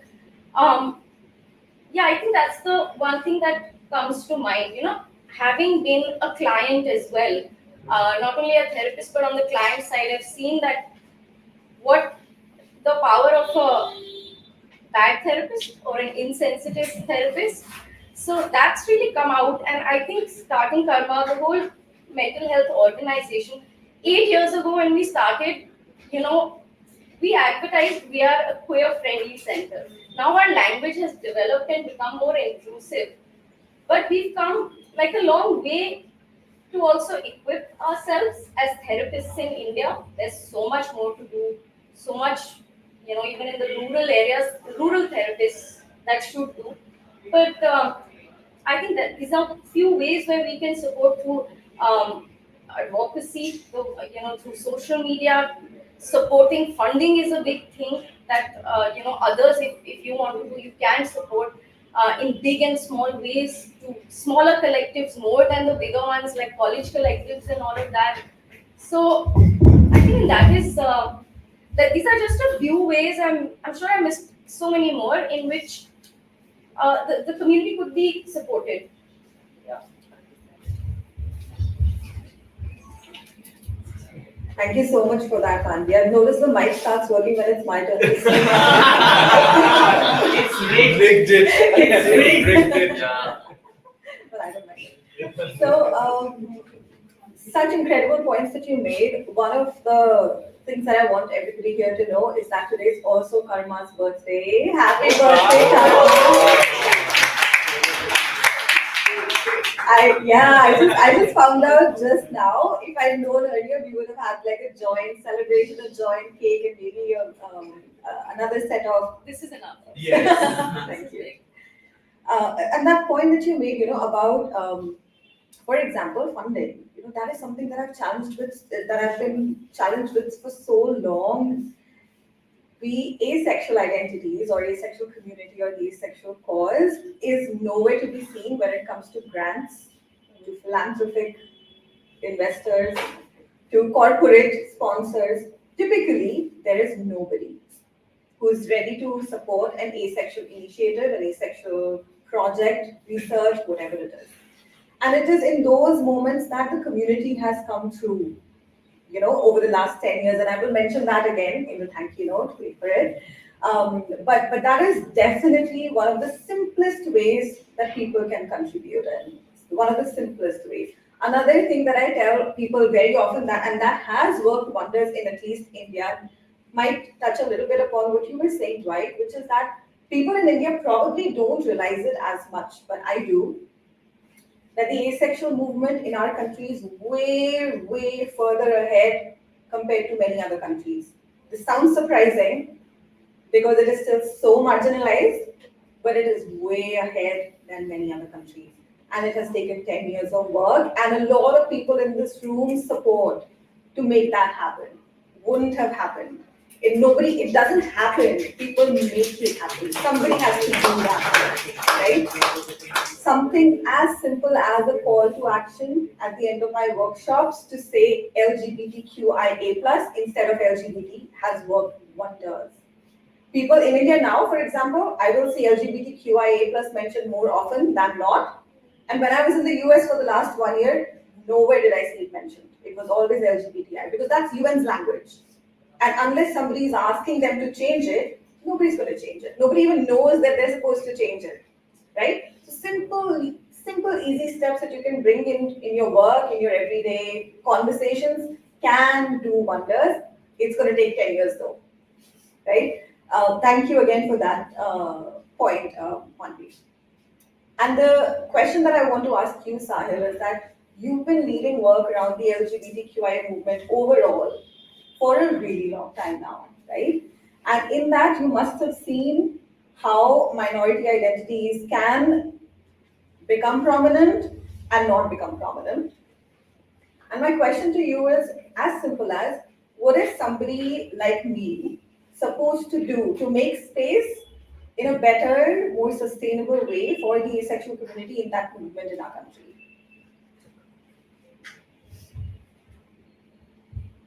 That's a very vast, overarching question. And I'll speak for the organization and not for myself, because the organization has been working in this space for 30 years. It is one of the pioneers when it comes to LGBTQIA rights. I am fairly new. But I think and this is what I've heard Anjali say over and over again, that of course the situation still is bad for the community in general, but it has changed a lot. It has evolved a lot. And maybe when they started working in the 90s, nobody was talking about it, and the setbacks were very big. The backlash was huge. So I think it does take constant, but as Dwight said, the community to come forward. Your battle, nobody else can fight your battles, and the narrative flipped and changed. Because I remember the exact wordings of the 2013 judgment, which repealed the Delhi High Court judgment, where the judges said, where is this community? It's a minuscule minority. Where is it, right? And then with the revision petition, the community came forward saying that here we are and we want equal rights. The judgment finally is called Navdeep Singh Johar and others versus the Union of India. And the 2009 judgment was Nas Foundation versus NCT of Delhi. So it took the community to come forward, to speak their truth, to correct when it's not spoken correctly, and say that we stand here and we deserve equal rights. I think the same is required for the asexual community as well. I'm not saying that the community is not making efforts, because even in my limited time here, I see a lot of ace activists challenging platforms saying that we deserve spaces here, especially in queer spaces, and we're not getting those spaces. I think it's a correlation of everything: information, the right language, the community coming forward. Because I do wonder, aces exist everywhere. And especially, if I'm not wrong, I've read studies where women tend to, and there are, correct me if I'm wrong, it can also be that sometimes you're feeling completely asexual, and then you can, can you move on the spectrum? Just correct me. I would say you can move as much as you can move between other identities. Right. In right. the It evolves over time sometimes, right? So I just sometimes wonder that what happens to women who do not have language for it. How real is marital rape then? How do we discuss issues like that? The kind of misogyny that exists around marriage, the system of marriage. So I think it needs to start with finding the language in Indian context. And once we find that language, I'm sure a lot of people will relate. It's about relatability. What's happening with the queer narrative is, I truly believe that sexuality is fluid and ever evolving. Not talking about the ace spectrum, I'm talking about the rest of it. And more people are finding some sort of expression in the entire bracket of identities that exist. That today, okay, I earlier thought that I'm just, maybe attracted to men. And then I evolved and I found my liking to, and it evolved over time. So I think it's the language, it's getting that kind of awareness. I think with the ACE movement, as we rightly said, there exists no language in the Indian, or maybe it does, we do not know. I think it's finding that language, and more people would rally behind the cause, and then it needs to be community forward. That's what I think. Thank you. One of the best ways in which people can support asexuality, I think, is, for example, giving us space in your beautiful venues to host our little celebrations and our conferences. Thank you for that. I wonder if there's anybody in the audience who would like to pose a question to any of the panelists, me included. Anybody who wants to bring up a point, a comment, or any stories.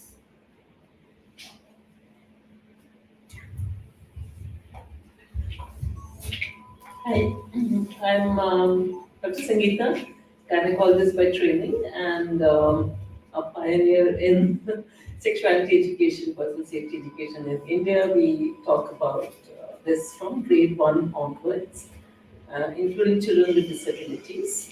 And gender equity means all genders, all sexualities, and age is very much a part of it. I have been debating now the meaning behind the word sexual, just sexual. And I know a lot of problem is because it is conflated with sex. But when we say that human beings are sexual from day one, from birth, from the womb to the tomb, then isn't that sexual being sexual? Is just like being visual, right? A sense, ability to perceive, receive those inputs, and then the brain undergoes arousal or whatever it does, and the body responds, and the person may respond, may not respond, whatever they do.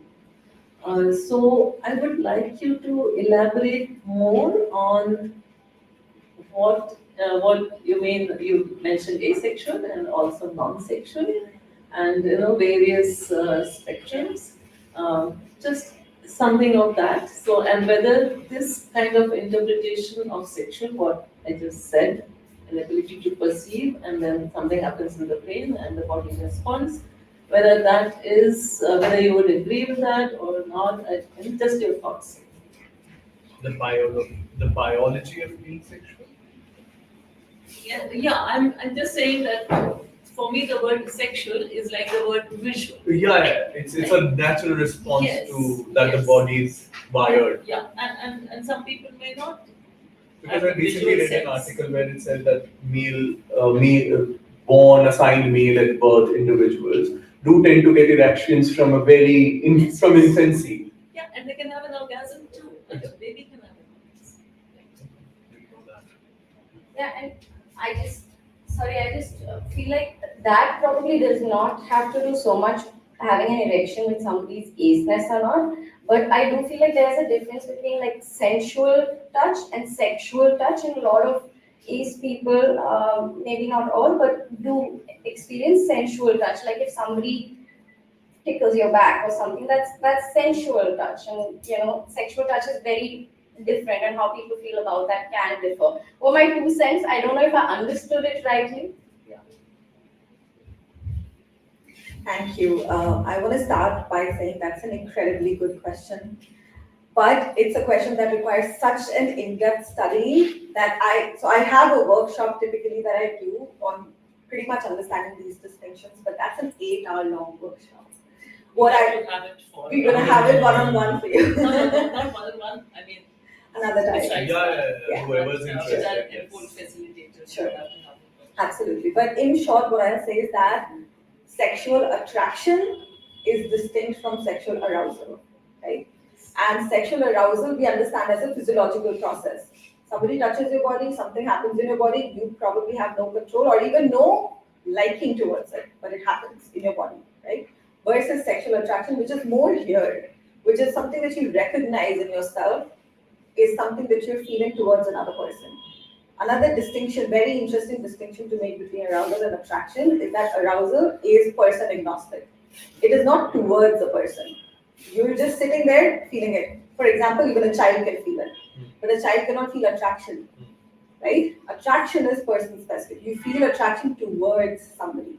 You can't just sit there and be like, today I'm feeling attracted. But you can say, today I'm feeling aroused, you know? So there's a lot of very interesting conceptual. Personally, I find these very, very stimulating conversations. But they're also very, very long conversations. And I would love to have that. I haven't done one of my workshops in a couple of years now because it is so labor intensive. But if I find people who are interested, happy to do it. But I hope that answers your question for now. Yes. Yeah? Okay. Awesome. Thanks. I would just like to add to the question in that I think that there's a whole discussion and a need for language about who we are attracted to.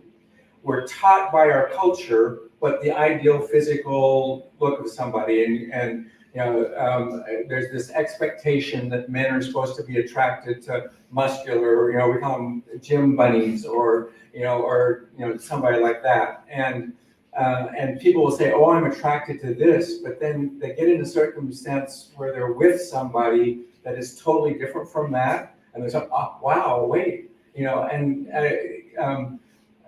I think there's a whole very fascinating discussion about how do we develop our sense of who we're attracted to, and then it would be very helpful for people to know in general, create much better relationship discussions.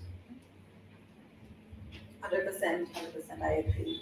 That reminds me of, I'll just come to you. That reminds me of an interesting anecdote. Somebody was telling me that once they found somebody at a club and they found themselves incredibly attracted to that person till they found out what their gender was.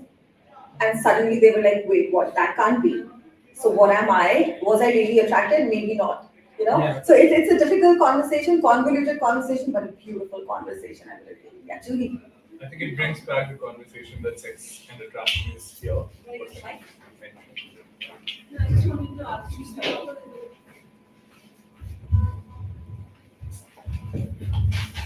Yeah, I just wanted to ask you if you could talk a little bit about the link between kink and asexuality. That trips me up big time, and also I feel like it really speaks to the kind of asexuality that's usually represented.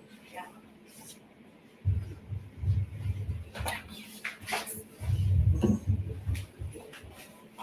Again, that's such a beautiful question because it's difficult and convoluted. Can I answer? Yeah, sure. A lot of, I think kink plays a very beautiful role for individuals because they're able to find connection without any kind of outcome oriented thing. It's also a space where boundaries are discussed much beforehand, so a lot of that conversation does happen, and those boundaries then make a person connect in a safe way, feel what they're feeling in a safe way. So it plays a great role. There's so many kinky aces. There's more space for them to.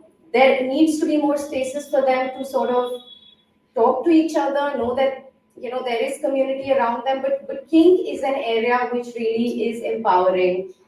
So yeah, I'm happy to talk to you about that later as well at length. Thanks, Mandy. So again, it sounds to people like these two are supposed to be polar opposites of each other, right? Kink is supposed to be the super sexual, hypersexual thing, and asexuality is the opposite. Actually, it's really not. And interestingly, when I first came across this, I really dove in deep, right? This is how I can best explain it in a short way. For most people, kink has little to nothing to do with sexual attraction at all. Right? Kink, and when you really think about it, sorry? Kink is the act of self. Act is the act of self. Act of self? Act itself. Act itself. Sure, it could be the act itself. It could be a lot of things, but typically when you really sit down to think about it, people who are into any kind of particular kink or any fetishes, when you really think about it, it might have something to do with arousal, but it doesn't typically have anything to do with attraction. And that is the crux of how kink and asexuality can coexist, because asexuality is only about the lack of sexual attraction. And that's how these two can coexist. Of course, it's a more complex conversation.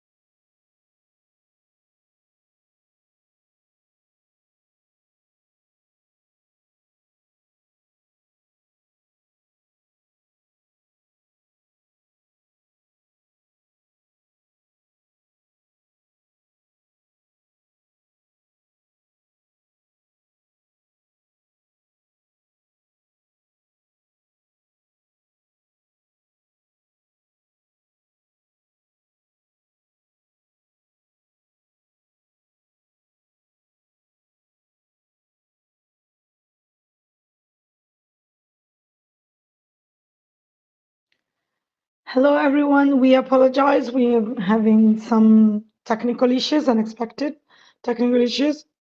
I think technical issues are always unexpected, but we seem to have lost connection with the Indian panel. We were supposed to start the next panel in a few minutes anyway. So we're probably using this time to have a small break and check if everything is working technically on the technical side for the next panel.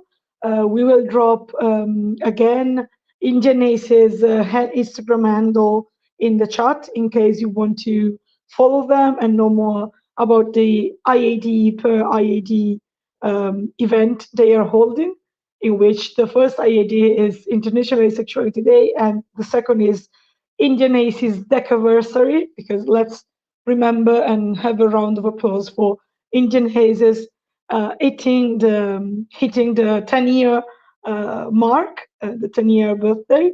So we're starting with the next panel in a few minutes that is about ACE books and representations.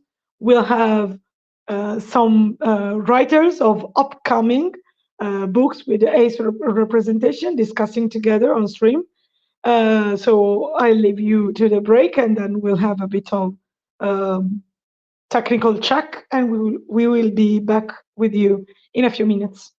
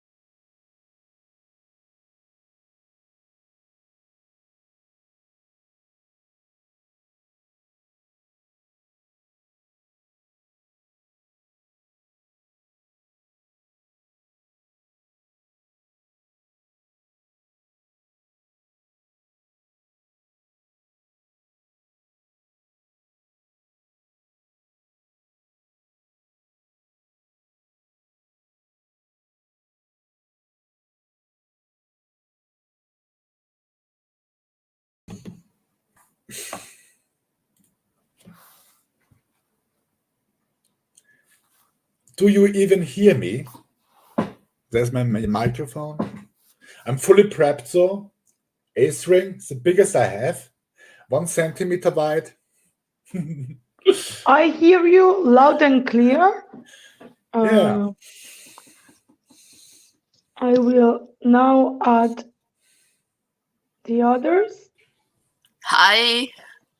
Hi. Hi. Hi. Hi. Oh. Morning. Good morning. Good morning. Wow. There's so many of you. That's amazing. It worked? It seems, let's do a check. Can everyone, I hear Erwin, I think I hear. Yes. Okay. Hi. Okay, I hear everyone. I think we can hear you loud and clear. Even in one full HD. Yeah, that's amazing. Okay, so we still have 2 minutes before we start, so we'll set up.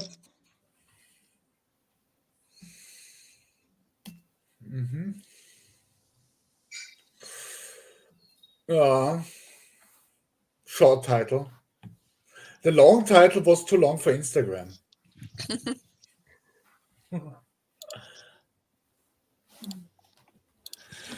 It's a little improvised because I saw it. There is a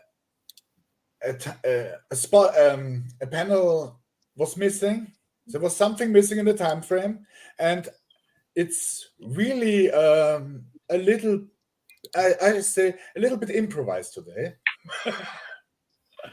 Okay, no worries. You shouldn't say this at the start.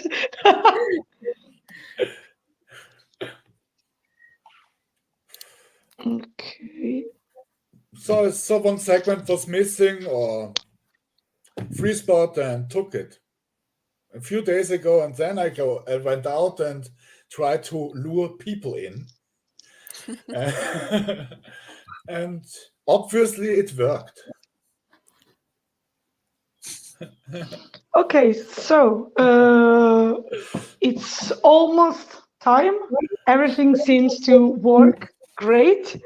So I will leave you at that, and I will be here in case you need anything.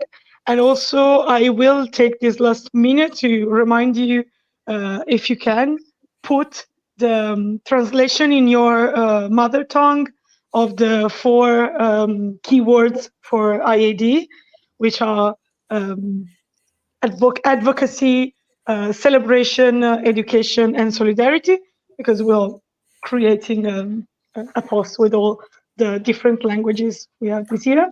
I see people are joining the stream, so I guess there are some friends from Austria and Germany that are waiting for you and want to hear what you have to talk about. I'll be one of them, although I'm not from Germany nor Austria. We did a little bit of propaganda for this. Well, thank you very much. The panel can now start. Okay. Welcome to this segment, Books with Ace Representation. A short title. I would have suggested a longer title. The lack of ace representation in books and other media, if we have time for other medias today. But I would,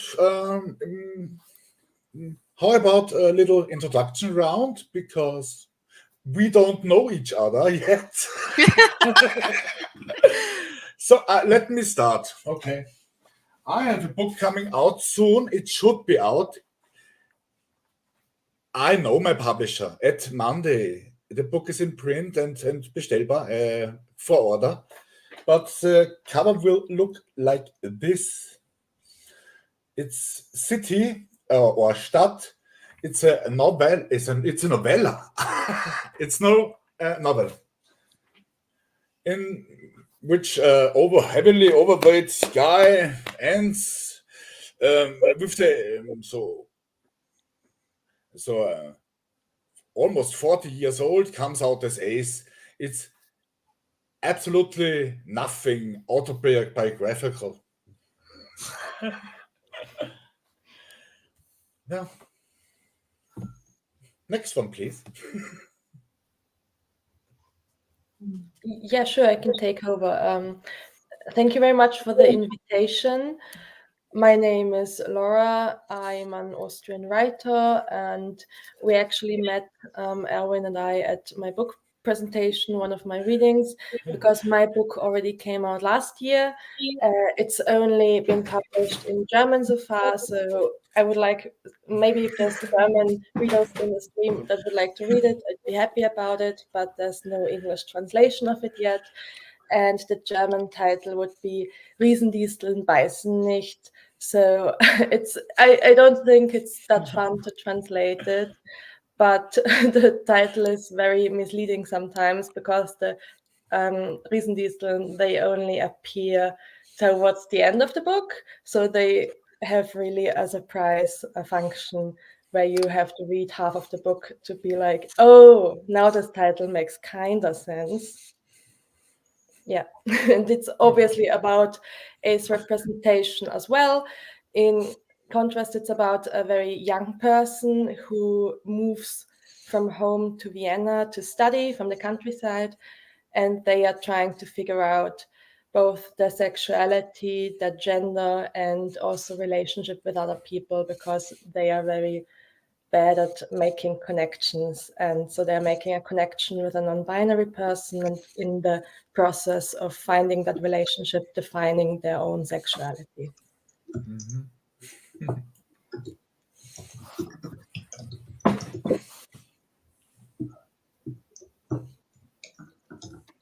Does someone want to take over?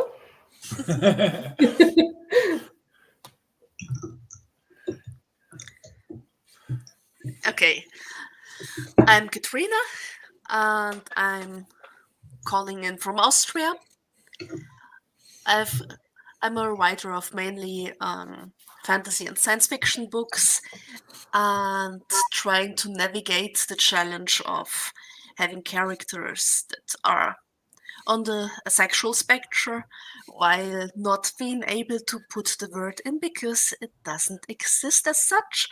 Writing mainly in fantasy words or in the past or in alternative realities, like, for example, the last series of novellas, Stahllilie, Steel Lily, has a main character who is a spec, but, well, it's an alternative history reality.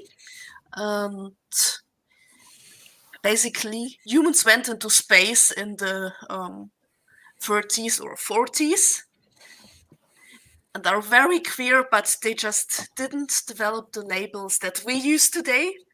So I was kind of, okay, do the readers get the cue that she's somewhat aspec just by looking that she doesn't seem to be interested in sexual activities because she's doing other stuff like, well, trying to solve a murder case? Or will they just say, well, she's been too busy for that because solving a murder case? Yeah, but this could lead to a problem. She's too busy. She doesn't meet the right person, so she, like they always say. It's an interesting challenge.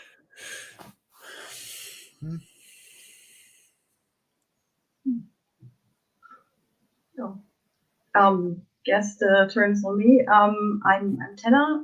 I'm from Germany. 41 years old, and I'm quite new to the writing stuff. So far, I already wrote some short stories, and last year and 3 years ago, I edited two anthologies together with Camilla de Winter. One is Beweisstück A, Exhibit A, and the second is this one new indices, also Beweisstück A, neue Indizien. They can be bought via Books on Demand or Amazon or everywhere, and they contain each 19 short stories by authors who partly are on the A spec, some are not, and they represent a variety of ACE experiences. The second one contains also some stories about aromantic characters. And maybe there will be more in the future. I don't know. Depends. In these anthologies, my characters are explicitly ace, and I try to add asexual and other queer characters in the future in other stories. Maybe some novels. I hope so, that I get them finished. And that's about me. Fine. A very good panel, I might add. A very diverse panel. On the one hand, we have someone who writes about ace people and not even tells the reader that they are ace, and you have to figure it out by yourself. Others, like me, have a segment in their novella about egosexuality and and something. You will see. I would really like to show you the book, but it's not in print yet. It's print. I think Laura had the same problem. That a book was not in print and she had the readings and stuff. Yeah. It sometimes happens. Yeah. Okay. Tenna, you mentioned Camilla de Winter. I contacted her. She has to work today. That's a bummer. But she recommended you and Katerina. So shout out to Camilla de Winter for having a huge impact on this, even if not being here in presently.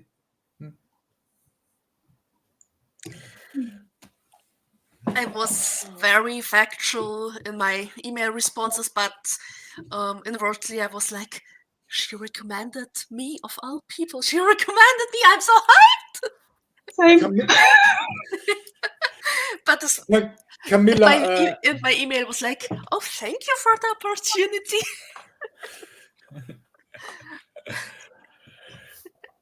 Camilla recommended 3 people. 3. And 2 of them are here.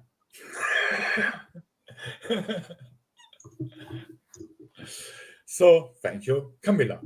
If you see this after work, yeah, thank you very much. So as Stadt will be, you can pre-order it when it is in printing, but also on Amazon and stuff, it has a rather big, what's Erstauflage in English? Jedenfalls, my English is good when I write in English, but talking English, I'm way out of practice. As you see, this was a big issue last year. I'm here because last year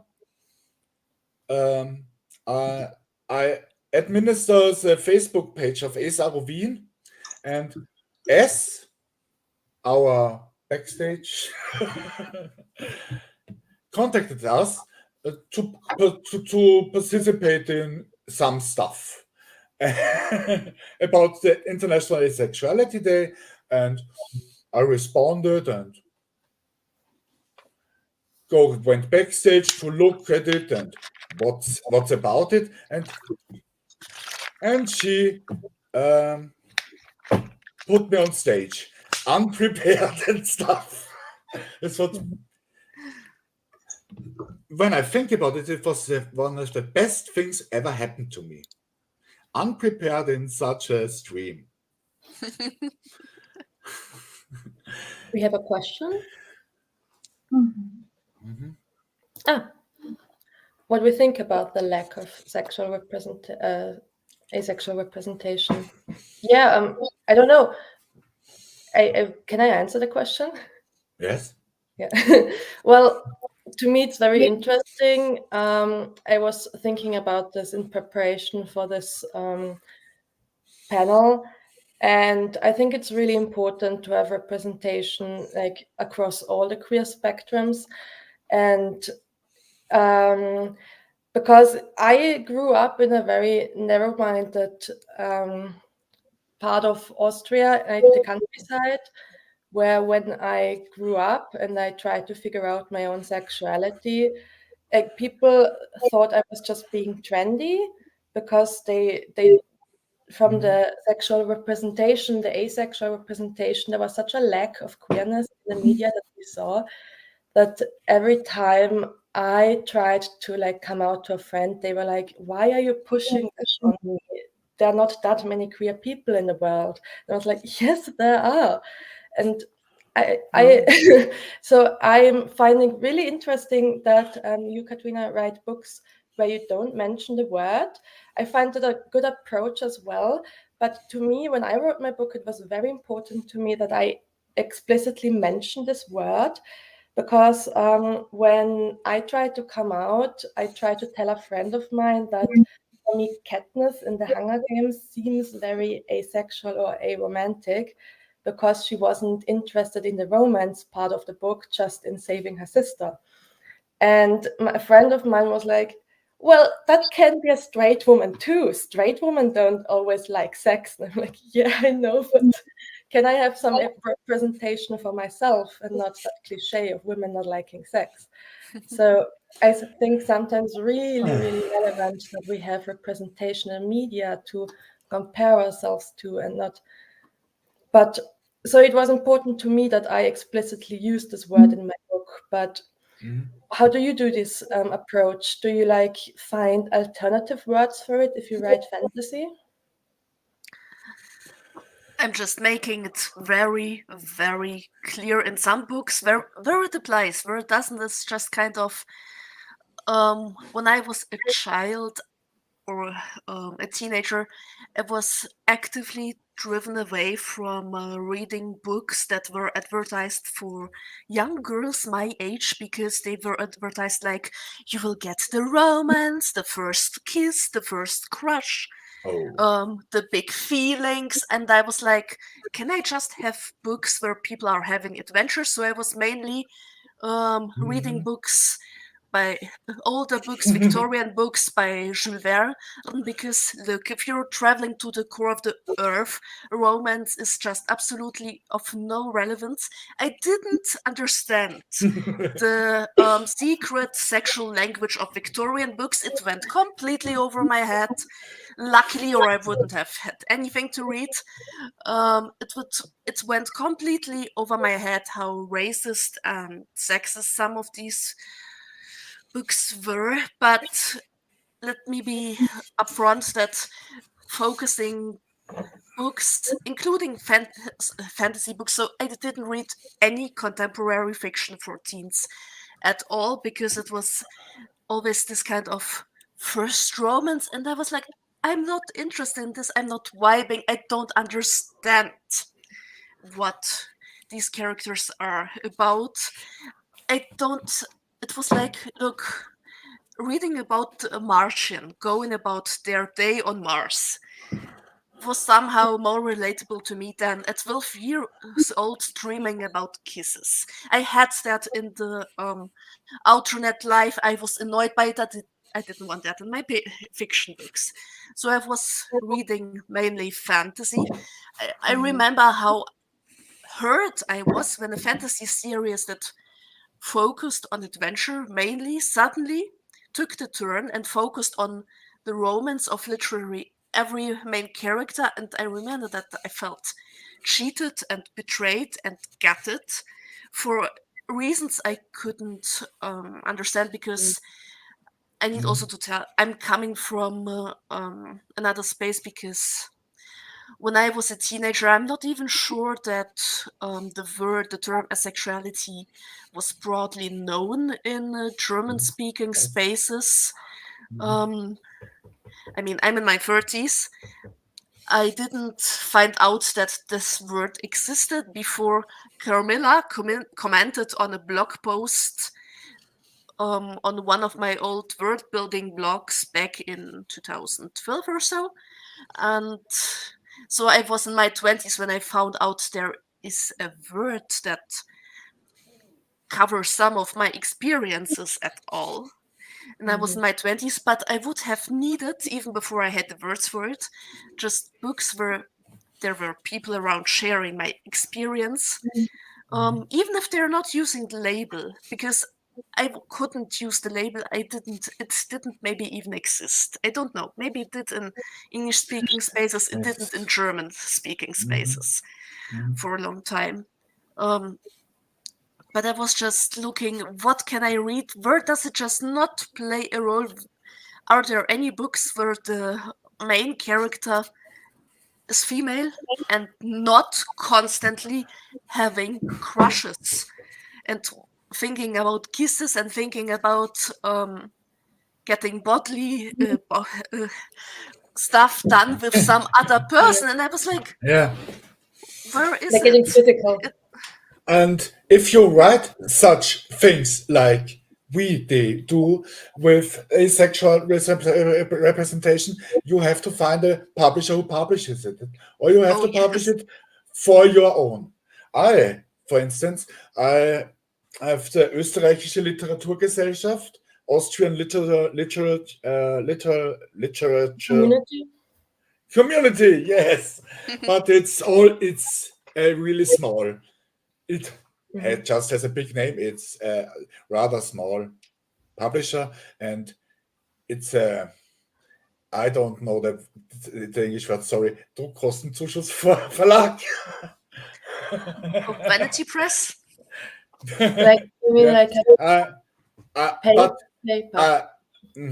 yeah, but I sent the manuscript in, and they were completely on it, and wow, this we have to publish big. Because there were people in the team of the publisher who personally not even knew that asexuality existed. And I knew when I come out to people, and I really often come out to people when I know them, a vast majority in Austria doesn't even know about asexuality, and that's a thing. Or mistakes, or if they know it, they mistake it and put it just together with arrow. In the board of a pride club in St. Pölten in Lower Austria, and it was so hours and hours I have to describe to my own queer people about asexuality, and they only know me, an arrow ace person, and to yeah. It's an arrow ace flag here. didn't knew what else to put on today. When it's very hard to describe asexuality to other queer folk, how possibly we could easily talk about it with normal people and allo people, which are not queer. It's and that's a key.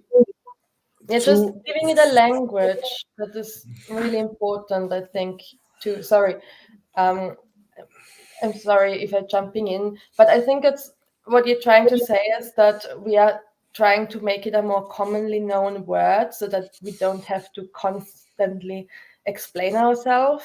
And so putting in asexual representation and showing what asexuality is really important, because I've had many discussions with people confusing it for a medical problem.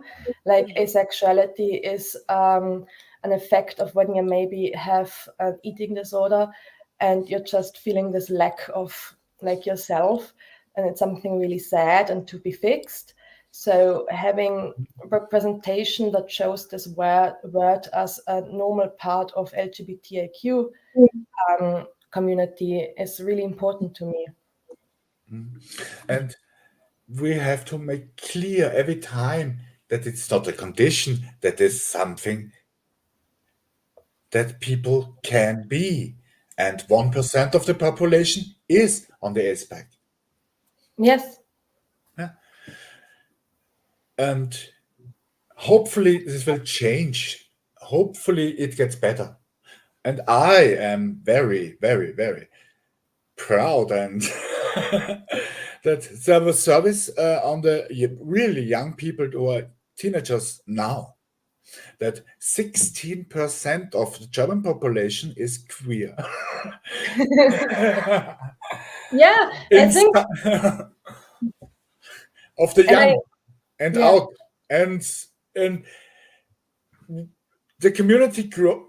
I was active and on American Facebook pages and groups, and I saw people coming out as ace at the age of 50, 60, 70. Forced into marriage somewhere in the past, 3 kids and stuff, and all their whole life, they thought it's my problem that I don't want to have such things,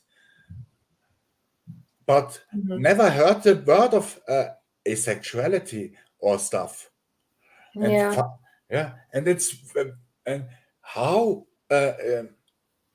imagine you are 50 years old, having 3 kids, living on the east coast of the US, and you Google the first. You have to actually Google asexuality to get infos.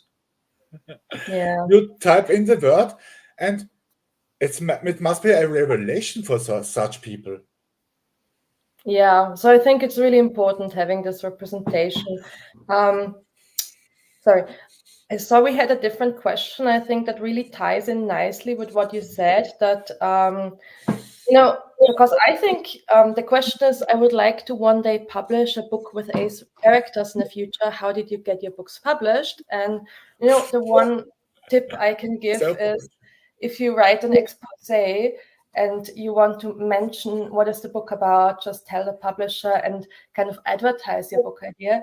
You can mention that there's actually like someone who wants to read this book, because that's really what it's all about. Like, can they actually sell it? And knowing that there are so many young queer people, so many it's not just a margin of people, queer people, who will never buy the book. It's like 10 people you can sell it to.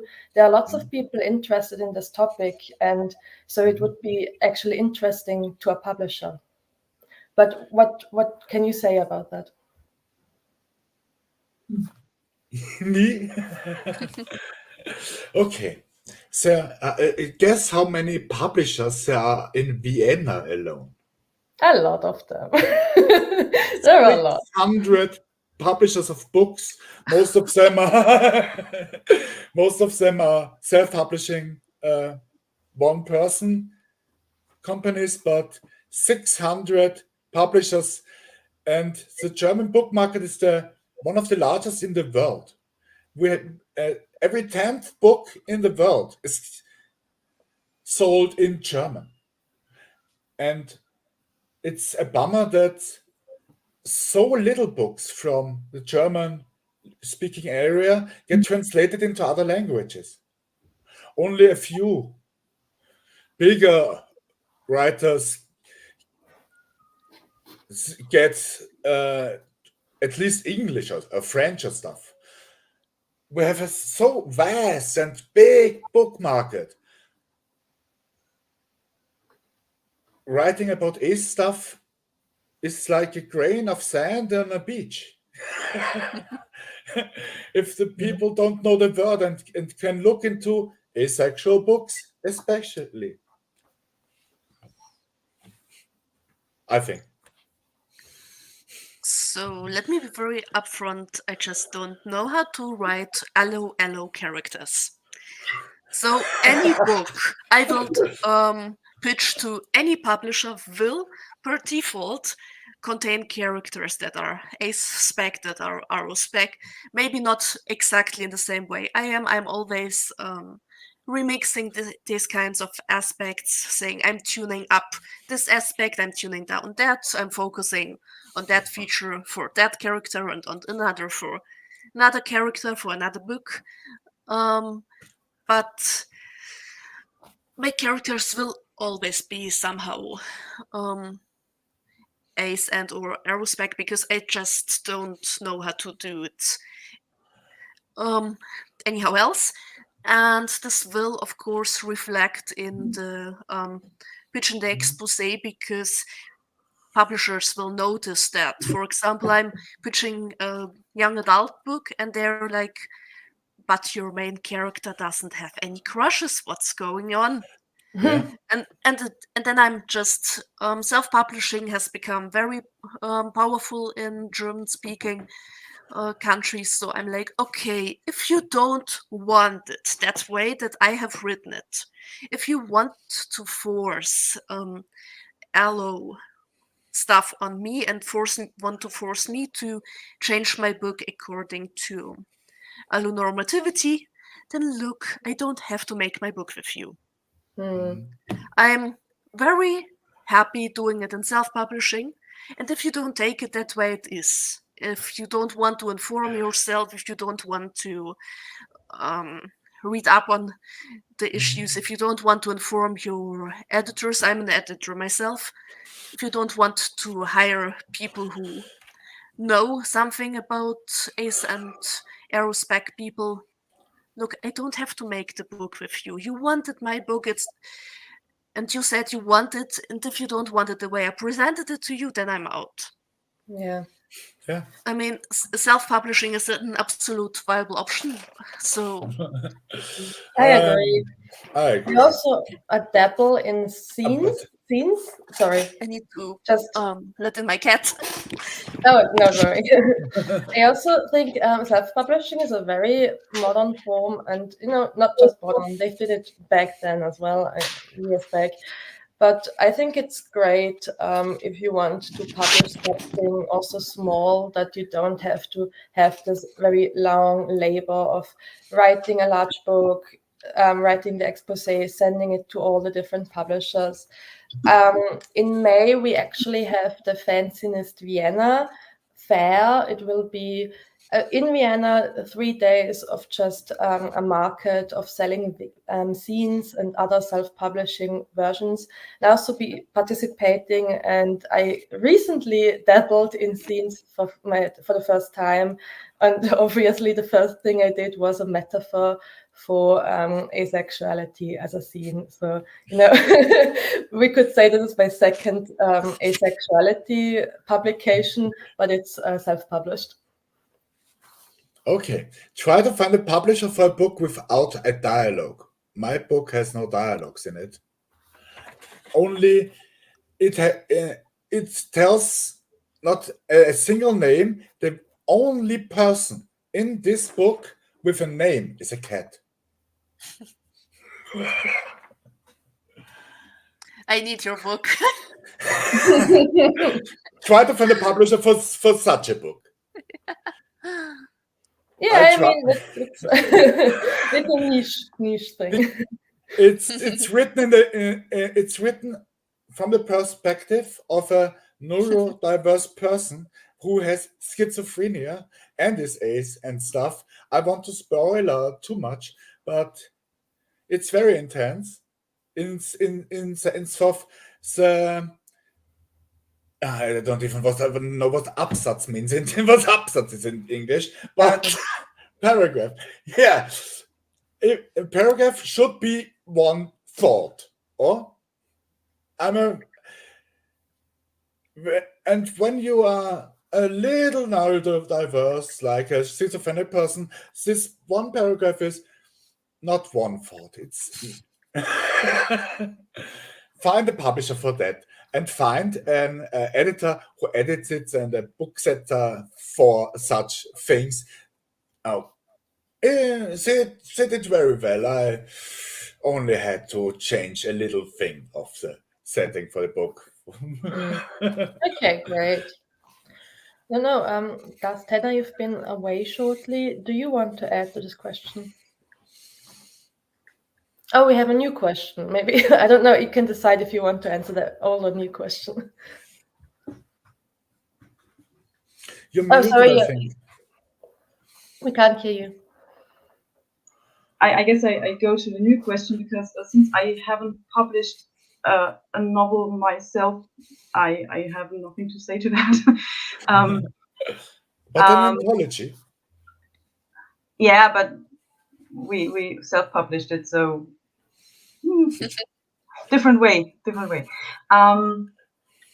Yeah, someone asks if it's not too personal to ask. Maybe hear about your asexuality shapes or influences on your character's conception of intimate relationships. Well, part of myself is always in my ace characters, as part of myself is also on my allo characters, because they may share dreams or ambitions or character traits. So when it comes to how people experience intimate relationships, I try to play it through a bit through my characters. I try to bring part of how I experience it and how I'd like to experience it. It depends on the story, how much I focus on that. Well, sometimes it's more, sometimes it's only a minor part of the story. Yeah, I think also I can agree a lot with what you said, Catherine, about at first I didn't know how to write Elo characters, but I think differently from you, I am a terrible reader. I read a lot of romances, so sometimes I dabble in fan fiction myself, where I write all the pornographic stuff that I don't want to publish. Oh God! Don't even. But it's very funny to me, the feeling of writing sexual scenes, because I sit there and do it very mechanically. Like, I guess you would touch that body part, and I guess that would be nice. But so I kind of practice writing allosexual characters, because I don't know how they do it, what they feel.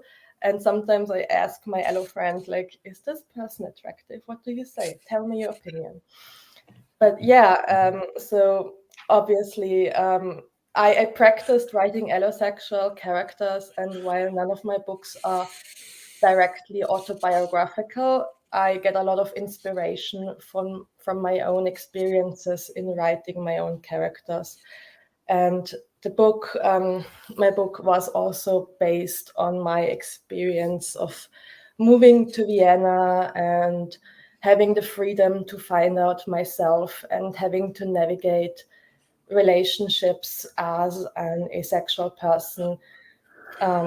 Because for me, especially when I look at what relationships are and what important relationships are, I've found it very hurting a lot of the time when friends would basically abandon me for their boyfriends or girlfriends, and they wouldn't put the friendship relationship on as high a level as I would do it, because those are my most important relationships, besides like familiar relationships with like relatives. So friends are really some of my most important people, and if they just don't text me for a month because they are in the I'm in love stage of the relationship, it really hurts me. And my book is basically a bit about that, of wanting to be in a really intense friendship, like you are my friend and you're only allowed to be my friend. I get a bit jealous if you have better friends than me. And I read the book. It's very, very, very good. And for contrast, you have you in the background of your book says a bisschen arrows and arrowness. You don't speak about the arrowness in your book, but the isness, Yeah. very little. And he is already on the aplatonic spectrum, I think. I think maybe I hit it somewhere in the book.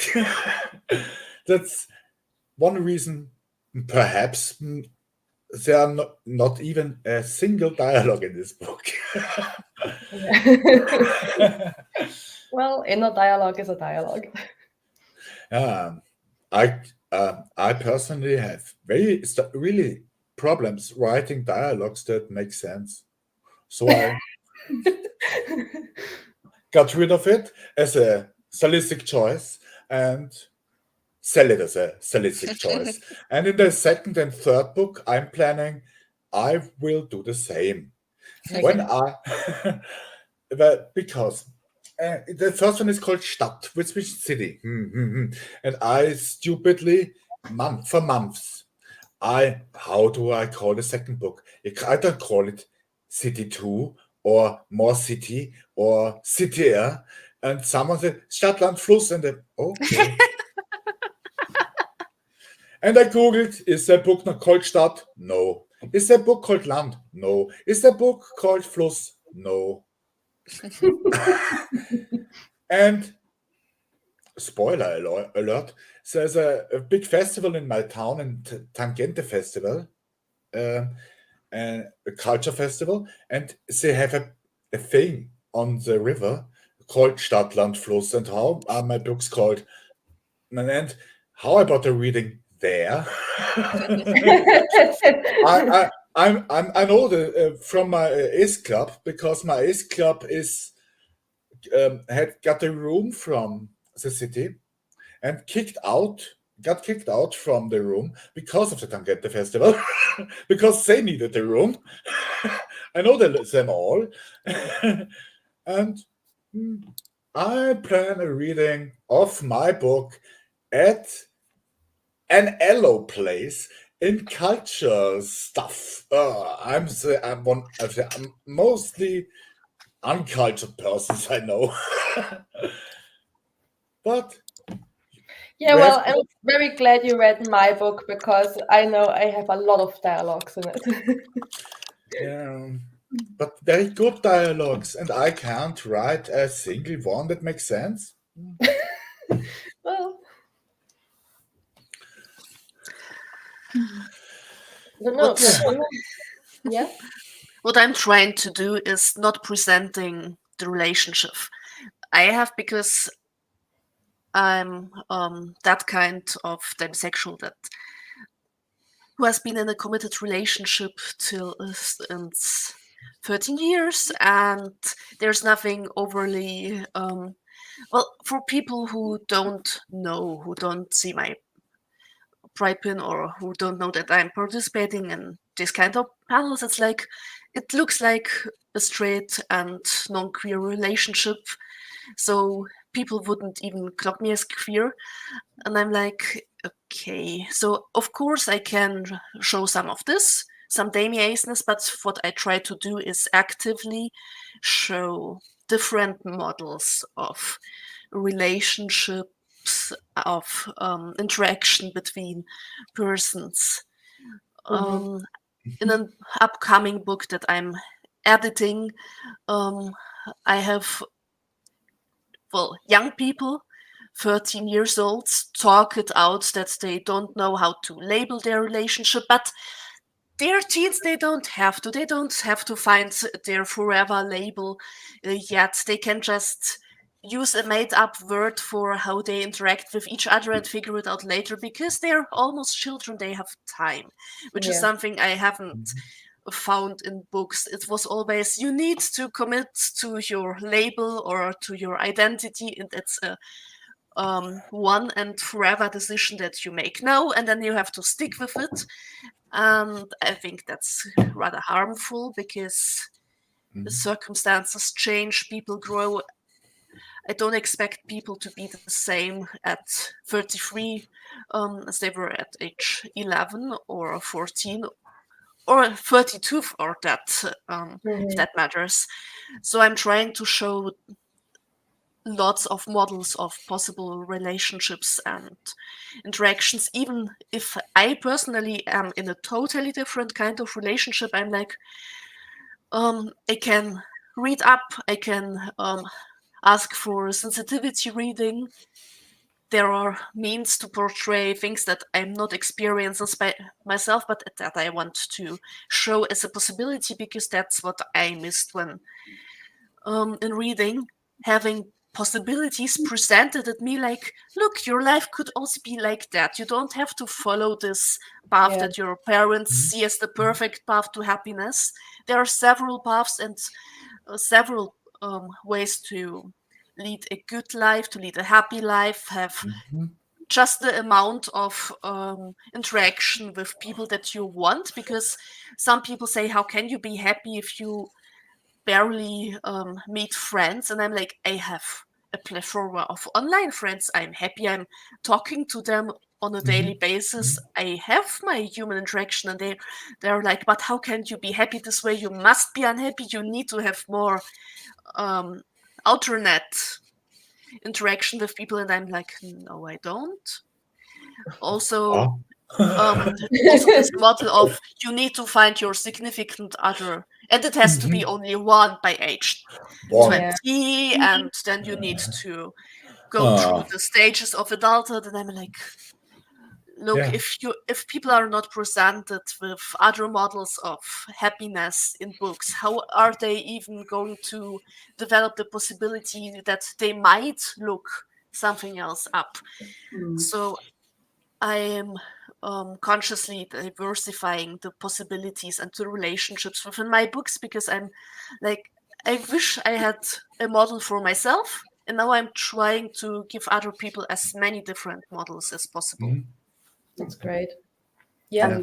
And that's the reason why I love media where there are where there's huge stuff of characters, each displaying different kinds of good life. Like, well, in the background there's a pillow with a certain logo of a certain manga, One Piece, and there are so many different possibilities to be happy in this world. Eiichiro Oda created, and it's the same with ElfQuest from Wendy and Richard Pini, where there's different kinds of relationships, polyamory, monogamous relationships, etc. And you can see that each kind of relationship, each kind of intimacy, each kind of masculinity or femininity, etc. Is equal and is equally gives the equal possibility to make people happy, and I love that, and I try to add this to my stories. I like huge casts. I know that it's for some books it's difficult, because if there are too many characters, people tend to lose track of the story. But well, it's sometimes it's easier to add more characters to a story to in order to represent, give better representation. But I think it would be really interesting to have this as a book form, like not just a collection of short stories, but maybe their own stories that are interrupted by the other stories, and at some point maybe they all meet each other. Would be very nice that they all live in the same universe and they all live their own lives and are different people, different happiness. Well, actually, Camilla and I had some of Camilla's characters of a novella she wrote have cameos in my short story in the actual in the recent anthology, and we thought about making some characters having appearances in. One of her characters is in my story, and maybe some of my characters will be added in some of her stories in the future. We have plans. Yeah. Can I go back a little to the thing with you have to be married with 30. You have to think kids with certain age. You have to do this. This is all chrononormativity, and it's bullshit. Yes. I will be soon 42 years old and no relationship for 24 years, I think. Yeah, 24 years and stuff. I was very miserable in my 30s before I really came out at the age of 39, because I really I hid myself in my apartment. Never try to not meet any person for months. Just go to work, go home, have my online friends and stuff for socializing, because it's when you say why are you not married? Why don't you have kids and stuff? In my age, especially for males, it's very hard. What's wrong with you and stuff? Yeah. And I agree. That's also circling back to the beginning when I said why representation is so important to me, is because you're not able to figure it out easily what it is that separates you from a lot of other people. And to me, it was in my teenage years where I was thinking I was just as straight and as allosexuals as my classmates, and they got in the age where kissing and crushing is the most important things of their life, and I just wanted to talk about my books and my drawings. And so I was, when I was thinking I was a straight allosexual, I was really unhappy because I felt I was failing at it, because I've never kissed anyone, I didn't go on dates, but I was only unhappy about it when they confronted me about it, like, Laura, have you found a boyfriend yet? And I would go home, and then I would just not care about it because it wasn't a priority to me. So I just never think about it. I don't care. I have better things to do. So, and when I'm alone, I'm fine. But then I have to go out and meet my classmates, and they were like judgy about me failing heterosexuality. And that was a bad thing for me. So yeah, seeing asexual characters in books and films and stuff is really important to me, because then being like, an old virgin or something isn't something to be judged for, because it's not. That's just heteronormativity and really toxic. In my teenage years, I tried to be allo so bad and failed miserably. I actually wrote a short story. It's in the first Beweisstück anthology about how the main character, it's a little bit meta, tries to come to terms with the fact that suddenly, after reaching a certain age threshold, everyone just stopped to be able to talk about hobbies or anything that's not romance or kissing and stuff, and how to the main character trying to write a story about how almost everyone in the world just disappeared, and then running into a plot hole and deciding to confront her friends about their behavior. So it's very meta, but it's an experience I can connect very much. Yeah, and the illustration for it is this one. Well, where she crosses the lines she's writing. I love to do this illustration because the story is quite short, but it's a fine piece of art. So,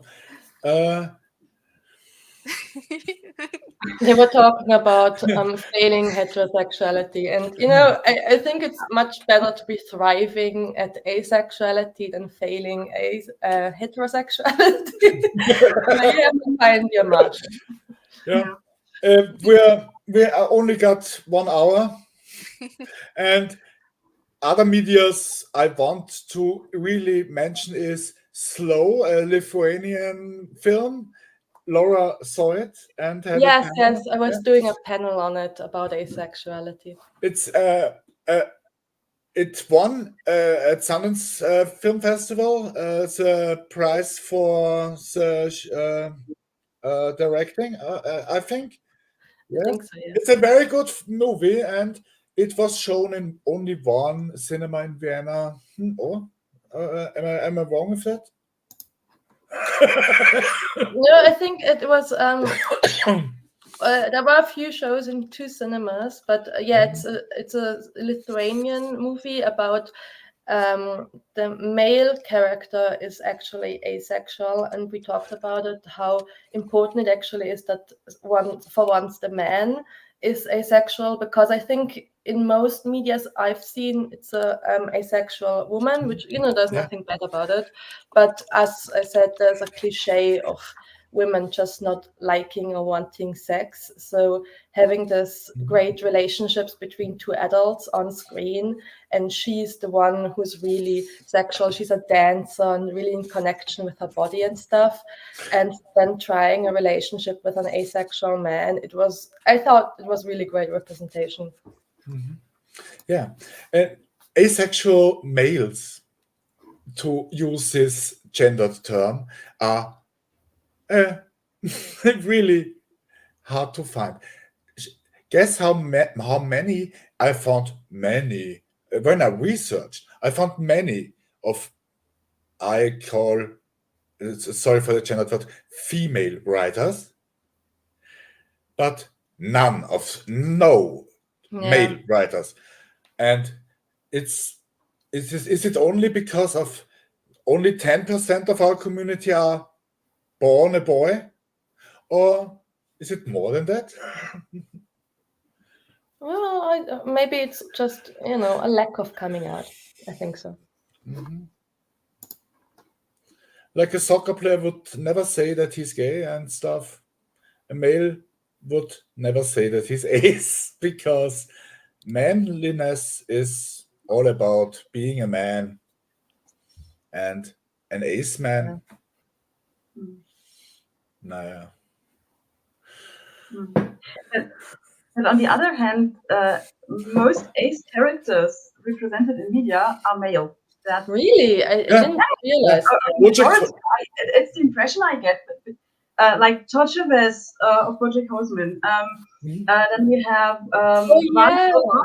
Varys from Game of Thrones. It's not explicitly mentioned, but between the lines, he's clearly asexual. And there's so many other characters that are explicitly ace, and most of them are male, and that's funny. Maybe it's a bit in connection with female writers writing male characters, which I just think it's a thing that is happening a lot. I personally try to fight this problem. I for a long time I didn't write any men. I even tried avoiding men in my book, like as side characters. But it's just because I wanted to show how unnecessary it sometimes is to write more men, because we already have such a great representation of different of men, and also very much stereotypical men. Mm-hmm. Yeah. But when you mentioned failing heterosexuality, or playing a heterosexual, I remember that hilariously enough, one of the reasons I realized I'm ace was when I started writing the novel I'm continuously writing still, and tried to add a sex scene. Showed it to one of the German admins of the ABIN forum, and he read it and said, "Well, first of all, this is bad writing. It sounds awful, and second of all, well, maybe you should think about why you write this scene this way." He worded it a little bit differently, but I thought about his words over a month, and then it made click. Oh, damn. Maybe I write it this way because I experience it this way, and guess that's not quite a normal experience. That's not quite the 99% of people's. Yeah. Yeah. So you can learn about yourself even when you write stuff. Because you do put a lot of yourself in books. It's just happening whether you want it or not. Yeah. But this scene still exists, but it will not appear in the book because it's really, really awful. It's really bad. I tried to add an egosexual sex scene into my second book, which will come out in 5 years or so. But I failed miserably, even if I'm egosexual and can't write a fantasy of a person's sexuality, because it's very diffuse and it's very anyway, when you know what egosexuality is, then you know that it's very, how to describe it with words. I don't figure it out. Yeah, I mean, maybe the I really had it. I'm really surprised that there are more asexual characters that are men than women. I really had it the other way around in my mind. But I can see how this might happen because, there's a stereotype for women writers that they write romances, and this is also the type of book women want to read, like in general. And so I can see how there might be a lot of asexual male writers who just write a different genre. So being asexual never comes up for them. So I can really see how that might happen. Sorry, but we only got 1 hour of panel, and yeah, sorry. Jade is already waiting, I guess, to. It's an artist from Italy. So don't paint me as the bad guy here. You're not the bad guy. It's the time frame is so packed. Yeah, it's incredibly packed. It's incredibly packed. We have so much content this year and so little chit chat. Last year it was little content, much chit chat, and this year it's very, very little time for doing. Next year is the year of balance. And we will find our balance, and we will do 24 hours. Okay, I think Thanks for having in the chat you mentioned some books you'd like to promote.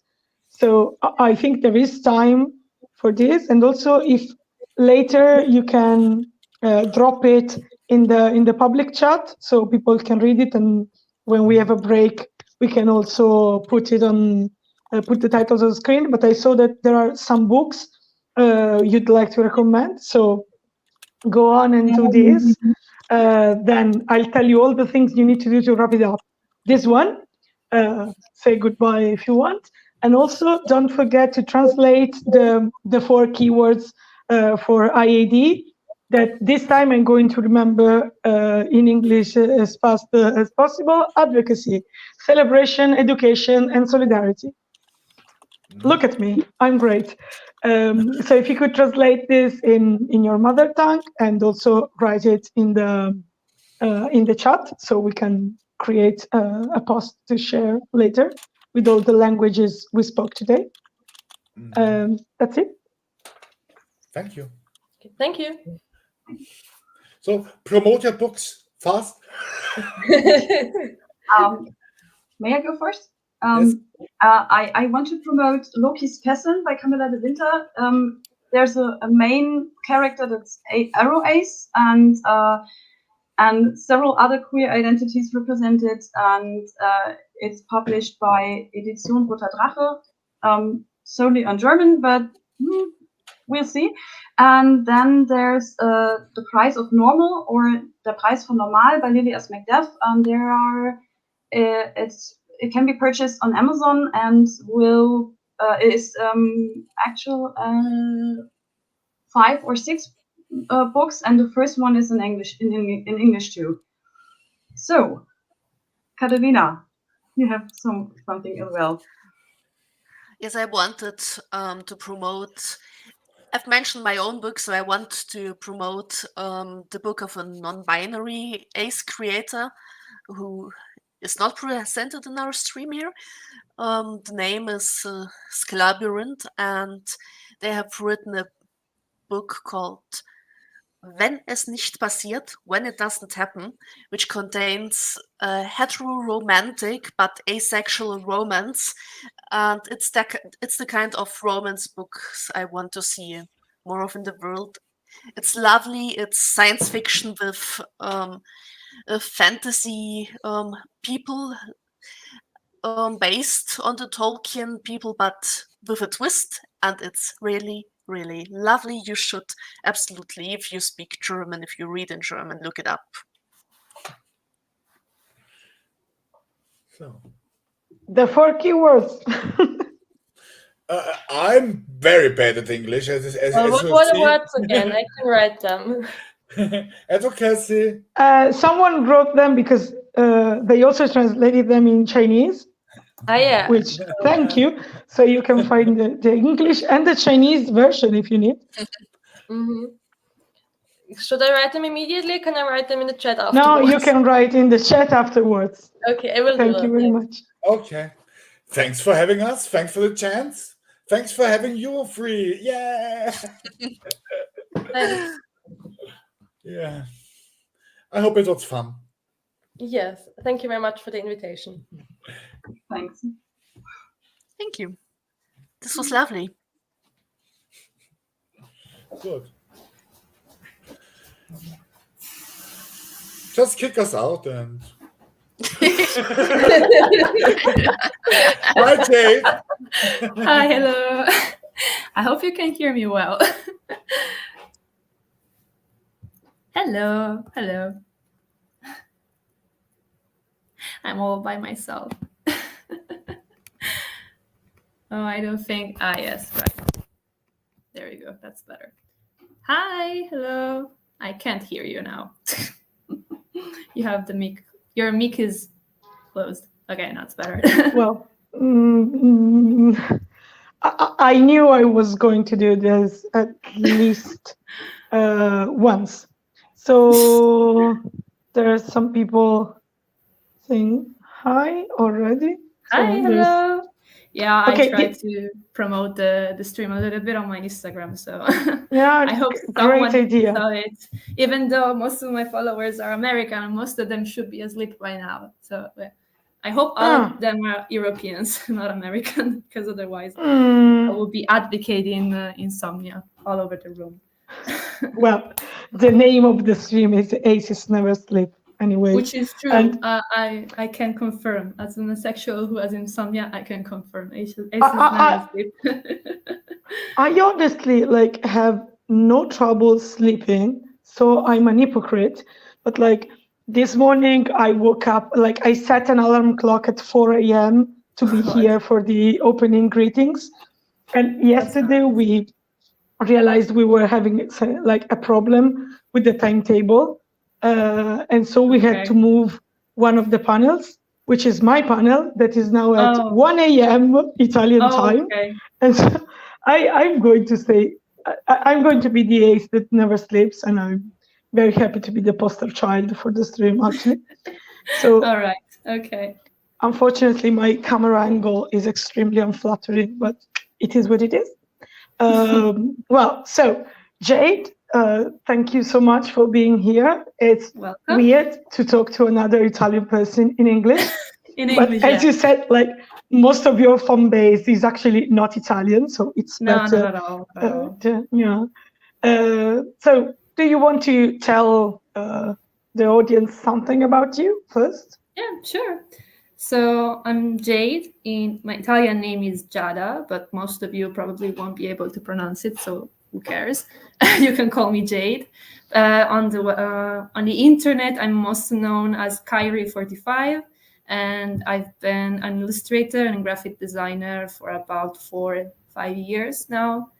I'm from north of Italy. I live in Milan, and I've mainly been known for making deck of playing cards representing different orientations of the community, of the LGBTQ community.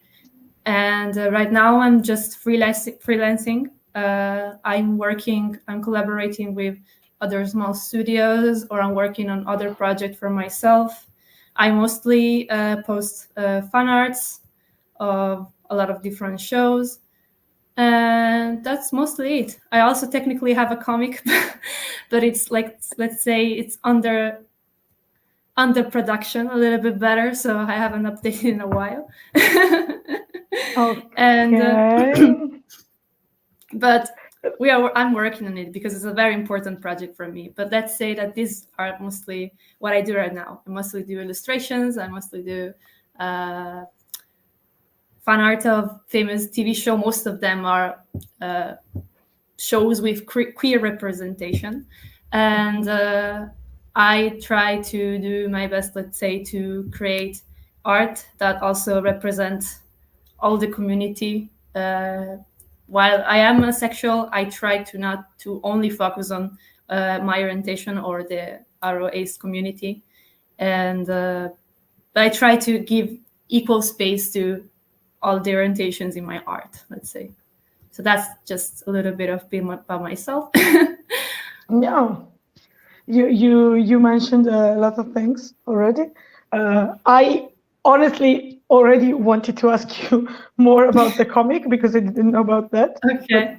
But you said there's no updates in a while about No that. updates yet because it's a really big project. Okay. It's also let's say it's the most important project for me personally, outside of anything that is work, that it's clients, project about the community and stuff like that. And it's just that I'm planning to do up around more than 43 chapters, and each chapter is around 30 pages, fully illustrated. So it's crazy. But so like lately I already published the first volume, and right now it's at chapter 5, but like I've been writing the plot of all the script of all the chapters in the last 6 months, and I'm almost done. So I wanted to just write down the script first, and then later work on the drawing itself, because if I don't know where the story is going very specifically, it's really hard for me to also start to draw. Yeah, of course. You said like in your art you try to showcase, make visible all the different orientations and genders and nuances that there are in the queer community, not just asexuality and or aromanticism. I wanted to ask you why and how you started doing art with this purpose, and also maybe if there was something particularly, I don't know, a fond memory about it, something that gave you satisfaction and happiness in doing what you did with your art. Okay. All right. So first of all, can I try to stream my page? Yes, of course. We have a full hour, right? So if we have a full hour, we also have time to stumble with technical stuff. Okay. Yeah, I wanted to ask you because I think like it would be lovely. We have a lot of people in the chat while you try to do that. So okay. There's someone who didn't expect to see you here, I think. Because they wrote, oh my nice. God, no way! It's Kyrie. Yeah, I saw it. I have very little. Thank you for the compliments, by the way. I have very little Italian or European. Like I think only like 30% of my followers are from anything other than Europe and than America, like that part of the world. So for like time zone reason, I didn't thought there was going to actually be time, let's say, but like I don't know if there was actually gonna be lots of followers or people who know me. Some people know me mostly for the stuff that I do, for the fan arts and all the stuff like that. I don't know if it's well, this is a good chance to promote your work in Europe. And yeah, let's hope so. I don't know if it actually worked because I added the stream, but I think it's in the background. Oh, okay. I don't know. I don't think I have the rights to show it. Okay, there it is. I'll just keep it like that. So that sounds very bad like this. I can make you admin if you want. Okay. No, that's fine. That's fine. Okay. So about the question you asked, so just one thing at a time. Like the thing, I think it started like I never like thought that my sexuality was the first thing about me, and that's also something that for me it's like that. It's not that it's something that I'm not proud of. It's something that I'm extremely proud of. But when I'm just for a personal reason, and also because I usually don't have the time, I really just, it's not something that I put on front. It's something that I am, but I always try to put first the fact that I'm an artist, and then that I am a queer artist, let's say, because it's mostly shown through my art, but my art first for me, my art comes first than that. But let's say more or less around 3 years ago, that was not 4, no, yes, 3 years ago, and I was like, yeah, whatever, let's just show it. Who cares? Like I know, like I have no issues about it, but I just remember I was like, yeah, it's A's, and then I already had a couple of, I think I had around 25K followers, and everyone was like, what, you're sexual? Never thought about it. And they're like, yeah, sorry if I don't look like it. Wait, let me just yeah, I have my flag over there inside the cabin. Is inside the closet, there's my flag. Of course it has to be. And but then like I started to really show like drawings about the queer community when I had the idea of the deck. And the idea of the deck, I just had it because of like the very, very famous joke about asexual are the ace in the sleeve. Asexual are like the ace as the card of the ace. And I was just in the car one day, and I was like, yeah, aces are the ace card of the poker deck of cards. And I was like, okay, cool. Wait, what about the other card though? what are the other cards about? Like, are the other cards also other orientation? And so just like really like this. It wasn't like that. I don't know. Jesus came down and gave me the idea. It was something really. Are you silly. sure But about then that? I was like, I don't know. It was this December, I think, of 2019. I was like, okay, I'll try to do Christmas. it. Yeah, it was Christmas. Yeah, right.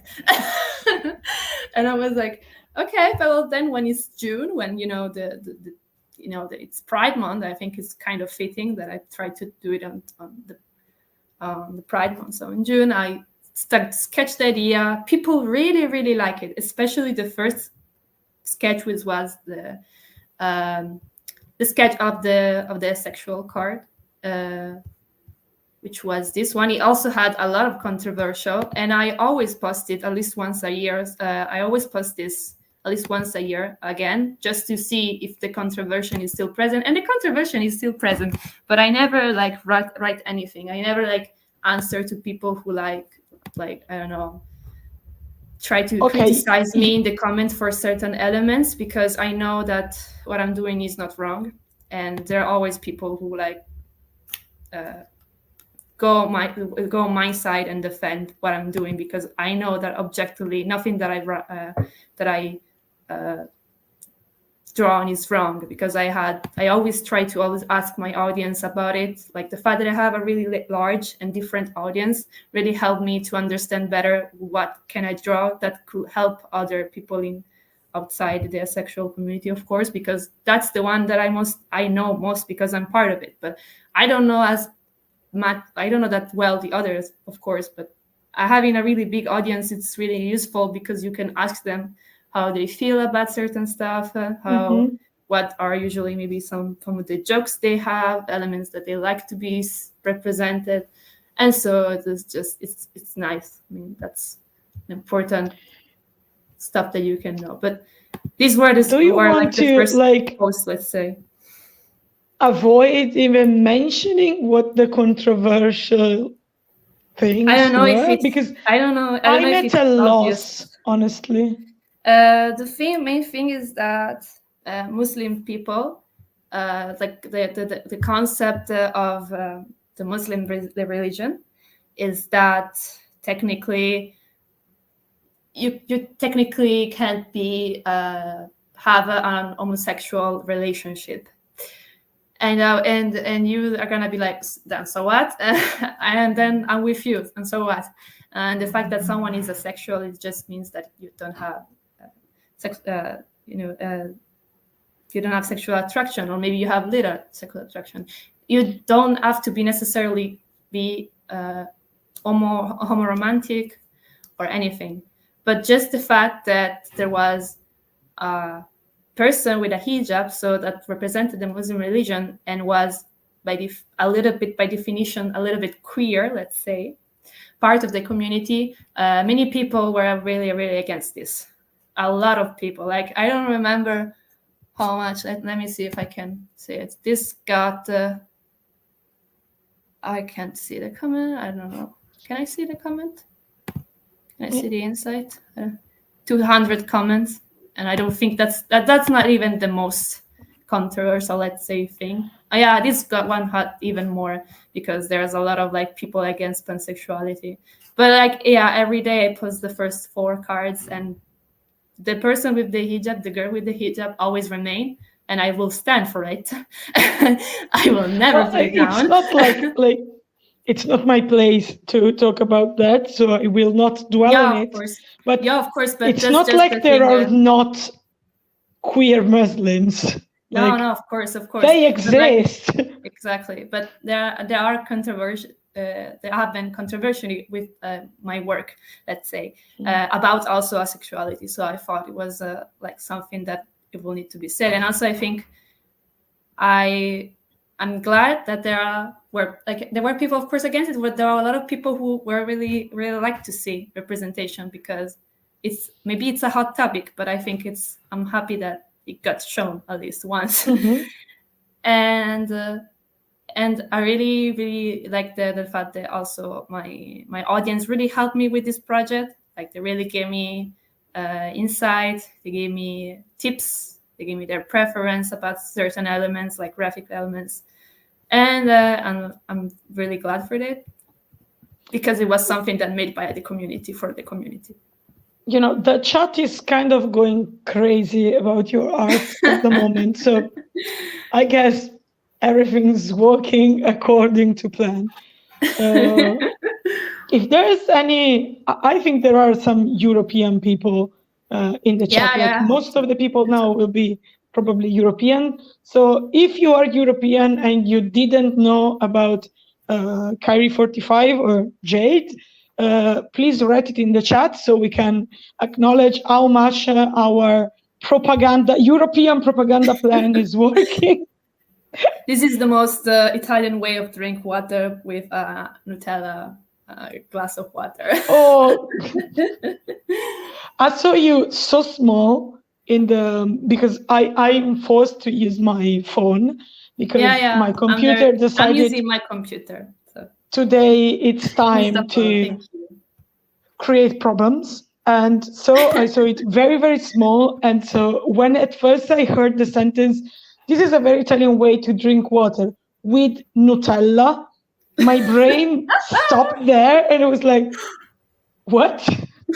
What is it you do? I'm sorry. I think I didn't understand.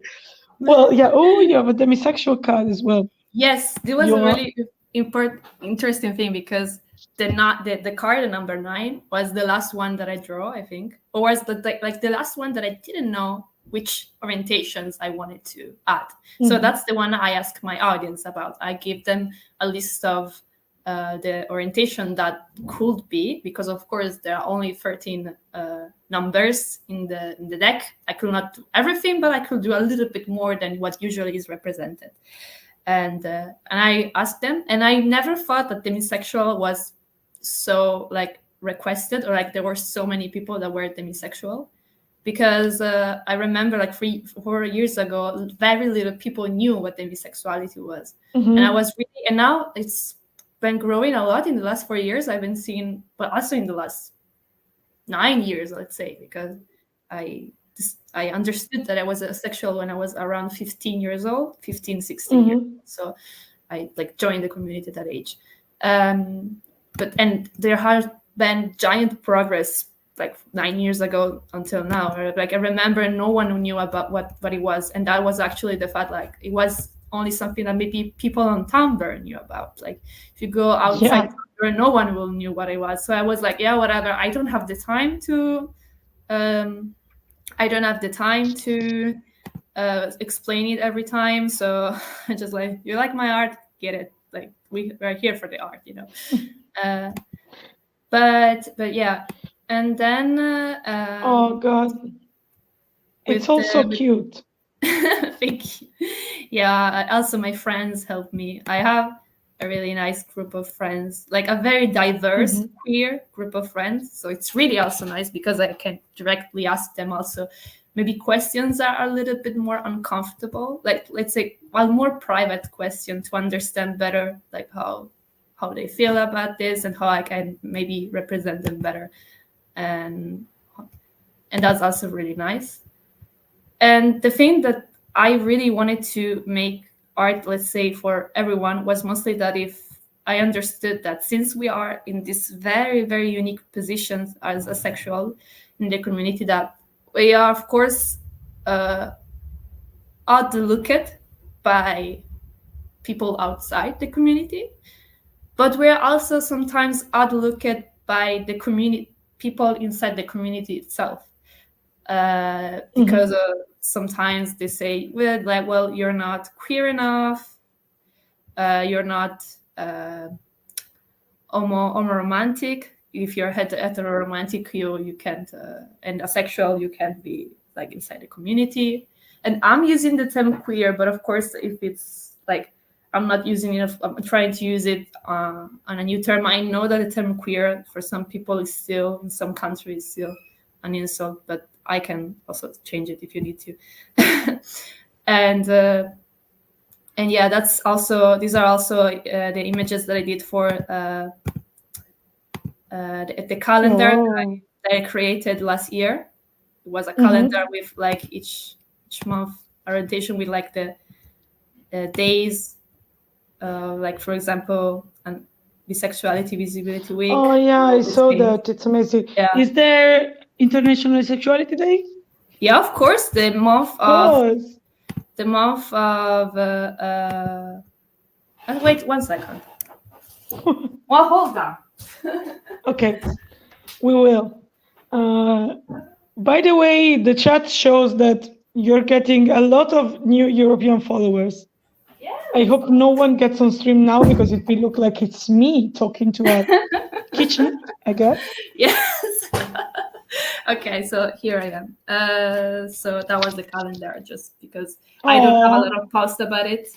And April is the month of asexuality, and I really like that illustration. I really do, because we are like, let's see if I can do this. It starts with A. We have like the wand. Oh, where is it? The StreamYard. Is it this one? Yes. So we have like the wand and the magic trick card, because we use cards. I don't know, but yes, that's a recurring theme. I see. Yes, there absolutely is. But I should have the. Jade, can I ask you a bit more about like your experience as an asexual person in the LGBT community? You said you like you realized you're asexual when you were 15. There was not a lot of visibility for ace-pack people in general, ace people specifically as well. And so how was it in the queer community, and how is it now, maybe? Well, I was a Tumblr user a lot. I only started using Instagram very lately, like in 2019, 2020. And of course, like the community there was really like focused, and it was a nice, cozy place to be. And of course, it was the only place where I could like being really out of my sexuality. And it has been strange because, of course, it was not when you're in an online community and like you have your own community, it's a really wholesome place. People get to know, like understand what you're going through, understand what you feel. It's really nice. And the thing that I honestly had a nice experience like online as an asexual, and because of course I was surrounded by people like me. But like outside of it, of course, like 9 years ago, the thing is that mostly like made me understand like there's a problem with the community is that 9 years ago, of course, like my friends were also young, like 16, 17 years old, but it was very not well understood, not even by all my queer friends. I'm the only asexual person in my group of friends, and they also got at the beginning. Most of them had really hard time to understand what it was or to like clearly understand it. They were also a little bit skeptical about it, and that's something that you can also like feel of course outside of it. But that's really when I started to realize, okay, there's an issue. Like this part of the community is even like we're even like a little bit detached by the community itself. Also, the community sometimes looks really weird at us. Like look at us like we are the weird I don't know, part of the family, I guess. I don't know. And that when I realized to make this, to try to get together the community, I can't only do art for this community. I have to include everyone equally, because if I can also attract people from different parts of the community on my page and like see my art is always like, I never do usually. If I do like, for example, a series of stickers about one thing, I will also do them for each orientation, not only for one. And if I can attract different part of the community and make them understand that asexuality and a romantic art or romantic people will always be included in this, like will always be part of it. Then maybe I can make it more, like make it feel more and more time that it's, yes, we are part of it, whether you like it or not. We are part of this together. Like we are in with you. We are exactly as important as every or other orientation in the community. Because of course, there's also, I think, a little bit of, let's say, also mostly from an outside perspective, like people outside the community, there is some orientations that are better, let's say, understood, and let's say that some people just get it better. Like some people outside the community say, "Oh yeah, gay and lesbian, I understand that, like that's fine." But everything else, no, because of course the term hasn't been around for that long. Of course, people, sexual and romantic people always existed, like everything else. But of course, since people know this term has been around less, of course, they're still not really used to it. But if I want to show that, I don't only want to show asexual art, also because by definition on social media, I will only attract people that are sexual or romantic, and I don't want that. I also want to attract people that are outside of the community to also see that I also do, like asexual art is really a big part of what I do. Also, it's always be part of it, like polysexual, like gender fluid and pansexual. Everything that I draw has the same importance. I don't think that, I don't know, the lesbian orientation is more important to be represented than something else just because it's more popular. Also, like really just maybe because there are more, I don't know, bisexual people, there are romantic people, or asexual people. That's the thing. Like it's not about this orientation is more popular, so I'm just gonna do more posts about it. Everyone, I think it's important to be represented in equal way, because the community itself can feel that we're all like important in the community, not only like the ones that are just by percentual, like there are more bisexual people in the world, so that's most okay with the people, and the other that since there are less people that are asexual, then that's less okay to be or less okay to be part of the community, let's say. Honestly, I think it's amazing. Also, I had to physically keep myself from going, oh, when the cat with the flag appeared. Yeah, the cat. I love that cat. Like, it speaks to my soul, literally. People really like and also the bad ending series. Jesus Christ, that's amazing. Jesus Christ, we remember was the one who told you to do the duck. I'm sorry if I bring blasphemous to people who could not like that. I apologize. But anyway, I find it's an interesting concept. Like in art, as in activism, like we bring to the table our specificity, and we have our specific struggles and needs as asexuals and as aspec people more broadly, but also like people who are like asexual people don't exist. This is a new fad. This is something new. Like, don't you realize that we've been there doing also like queer activism, trans activism, bi activism, lesbian activism for so long? Like, when I started, something that really surprised me when I started doing activism as an ASPEC activist is that I realized there are so many aces and so many arrows that are already part of queer groups and do queer activism. So, like, we are everywhere. We are literally everywhere, much more than I'm thinking about Italy specifically at the moment. I don't know how it is in other countries. But when I started doing activism, I started to realize, so the president of that association is ACE. And also the vice president of that is ARO-ACE. Okay, when did this start? Was there a coordinated plan I wasn't aware of? Because like no one sent me the Facebook notification. Can someone send me the Facebook notification? I lost the memo.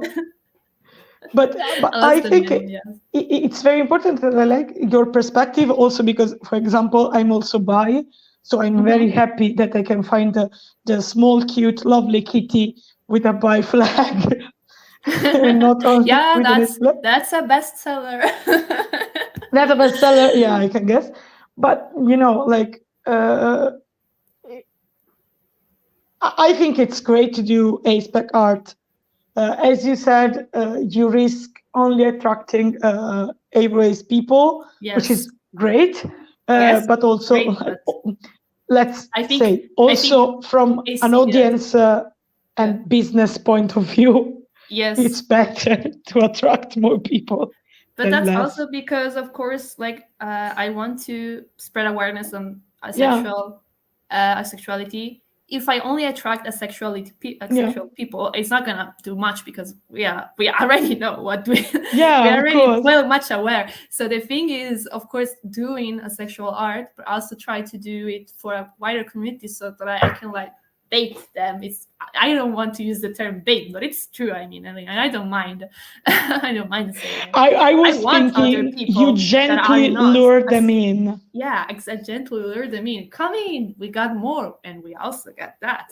But also, of course, I'm also like very grateful that in the deck, the asexual card is the first one, is the ace, and it's the first one you buy because like.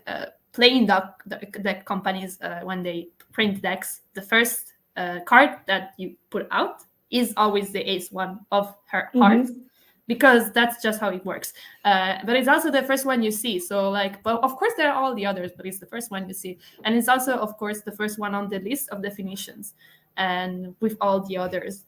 And so like, that's the main thing that I want to do. Of course, I also really like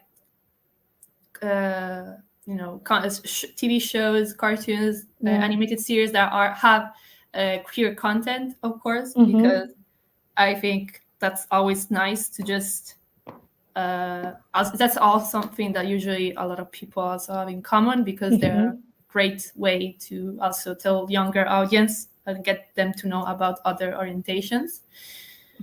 And so that's let's say in a way you're like as I was saying, I like what you're doing, because it's like you try to show through your art that, oh God, the raven is so cute. Okay, this is distracting to me because it's like, oh, cute bunnies, but you try to show in a way that you don't need to be aspec and only focus on aspec stuff to make asexuality and aromanticism visible.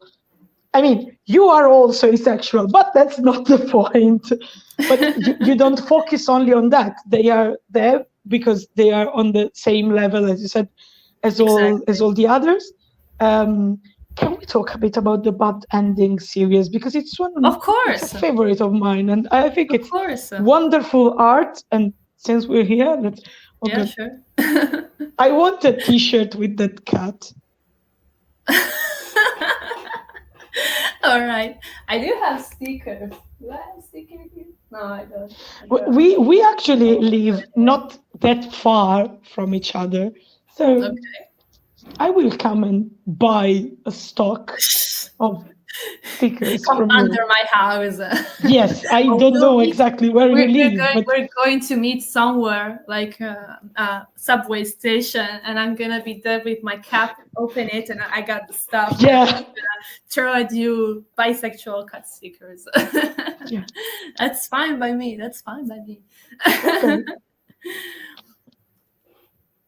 What is that? But yeah, it's also like really fun to. Yeah. Like you can experiment a lot too with all the other orientations. Also, this one is probably one of my favorite of the Halloween series. I just love the aliens. They're so nice. They're cute. We are aliens. Usually, asexual people are like the ghost. Actually, like asexual people usually are the ghost one. But like I was like, because yeah, they but I like, think aliens are queer and aspec culture as well. Yeah, absolutely, 100% is representation. Jade, you mentioned you like you were in ace spaces mostly on Tumblr, so I guess you meant international and in English, right? Yeah, of course. What are your experiences? I know this could be to my detriment as a question, but what are your experiences with like aspec spaces, ace spaces, ace activism in Italy? Do you have any contact with that, or? I had so like I first was contacted by the asexuality group. It was I don't remember the name. The one in Milan? No, the one in Trento, which is north east of Italy, for those who don't know, because I lived there actually. That's where I lived. I'm here in Milan just half of the year. I was contacted by them, and I did a small seminary on asexuality and aromanticism. And actually, if I did like let's see if I can find it. Where is it?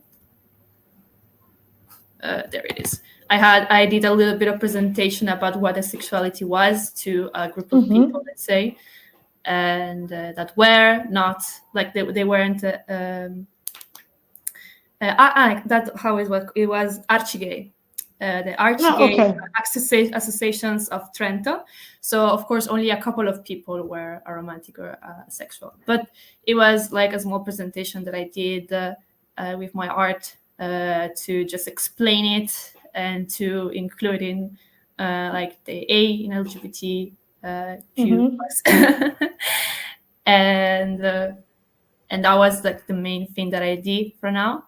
And then I tried to contact Archigay of Milan, because of course maybe it was a little bit more people, was a little bit more an opportunity.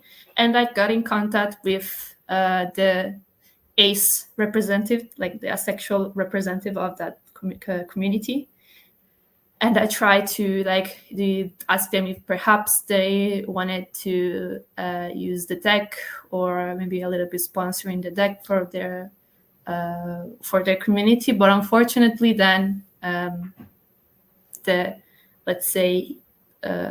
part of the archigay Italian community that was focusing more on books and games told me that they rejected the idea because they thought that the deck was like the fact that there was like jacks and kings and queens, and then there were like other numbers that were higher or lower, that I was representing, let's say, a hierarchy of orientations, and so that was not seen that well for them. And I was really put down because I was like, I did this deck exactly for the opposite reason, to show equally all the orientations, and they told me that there was too much hierarchy to what I was representing, and so they reject the idea. So that's Quick the end question. of my activism journey. What orientation is the king?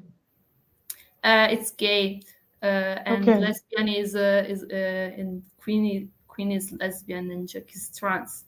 But of course, that's just for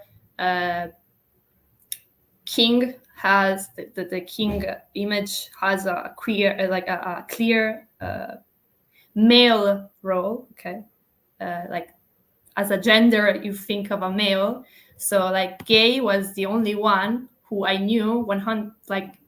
It was more directed to the gender male, because I could not put pansexual for the king, because then I will be associating a male gender, let's say, to pansexuality. So that is why that I chose them for the gay and lesbian. I like the cards also, like the number on it is also like an inside joke. Like the 10 is a binary number and there's non-binary on it. The 2 is bisexual because of the bi. Of course, bisexual, we can have more than 2 genders, but it was just for the bi thing. I mean, it was just for that. It was just trying to have like also like having a little bit fitting. And Jack also like a word trans, because it's an unclear gender, of course, and that was mostly it, but I never intended to have like a hierarchy, like, because of course, if we talk about poker, there are unlimited numbers of the game. And so in every game, each card has a different, like, I don't know, it's more important than the other, of course. In some games, the ace is more important. In some Italian games, the 3 is more important, or the 7, like, it's not meant to be. I'm sorry you had this experience. I guess it must have been a bit disappointing. Yeah, because this concluded your experience with Italian activism. That's it. I mean, with Milan, Italian activism. Milan. Can I don't mean to offend any people from Milan. I don't. I mean, I'm sorry to all the chat that is here, because this conversation is becoming extremely Italian. But come on, it's Milan. I mean, we're Italian. we have to like it's Milan. Yeah, it's the most international. Yeah. Before, 1 hour ago, I was having the panel with Vietnam, with asexual in Vietnam. Yes. And like the next panel, okay, someone in the chat knows what we're talking about. Yes. Oh God, this picture is amazing. Like we had time to spare, because like there was a delay with the Indian panel, and so I was asked some questions about how it is in Italy, and like every time for most other countries, when we mention that like our activism tends to be less national and more focused on the specific city, people like look at us weird. Like when I mentioned that we can have 40 prides or 50 pride parades in 1 year, like people are weirded out, and I can understand that, but I also kind of like it. Yeah, honestly. I really do, because it's like a tour. It's like when there are concerts and they tour each city, like a full calendar of us and during Pride. It's because each city has a really different view of different LGBT, like very differently. it gets a bit problematic when you are like an ASPEC group, and so you know that there is not a lot of visibility on the orientations you talk about, and so there is not a good chance, that if you're not going there, someone else is going on the stage and talk about asexuality and aromanticism. It can be because there is, I think Italy is like one of the few countries, like the US tend to have more than one advocacy group for these orientations. Well, okay, and also other big countries. But Italy is quite small in comparison to how many groups there are, like local groups. There was one that was born in Salento last year, and also national groups like Rete Lettera and Carro di Buoi. So yeah. Someone else is maybe going to Pride, but like we are not that many to cover all these Prides. So you always want to go there and ask if you can say something on the stage. And one year I tried going to 6 Prides or 7. And at the end of the summer, I was like devastated. Like I was exhausted. It was amazing, but it was exhausted, literally exhausted. Yeah. So that can become a problem and that can be overwhelming. But if you decide to give activism another go. Yeah, sure. I've been contacted by Carro di Buoi, I think last year, and they were, of course, lovely. My own, of course, I always try to, if I have to, I will prefer, of course, to contact something that is not focused on asexuality, because I can reach a group of people that most likely won't be asexual. That's the thing.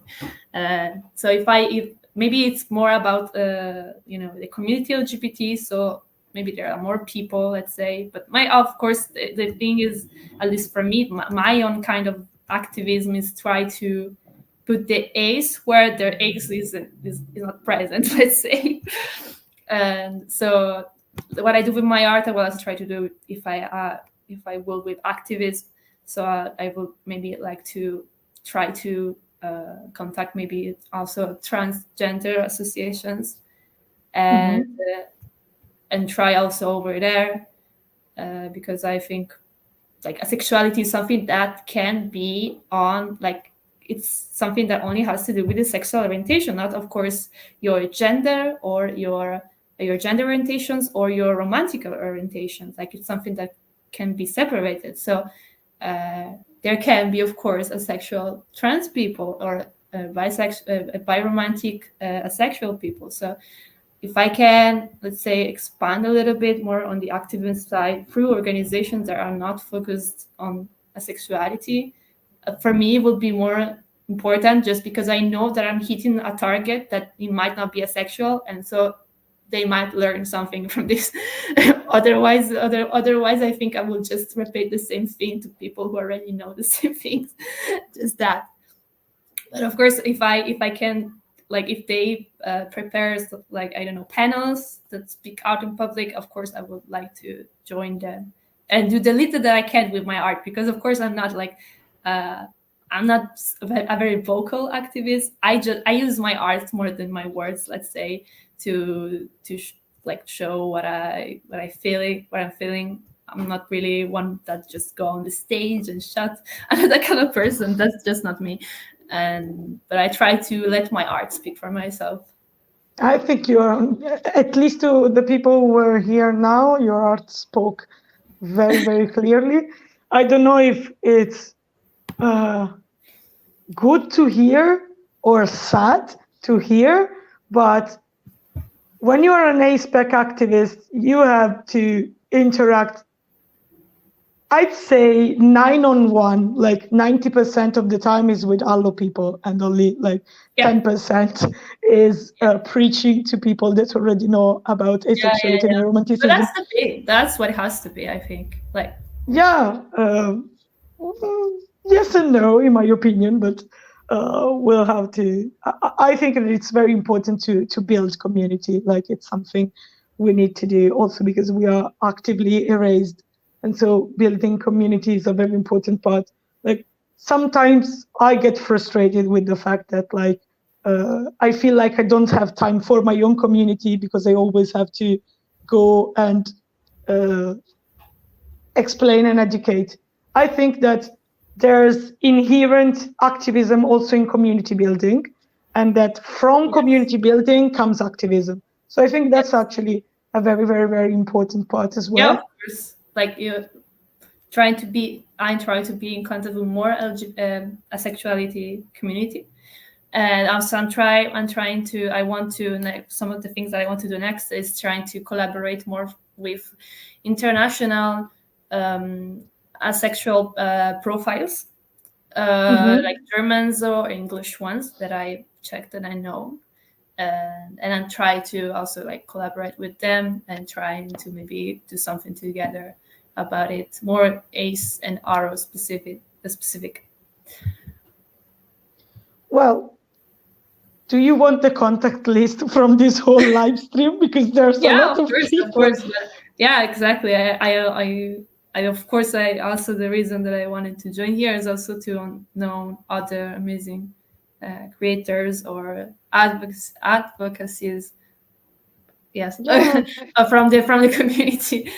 Well, so if we can help in getting more contacts, we need like you need like either with international ASPEC activists or artists, or with queer and LGBT local associations. We are here to serve, and I just really need some cat stickers. So we will discuss price and units, and I will come begging under your house, and I will buy them all. No, I will probably not buy them all because I guess you have a lot. So yeah, we put it before on. I think everybody on chat has already checked your site and checked everything up, but I'll just put it on again. Sorry, I'll just put it on again. This is the link tree. You can find the site where to buy all the amazing things you saw, and all the contacts for Jade. Yeah. And if you are an international ASPEC figure, or if you are an Italian LGBT association who has no problem with the fact that the king and the queen are in the deck, please contact Jade, and yes, do that. Also, can I have a moment to say something stupid and appreciate your choice of purple for the asexual flag in all your art? Because like the original color from the asexual flag is horrible. I know some people like it, and I respect that. I hate it. Yeah, if I can say, all the flags are really vibrant color, and I think that's great. But that's just because I really like to focus on colors on my art. I try to create like a palette for all the flags that is slightly changed, and it's just slightly a little bit desaturated, but you can still understand what the color in it is. Because I love the community and all, but dear God, like by a graphic designer point, I really can't stand sometimes the color choice. I have absolutely nothing against it. Like my flag is the first one, but I think the purple is too much purple. Or like I don't like the gray. The gray usually so, I don't know, lifeless, I think. And so like the grays that I use are a little bit more warms and stuff like that. I just try to do it so it's a little bit more cute to see in the whole picture. Let's say the colors are a little bit more well together, but that's just a graphic point. I don't have anything against the orientations or the flags or anything. That's just like a personal taste. All right. Yeah, from a graphic standpoint, Yeah, Jade, thank you so much. In case you are free later and want to join or chat for any other panels that you like, I know you probably won't be there for the Italian speaking panel, but if you can jump in, or if you want to jump in any other panel, like compliments in the chat are still flowing. People loved your art. I loved your art. I have always loved your art, and it was really nice. Honestly, it was really, really nice to get to meet you. And if you have some free time and there's some panels you're interested in, please feel free to jump in, to help, to chat, to have fun if you want. I probably won't thank be you able very to much. turn I on my see that. camera, but yeah, I'll probably be like my Yeah, icon, well, my stupid icon. Okay. Okay, that's All right. great. I see Peter is already here. So, Peter, I think you can hear me. I'm going to add you to the stage. So, let's have an exchange of sovereignty on the stream. Jade, thank you very much. I hope we can meet again. Maybe in person when I come to your house and get all the stickers. Okay. It was lovely. See you. I think the chat is gonna cry because you're going away. Yeah, they loved it. They loved it, and that's amazing. Thank you. That's great. Lovely. Then So thank you a lot for thank you very everything. much. Thank you for having Bye. me here. Bye. Bye. Thank you. Bye. Thank you. Bye. Bye. So, Peter, hello. Excited? Yeah. Oh, sorry. Just some things I need to ask.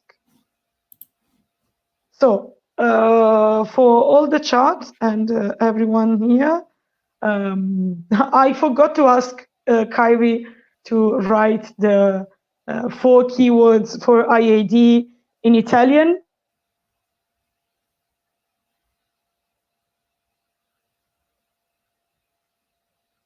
Okay, everything's working. And we're now going to the spotlight on the Netherlands panel, in which, Peter, tell me if I'm wrong, you're also going to tell us more about the ACE Stories project that your group, Noah, curated, we can say, together with the IAD network. I will leave you, let you have the stream and be here for technical support, unless you want to chat with me. But I don't want to be there for all the panels because people will start wondering if I have a life. So I will let you introduce your work. Will you start with the ACE Stories project before, or do you want to talk about Noah a bit before? I will start with the presentation. Maybe you can join in afterwards to discuss it a bit, because I'm not that used to streaming, so. Okay, yeah, most of us isn't, so we're doing our best. So I will let you do the presentation. I will be here for technical support in case you need content warnings. I think you have already been in contact, I think, with Poopy to tell them the content warnings you need. If not, take these minutes to write them in the private chat so I can prepare them. And then when you need me to put them on screen, please just mention it. I'm going to listen to everything you say, even if I'm not on stream. So no problem. Just take a minute to think about it. People who have been following the stream for a while can go and drink some water or have a break and just write it in the private chat, and I shall provide. And yeah, that's it. So I'll let you do the presentation, and then if you want, I can jump in to ask the multiple questions I will no doubt bother you with. Okay, let me see how to put up my share screen.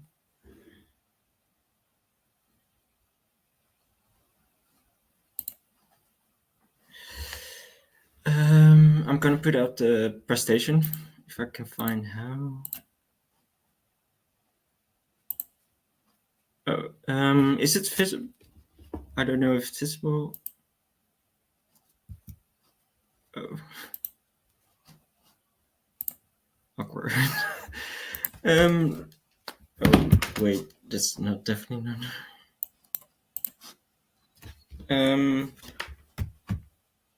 It's working now. We can see it. It was actually my fault because I had to put it on stage as if it were another guest. So sorry, it was me. I see that you actually wrote the content warnings in the presentation, so I'll just copy them and so I can prepare a banner. You know, like I think most people will be here for the panel, but in case someone jumps in mid panel, it's better to have like a banner underneath that is mentioning the current content warning, you know. Yeah, hopefully the oh wait, I think something went wrong with sharing. I'm really not used. Because I want to show awkward. Wait, let me check this. Yeah, no, I haven't. Okay, so yeah, sorry for that. Yeah, I'm Peter. I'm the secretary of the Netherlands Organization of Asexuality. I will go into that further later on, but yeah, I'm gonna present the A-Story project where we worked the past year on the publication for it with a lot of other organizations and ace activists all over the world. So let's go further. So I'm going to tell you about the project,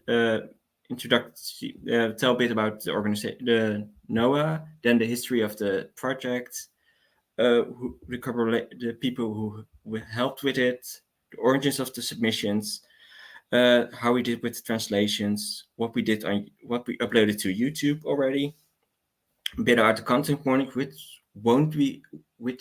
in which I won't go in depth in, just discuss a few choices we made with it, and how you can download the documents.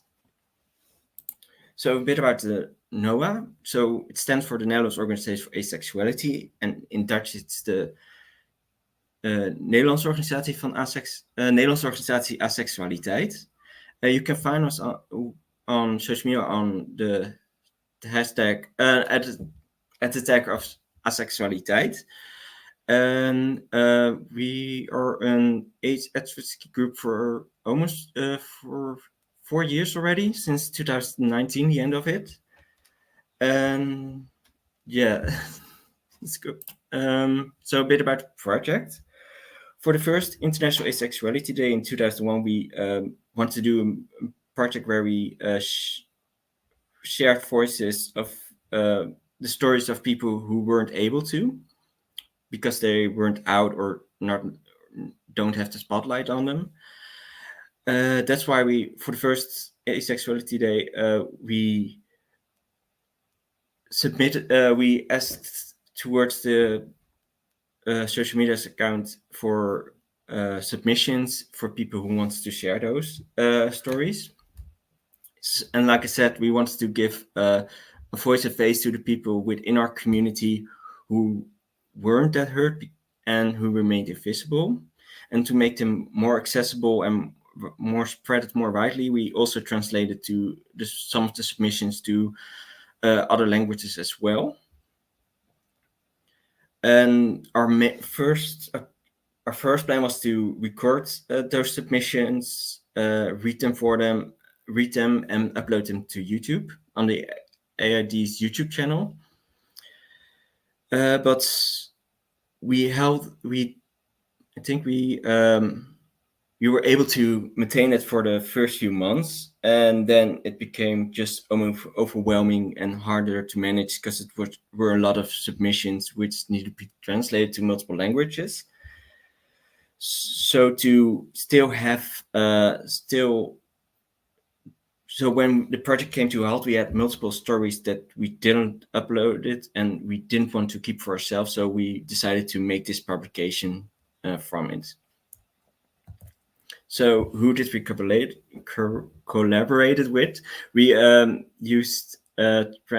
we had translators and editors towards the organization we worked with, as well as readers who read the YouTube videos, and the translators, editors. All the amazing translators and editors you can find in the document as well in the acknowledgements. Another person I want to mention is our chairperson from the NOBA, Emma Witzenberg, who coordinated the first part of the project with getting the submissions and coordinating with the YouTube translations and the YouTube uploading. Then I want to say Rick van Staten, who did the design for the publication. The publication looks amazing, so really check that out, and his works as well. And then lastly, I want to point to all the AIDS advocates group who collaborate us. Some don't exist anymore, but here's the ones that do still exist, and I'm gonna butcher some of the names, so sorry for that. So Sexuality Association Denmark, Collective Abrace from Brazil, Greek Aces and Arrows, of course International Asexuality Day, which was a big network for us, Nepali Ace Packs, and Asfera from Poland. And again, sorry if I mispronounced it.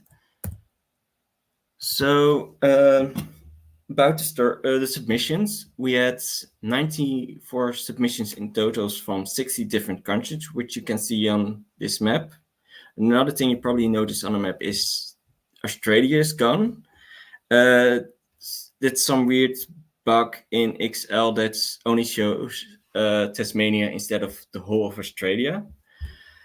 And another thing you probably won't notice is that we had 2 submissions on Singapore as well, but it is a city-state, so it isn't really visible on this big map.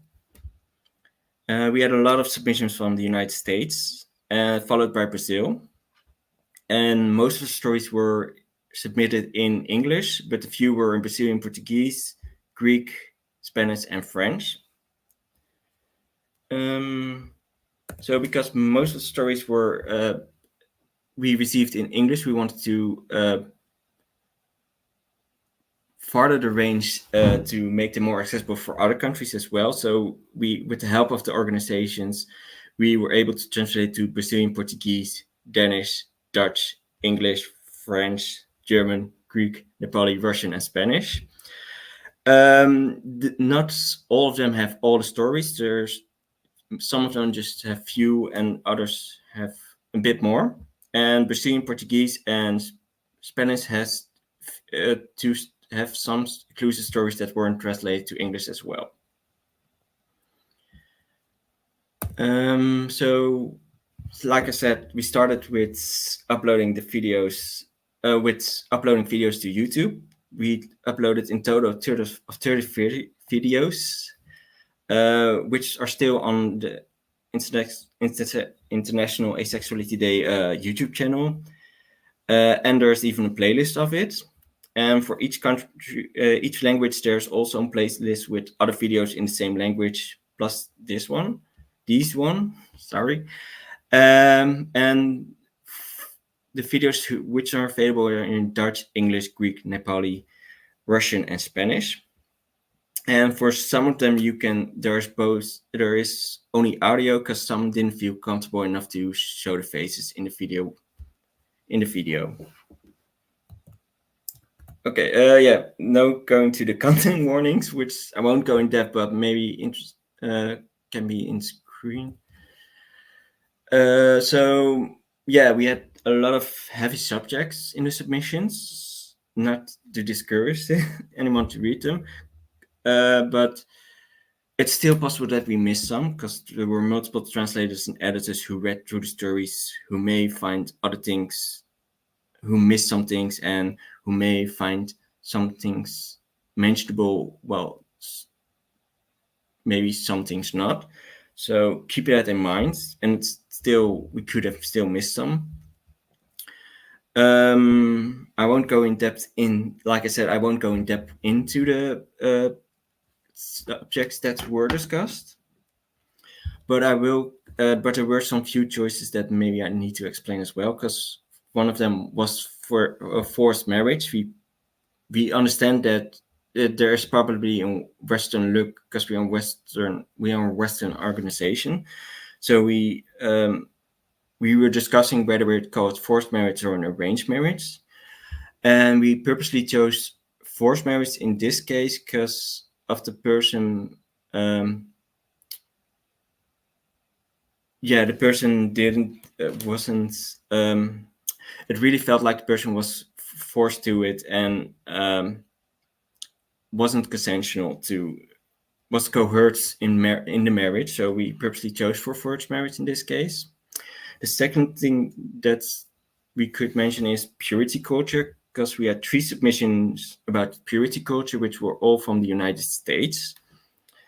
It was the only topic that had more submission on, and that were in one country, from one country. And it could be that other countries could have a form of purity culture, but it wasn't mentioned in their text, and it could fall under compulsory sexuality as well. But because it wasn't mentioned, we kept that at compulsory sexuality. And purity culture, when purity culture was mentioned, we had that as content warning as well. So now, how is the 1 minute? So how can you get the document? You can go to our website, which I will show later on, and we have it's in Dutch, so I will show you where to get it.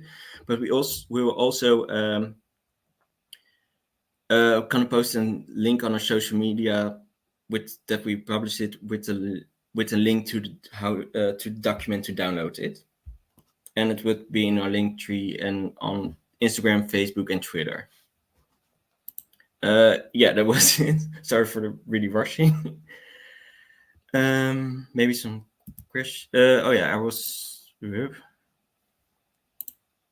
will show you where you can find it if you go to our website. In this section.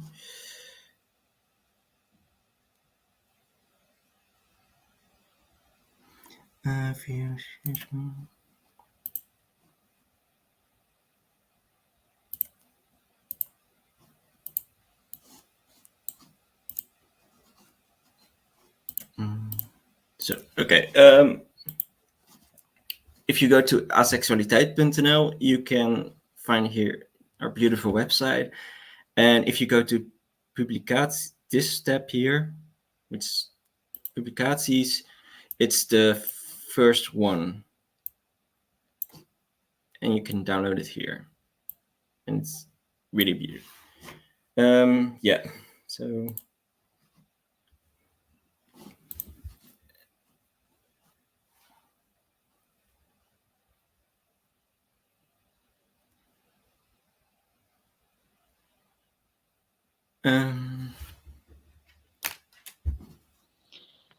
someone asking in the chat, I'm a translation undergraduate and I would be glad to help translating and creating content in other languages. Where may I apply?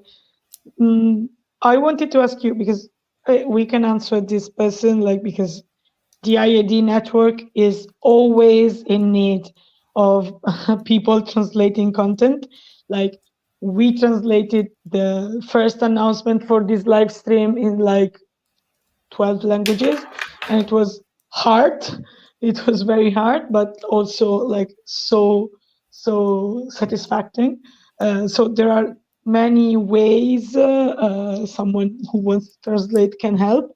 But I personally wanted to like send this question back at you, asking if you are still looking to maybe make these ACE Stories project like, you know, a second edition in the future, a bigger one with more languages. What are the future projects about this? And could this question we got in the chat fit into that project? Well, one of the reasons we wanted to make this publication was because of the amount of work it took to coordinate it and the stress of it. So we really wanted to have some form of an end document with all the submissions and translations we already had. And we wanted to share it with the community. And that means as well that if people want to translate them and make their own version of it in their own language, we're completely open for that, and they should totally do that, as long as they, with the minor condition that they mention this version, and it will be, and they don't ask any money for it. Okay. Thank you. Carmen, I hope the answer was interesting for you. And also, you can write to us, you can write to the IAD network to offer your services. And like, you can contact us via email or social media if you prefer. And this is something that goes out for everyone. Like if you want to help IAD, if you have an advocacy group, join the network. You won't need to like, you can also like simply be in contact with the network. So then when we organize international things, we can easily contact each other. But also if you are not part of an advocacy group, like get involved anyway if you want. Don't make it be an obstacle to you. We need translation, we need help of any kind, and it's always so amazing the things we can produce, we can create all together as people. So please do join. Peter, thank you. I will remove the banners. Where is it? Okay. It's not easy to be both on stream and doing the technical support, but yeah.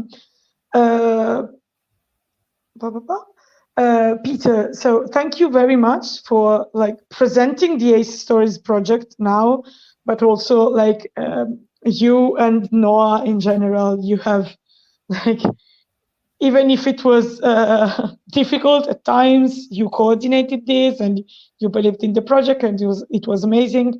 The idea of giving us a place, a voice, and also, you know, like to people who can't, don't want to be seen, who are not safe in being seen, but you gave them, you know, like all the resources of activism to publish their stories, to tell their stories, and also to tell their stories in multiple languages, which is always nice. And I wanted to ask you a bit more about who you are. I mean, you as Noah, as your group. What do you do? What are your projects, recent accomplishments, or future hopes and ambitions right now, first of all? So Noah is mostly active with a lot of work. With helping with workshops, giving lectures, trying to be try to be in political advocacy group as well. I think one of the accomplishments we had in the last few years is to indirectly, I guess, but is that asexuality was falls under our constitution, under sexual orientation. So that was, I think, one of the first countries. We are one of the first countries that give that has asexuality in the constitution, which is not literally in the constitution, but more like, yeah, in a debate it was said, yeah, asexuality falls under sexual orientation. And we hope to see that with more laws, like anti-discrimination laws that include asexuality. So that's something we are working on. And for the last half year mostly, but before it also as well, we are starting to get more involved with research to Dutch research on monitoring asexual awareness, asexuality in the Dutch society. Interesting. You talked about being like politically relevant as well. I don't know if you. No, wait. I think you were probably sleeping because you are in the same time zone as me. So the Australian panel was at 5 a.m. for you, I think. But we had a panel previously about, the difference between advocacy and activism. What is better? What we do? Communicating with and challenging government entities and such, or doing grassroots activism. Would you say, like in the Netherlands, do you happen to have like chances to be in the room, as it was said this morning, to talk about this stuff with maybe also policymakers sometimes? I know you invited us once to a European panel, European Parliament panel. It was of a specific subgroup of the European Parliament. We didn't talk to the whole Parliament because, yeah, that will never happen. But I was very interested in it because, to me, that I'm in Italy, you look like very efficient, in getting across to policymakers and interacting with governmental agency. I think it's also because like the Netherlands has a specific identity about this. So like, tell me more about that if you want. Yeah, so I think we have an amazing chairperson. So that's a chairperson who's really good at networking, and that's helped a lot. Yeah. But it is also we have good relationship with other queer organizations in the Netherlands, and there's a lot of goodwill with it to starting to include asexuality and help us get further. But it's still sometimes feels like an afterthought, which not against them or anything, but it's still a work in progress in that case. But we are really being included politically by them. We sign a lot of letters with them towards politics as well. And we had some parliament members. We had a few. We have some contact with some parliament members. Like a few days ago, there was some debate on emancipation, which includes queer emancipation, and one of the parliament members did even ask for asexuality to be included in their policies on emancipation. So it's really we see a lot of shifting with goodwill and people who wants to include us. So a lot of hope. Yeah, that's great. But in at the Italy, same we're time, not very hopeful right now. Yeah, but it is like, I think what you already said is like one part of the society who wants to be inclusive, and the other part who don't see the need of it. So it's so it's just, who do you meet? Networking is important. Knowing the right person can help. And hopefully yeah, I think a lot of goodwill comes in a far way, brings far. Wait, yeah, you probably understand what I'm meaning. So we need to steal your networking person, and I didn't catch the pronouns, so steal them. They them. They them. So we will steal them and bring them to Italy, and so we will, and to all other countries in the world. I wanted to ask you also if like there are some specificities, particular struggles or easy things that come easier as asexuals because you are in the Netherlands. What would you say is like the essence, the peculiarities, and also if there are any, the specific struggles of asexual people in the Netherlands? I think that's it's hard to say because I think one of the particular things is we really have a culture from just be normal, you're already strange enough. So there's really some backlash against labeling yourself, especially when it comes to something like asexuality that's a lot smaller than other orientations. I think another thing we have some trouble with is conversion therapy, just discussing it, talking about how professional healthcare providers can be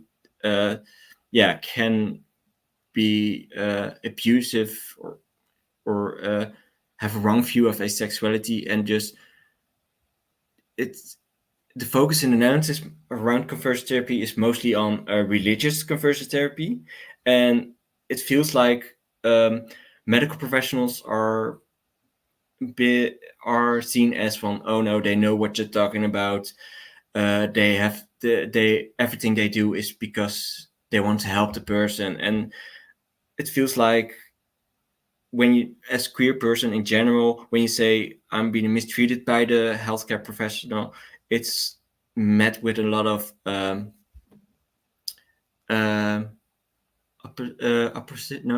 lot of what's this resistance, a lot of resistance.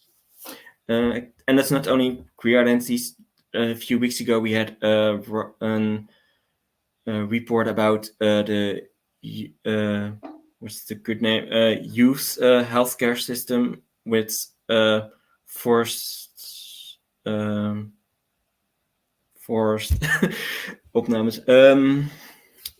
I'm sorry, if you were like Spanish or French, I would tell you, just say the word in your language, maybe I can understand as an Italian, but Dutch?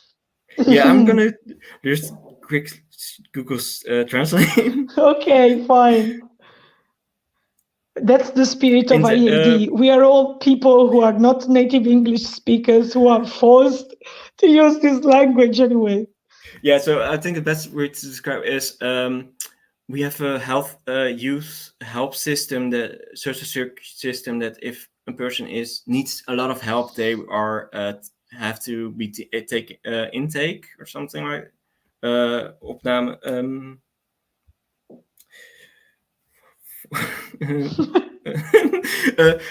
Anyway, there were a lot of that system was that a lot of children faced abuse that wasn't necessary, and even heavy abuse that's resulted in I'm not gonna say that on live stream, but anyway, even towards that, it's that was a real detailed report, and still a lot of parliament members, a lot of people in the system of the healthcare system were resistant and saying like, no, it's just this one person that's misused their authority, and it's not the problem of the problem is not the system, and we need to do more research on it.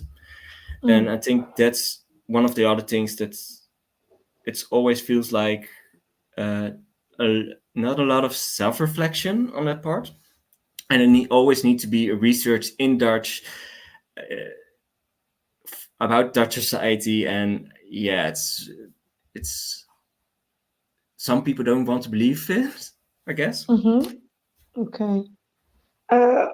About something that you said earlier, I'm not sure I understood it right. Like, you said that sometimes even in LGBT associations or queer groups, there is some resistance about specific topics related to asexual activism. Like, for example, you mentioned conversion therapy, like the notion that healthcare providers, for example, can discriminate in that way. I'm not going to, dwell on it too deeply because I don't want to go further into topics that could be very upsetting. But like, have I understood it right? That also in LGBT groups, sometimes it feels like it's not recognized that this affects ace people as well. Yeah, I think when our chairperson wrote an article in an magazine, an online magazine about this topic, one of the comments were like, "Oh, it doesn't happen to asexuality. Why are you claiming this? That's not the same." And I think asexuality is still seen as like it's something that's just yours, and you don't face any problems because you don't share it. Because it's sometimes the struggles we have is harder to be visible, even though there are things, which makes it harder to understand, maybe, if that makes sense. And I think a lot of people don't, because of it not being visible, a lot of people underestimate what we face and how heteronormative our society is. I also think that like changing the perspective on that is beneficial to all the queer community, because like it's true that some parts of the community are more subjected to a certain type of discrimination, like for example being verbally abused or physically abused while walking down the street, for example, being with your partner or not. Like we know, for example, transgender people are like extremely subject to discrimination and violence also in the public eye. But that's not it's not like there's only one kind of discrimination and violence. There are different kinds of discrimination and violence that are not inherently worse one of the other. Like something can be worse in a certain condition, in a certain socioeconomical condition, and something else can be worse in another one. And like, even for the other people from the LGBTQI plus community, and not just ASPEC people, there are some discrimination that are less, let's say, publicly visible. That doesn't mean they're not there, and that doesn't mean they're not, hurting people a lot. Like one of the main problems, struggles LGBTQIA plus people have is minority stress. Like we always avoid talking about how much of the stress and oppression we feel is in the form of minority stress, of feeling the difficulty and anxiety of being in this society as ace, as transgender, as bisexual, as a lesbian.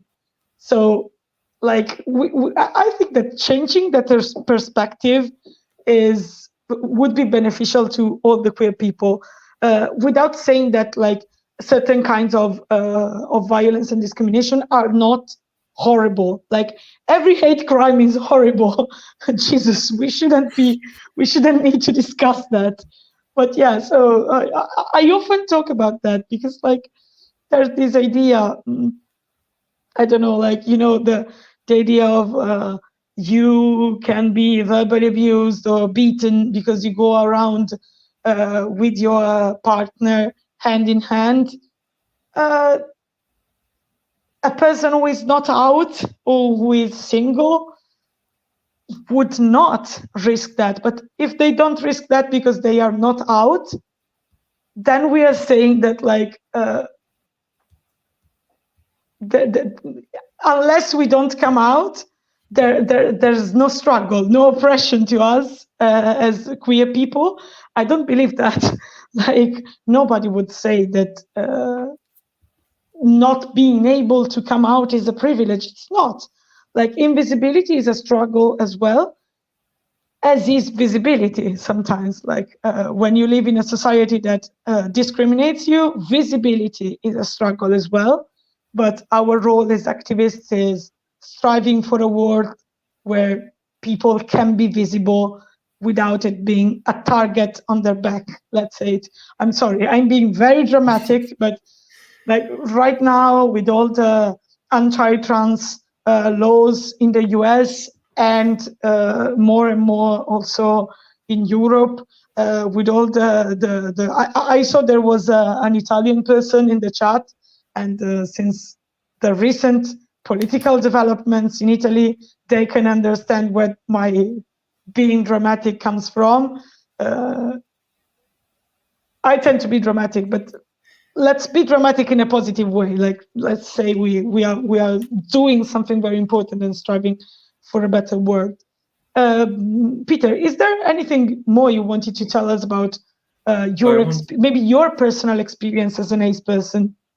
Oh, I wanted to, because there were some things that I wanted to say sorry. your beautiful monologue. Let's make a dialogue. Sorry, that was a bit rude. Sorry, I have been here for quite some hours. Because you were saying a lot of good things, and yeah, I think one of the let me get my thoughts straight.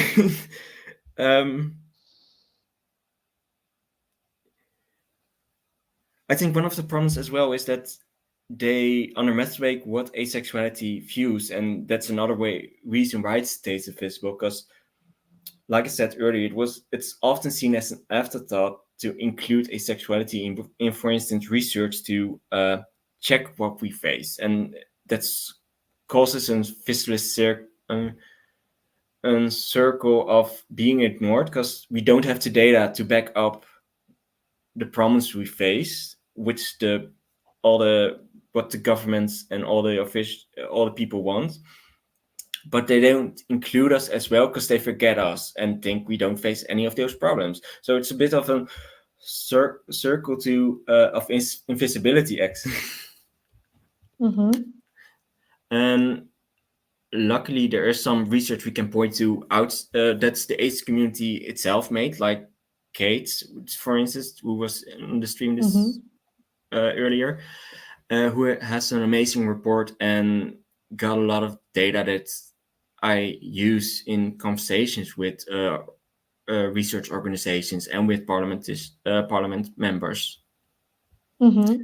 So hopefully, yeah, that's one of the reasons why I always say, yeah, we need to be included in research. And one of the things I always say when talking to researchers, like, start including us because we need to know what the problems are, how big the problems are that we are facing.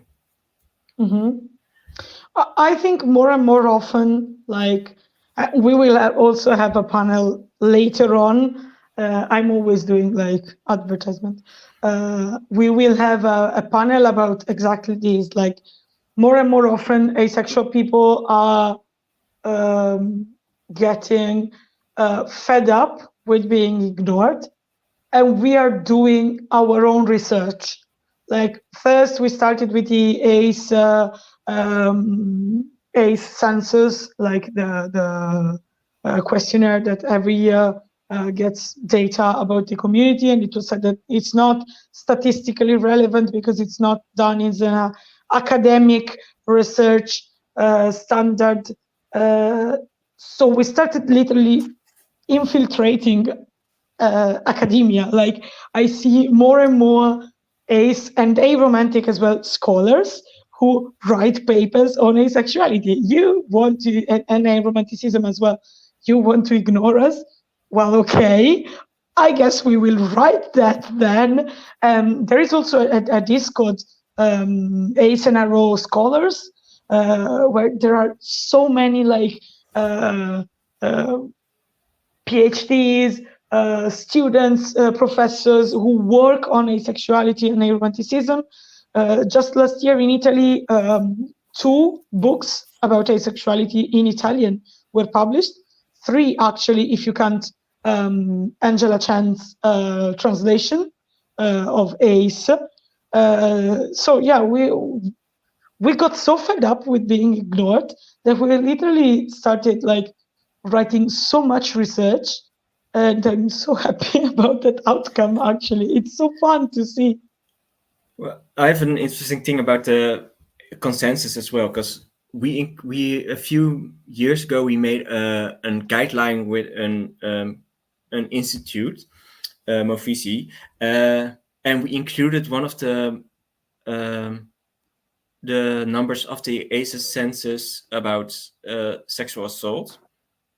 And everyone who read it was shocked that what number was so high. And even a few months ago, one of the parliament members even has questioned if the minister is aware of this number and wider in how to handle it. So the only reason, but they didn't source AVEN or the group who did this consensus, but they source our guideline.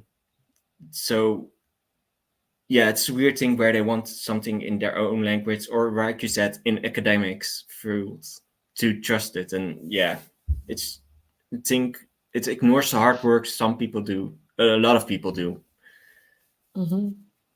Yeah, that's a strategy. I think that's a precise political strategy, but we will overcome that by writing the hell out of this.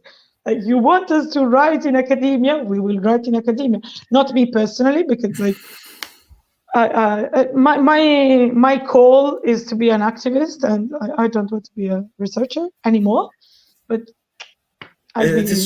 it's also one of the reasons we did we want to have to share those stories we did in multiple languages, because we know not only because of the accessibility, which is a big part, to have them translated, to have people in other countries ace peoples in other countries who don't know English, stories they can relate to and can understand, but also to have a source to show, hey, this is happening in another country, and if you want something in your own language, here it is. Little Lemon Street in the chat said, when academics say things are not reliable because they're not done in an academic setting, then you're presented with state-approved forms, and they only applied to CSET community. How can that kind of data collecting be reliable? Ha! That's a good question, my pal. That's a very good question. I wanted to, because it was something you say earlier as well, because we see that asexuality is included in a lot of research, but it's part of the minister we have at this moment for emancipation. But our next cabinet is probably being extreme right. So I shouldn't say that because a lot of hate, but it's really right, right wing, with multiple. Definitely one party who's big, who's really against the anti-woke, who's really anti-woke. So we fear that a lot of things that has happened starts to be rolling back, or at least not worked out any further. Peter, can I ask you a question? I know we have like a few more than 10 minutes left, so I hope it's a short question, but as Noah, as the Netherlands Association for Asexuality, how strong are your contacts with other European advocacy group? I'm asking because sometimes I have had the impression in the past that like we have stronger relationships with activists that are like outside of Europe, while we don't look in each other's eyes here in this so small continent, and I don't know why. What is your as Noah feels like the Netherlands is already alone in its we are still no, it can definitely become better, can still learn between countries, but at the same time we're still a small organization of course, and few people who really want to do more, but we need to have our own jobs as well, or it's it could be much better, I guess. That's why we wanted to include more people when we got the invitation for the Euro Parliament panel, to include more other organizations, because it felt like sometimes it feels like we get a lot of context. They ask more than we are able to provide, which is frustrated as well. And a lot of people think our organization is much bigger than it is.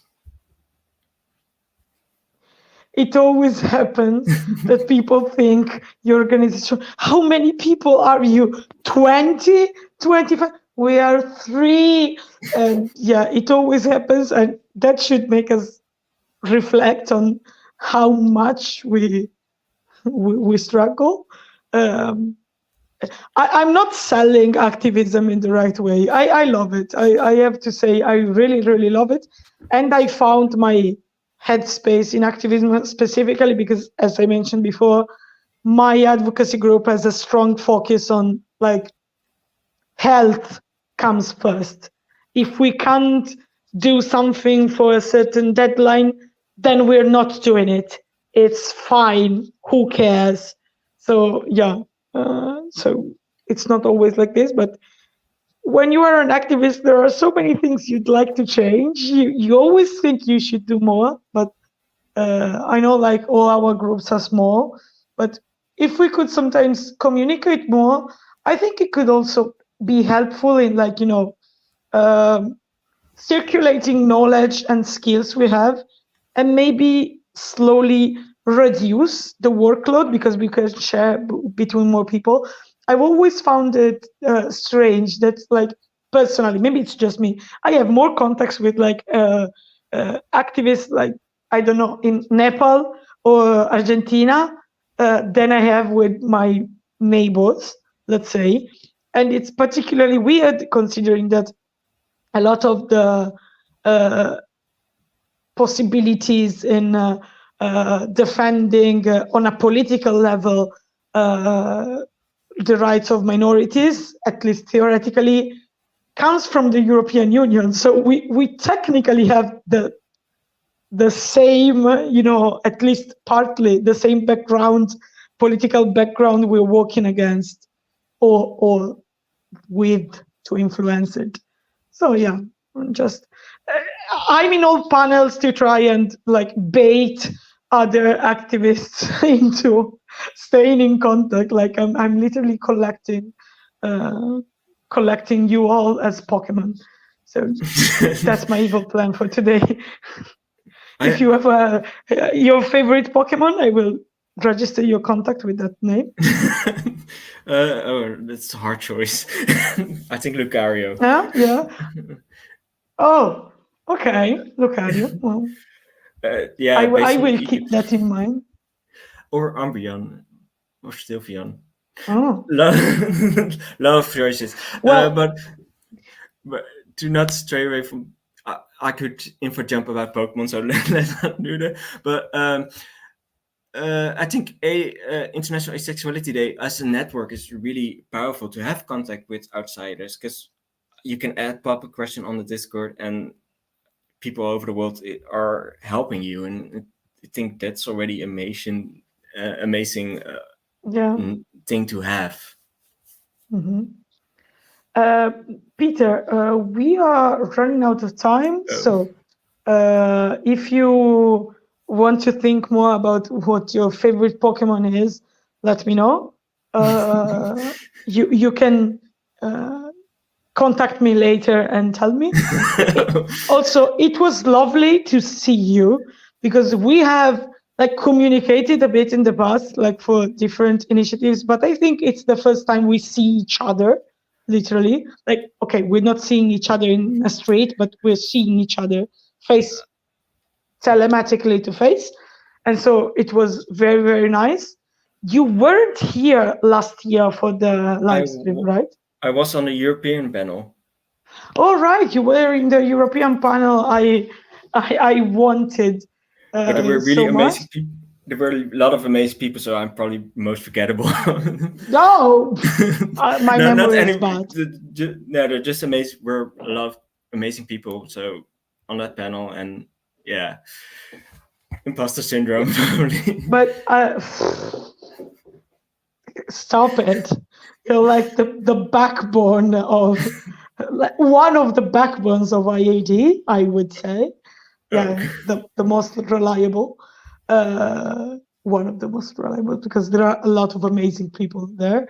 But I was asking specifically if you were in the chit chat part, the first try we had at Aces Never Sleep, because I thought of it because last year we did this. We had a lot of time to chat last year. This year there are so many panels that like it's amazing, but we have less time for stupid stuff.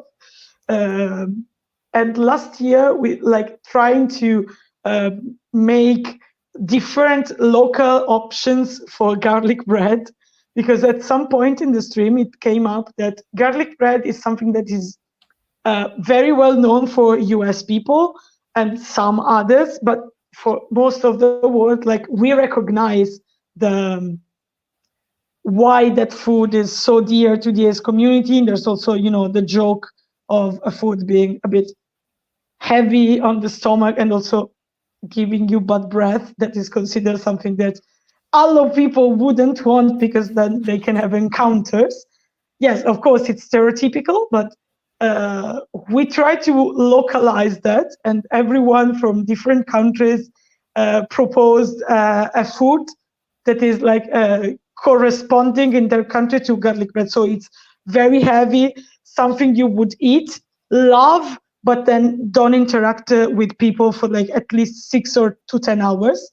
And I couldn't remember what the Dutch food was.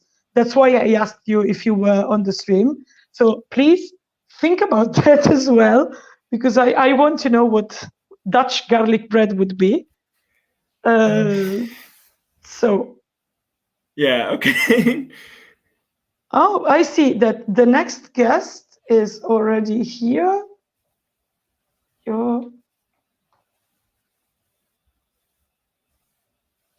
So that's great. Peter, one last thing. If you could write in the chat the translations for the 4 keywords of IAD. So in Dutch, advocacy.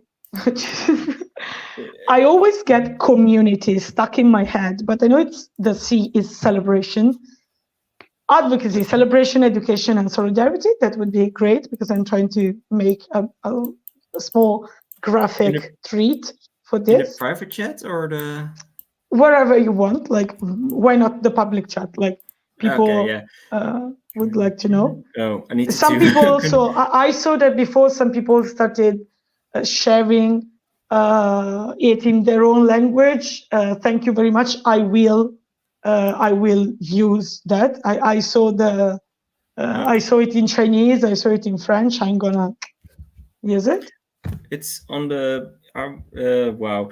It's on the Dutch version of the International Asexuality Day website. Yeah, you're right. I could check. Because I don't have an account to post on YouTube right now. Oh, okay, great, man. No problem. Someone writes, it was very interesting. It was a very interesting talk. Thank you, Peter. Great to hear. I found myself in agreement, honestly. Great to hear. So, and thank you for having me and having a spot for us available. Thank you like a lot. I think we can go to the next panel, and thank you very much. If you want to stay more, you are of course free to do that. Oh, I probably a lot of things, social media, and I gotta go to a birthday. So Okay. All right. Well, have a nice day, and have a nice day as well. And yeah, bye everyone. bye.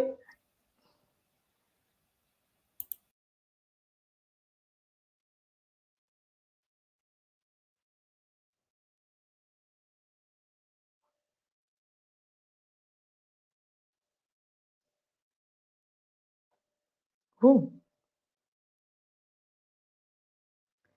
Hi, Becca. I think you sent me some links to share, but the problem with being from Europe is that I'm like in the middle of the time zones, and so right now most people who could help me are sleeping, either already sleeping or still sleeping. Oh, you sent a lovely picture. I didn't expect that. Okay, I didn't will put it see. in the slides because I hadn't your permission. Well, yeah. You can I do have it now. it Do on it now. Instagram. You can do it now. You can do it now if you want. I don't know if I'll be able to. So I will take some time to change banners and such. Okay, I can share the screen, right? Yes, of course. I just have to put it on as it works as guests work.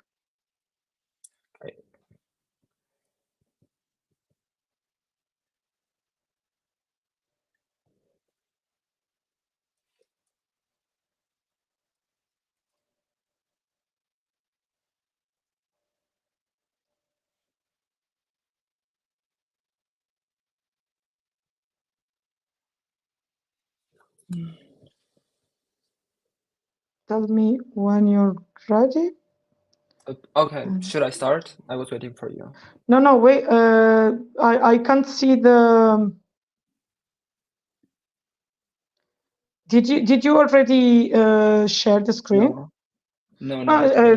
Do share the screen because I have to then like it's like it was a third guest, so I have to authorize it to be on screen. Great. Okay. Is it visible? Add to stage. Okay, now it should be visible. Just I have to little cheat sheet. Is it visible too? Sorry? I have a little cheat sheet for me, like it's only slide visible, right? Not my whole desktop. I'm just checking it. No. Just the okay. slide. So it's fine. Okay. Well, Becca, let's start. thank you so much for being here today. And like, if you want to take like just 1 minute to introduce yourself to the chat, and then you can go on and talk about what you have to talk about, which is extremely important. And I can't thank you enough for being here today and talking about this. No, I should be the one thankful to give me this opportunity to talk about this topic. So yes, hi everyone, I'm Becca, he, him, and well, I'm very glad to have this opportunity to discuss some pressing issues that Georgia is facing right now. So Georgia is a European country.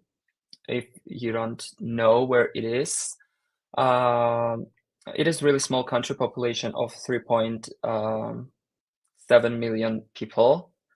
And it's like the size of it is similar to South Korea. We have neighbors like whole north there is a Russia, and southern neighbors are Armenia, Azerbaijan, and Turkey.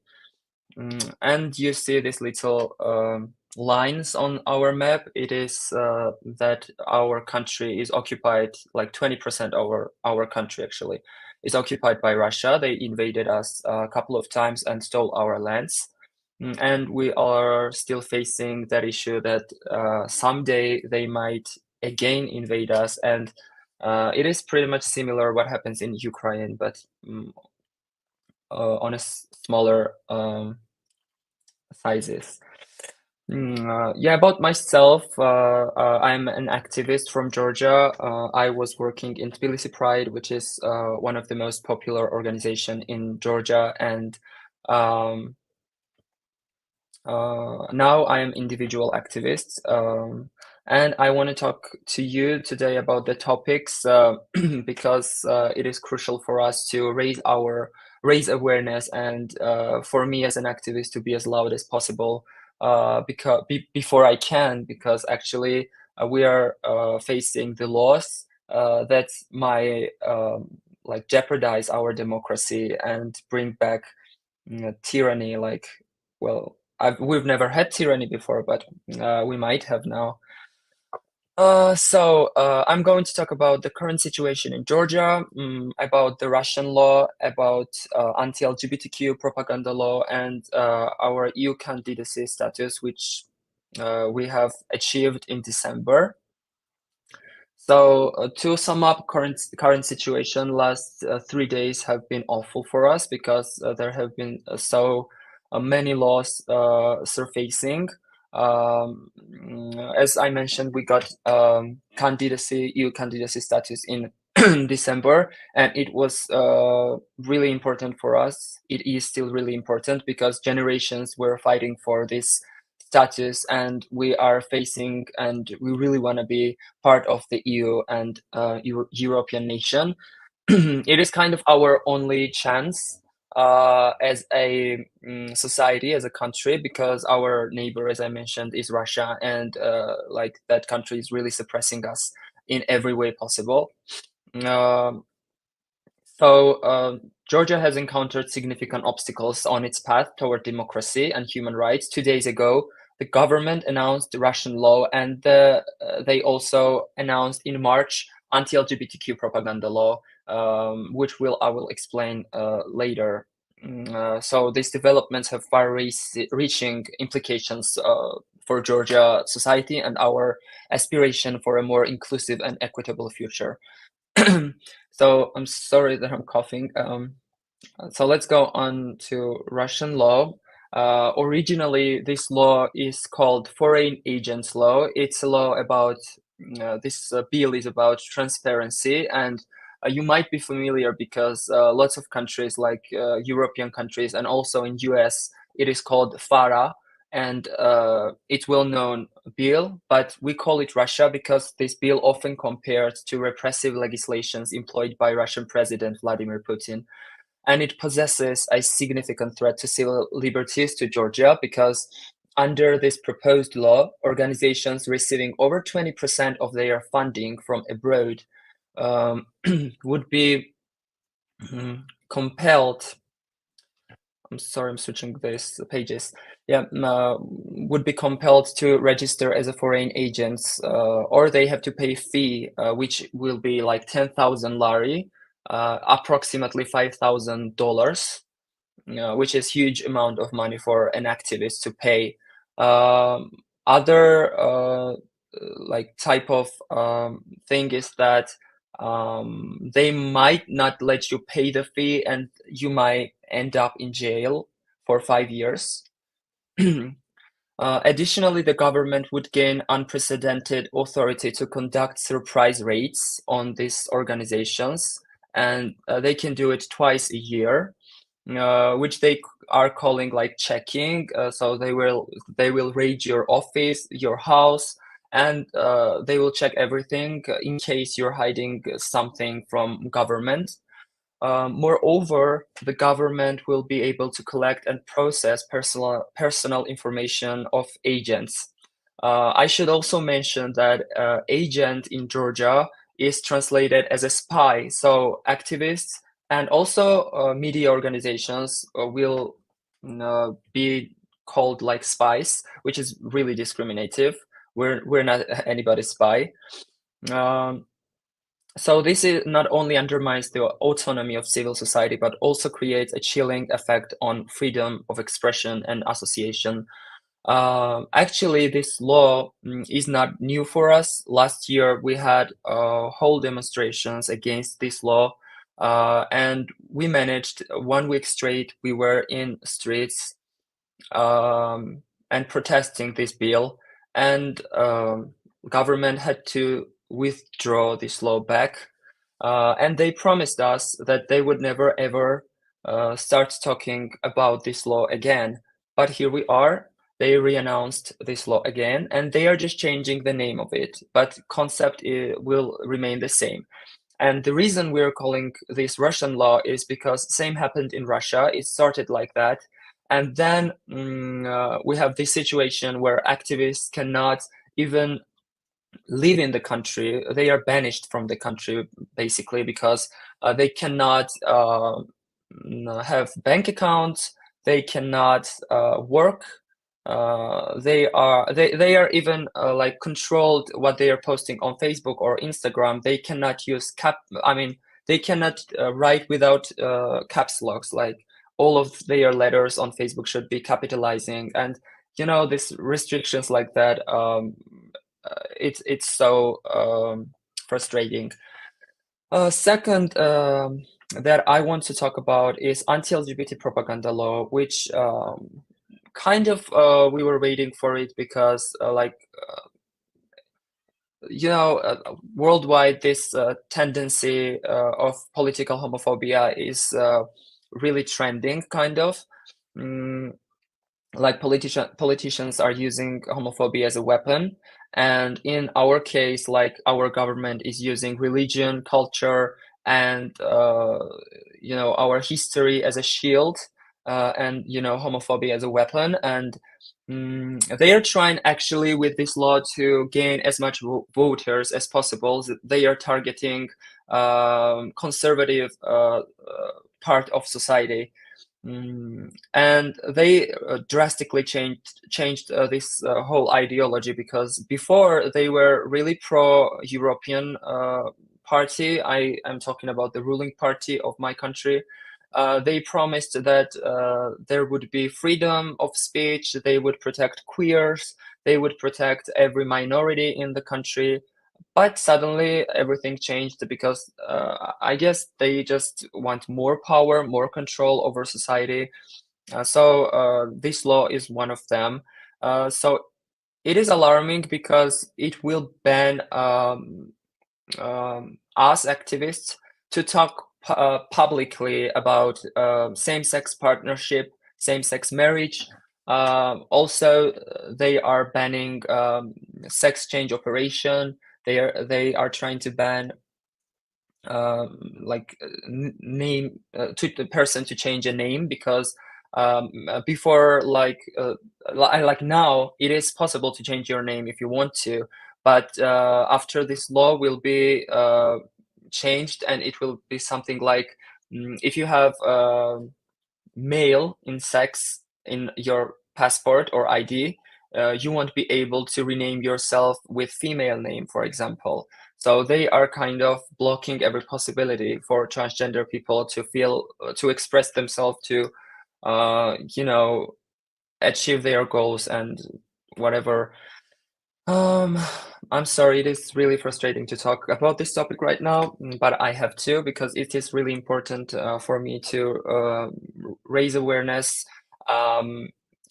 because our government is really suppressed by European voices. So Europe, what Europe gonna say is really affects our government and their action.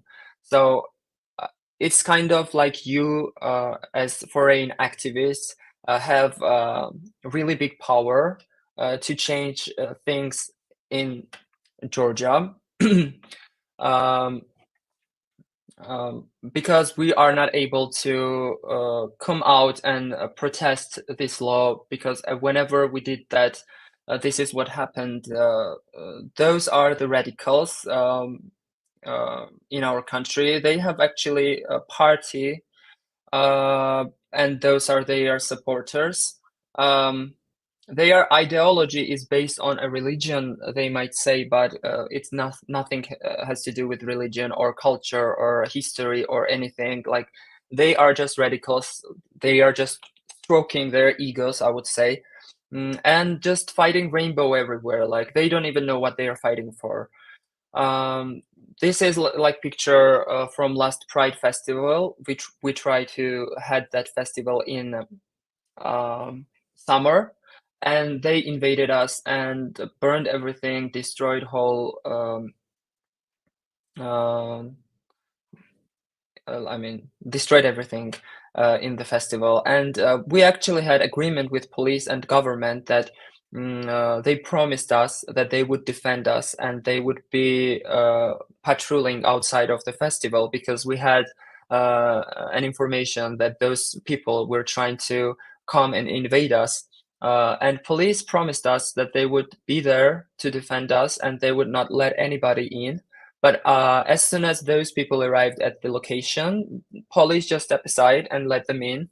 And so we had to evacuate as fast as possible.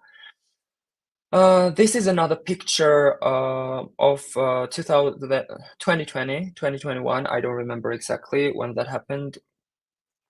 So Pride announced Pride March, and we were not able to come outside in the streets because they kind of occupied whole streets, those people. And this is like third floor. They climbed there. This was our office, still is. They climbed there to destroy rainbow flag just, and they also invaded our office.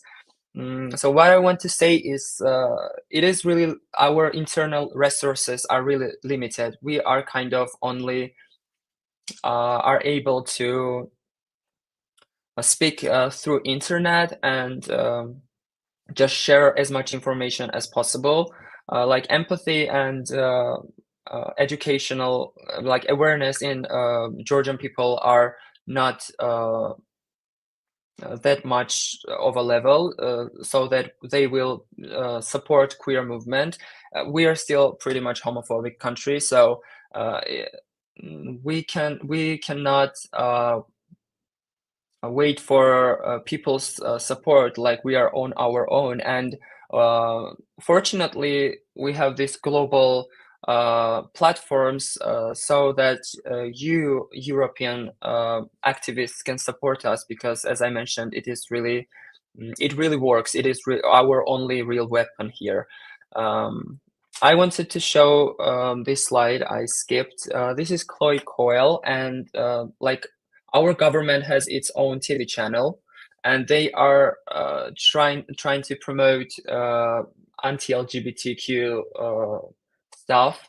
For example, they invited this person, if you are aware of, she is an activist. She had a surgery, sex change surgery as a teenager, as I know. And now she regrets it and she's against it or something. I have not that much information about her, but what I want to say that they are using every tool possible to create this image in society, how like gender change politics are ruining like children life. So they are manipulating with kids and children, and they also showed some footages where like and they showed these footages and said that, look, those transgender people in Europe and in US are visiting schools and telling little kids and little boys that it is okay to be a girl and you should try sometimes, and you know, lies like that. When in reality they are not even transgender people, they are drag queens. And like Georgian people have no clue who are drag queens. They have never seen transgender in their life. We have only like 2 publicly like celebrity transgender person in Georgia, and other than that, it is like whole distorted image of transgender people, that they are wearing this weird makeup, or they are trying to promote in kids that everybody should change their gender, and you know, propaganda like that. So Georgian government has lots of resources, lots of money, and we're fighting back as much as we can, but people believe what they want to believe. So it is hard to change their mind when they have seen these footages, and especially talking about elderly people or like Generation Y, like etc. Also, one of the important topic I want to talk about is about women in parliament. So additionally, 2 days ago, Georgian government decided to abolish gender quotes, and it represents a step back for gender equality and women political representation. I don't know if you are aware of gender quotes, if I'm saying it right. So it is basically document that like a document which will let women to be in like parliament, in politics. It is kind of a mandatory thing to have women in your party or in parliament. And they just are trying to banish women from politics, and there have been so many sexism going on past 2 days, and actually like the women are the only ones who are really addressing real issues that are going in country, like economic issues, about equality, about minorities, and government really do not like that. Like basically they do not like anybody who will try and raise their voices, so they are trying to suppress everyone, like step by step. And next thing is EU candidacy, which is in danger because it is in jeopardy. Like EU Parliament announced that they may withdraw our candidacy status because of those laws, and if like our government will accept those laws, then we gonna just lose our candidacy status, which we fought for it so hard. So it's a good thing and also a bad thing. Like, of course, we don't want to lose it, but it's kind of a fuel. I'm looking it in that way because people will demonstrate and protest about that. Of course, it is so important for them to be part of EU. And to be democratic country, actually, they just do not like Georgian people are just not that much aware of how much minorities and their rights are meaningful for democracy because of again educational matter. But I think like we can improve that and make the world better. So what I want to ask is to just maybe one post to like, or just share with your friends, or just put it in your story to like raise awareness what is happening in our country. Because as I mentioned, if Europe gonna suppress our government, they are hands tied, because they won't be able to do anything, because like Georgian people gets really angry when something is blocking their way toward you. That's what I wanted to say. I'm really glad that I'm able to speak about those topics, and thank you for your attention. This is the one photo that we were talking about at the beginning, and this is my contact info if you want to reach out, maybe for further more questions or anything. And if you have also questions, feel free to ask. Thank you very much. First of all, like the video is gonna stay on YouTube after this, so maybe we will consider if it's better to like. So now we will write the email in the chat, but maybe remove this slide for now, because like I don't know if you want your phone number to stay forever immortalized in a YouTube Okay. video. I just wanted to point this out. I didn't think about that. You didn't think through? No problem, but we'll just find a way to censor in some way that specific part Okay, of the thank video or you. cut it. But I was suggesting to remove the slide now so we don't have to cut that Okay, much. thank you. Thank you. So, okay, this was just to let people know how it came that you are here, because like me and Becca, we know each other outside of like ace activism. Like we know each other in person, which sounds weird.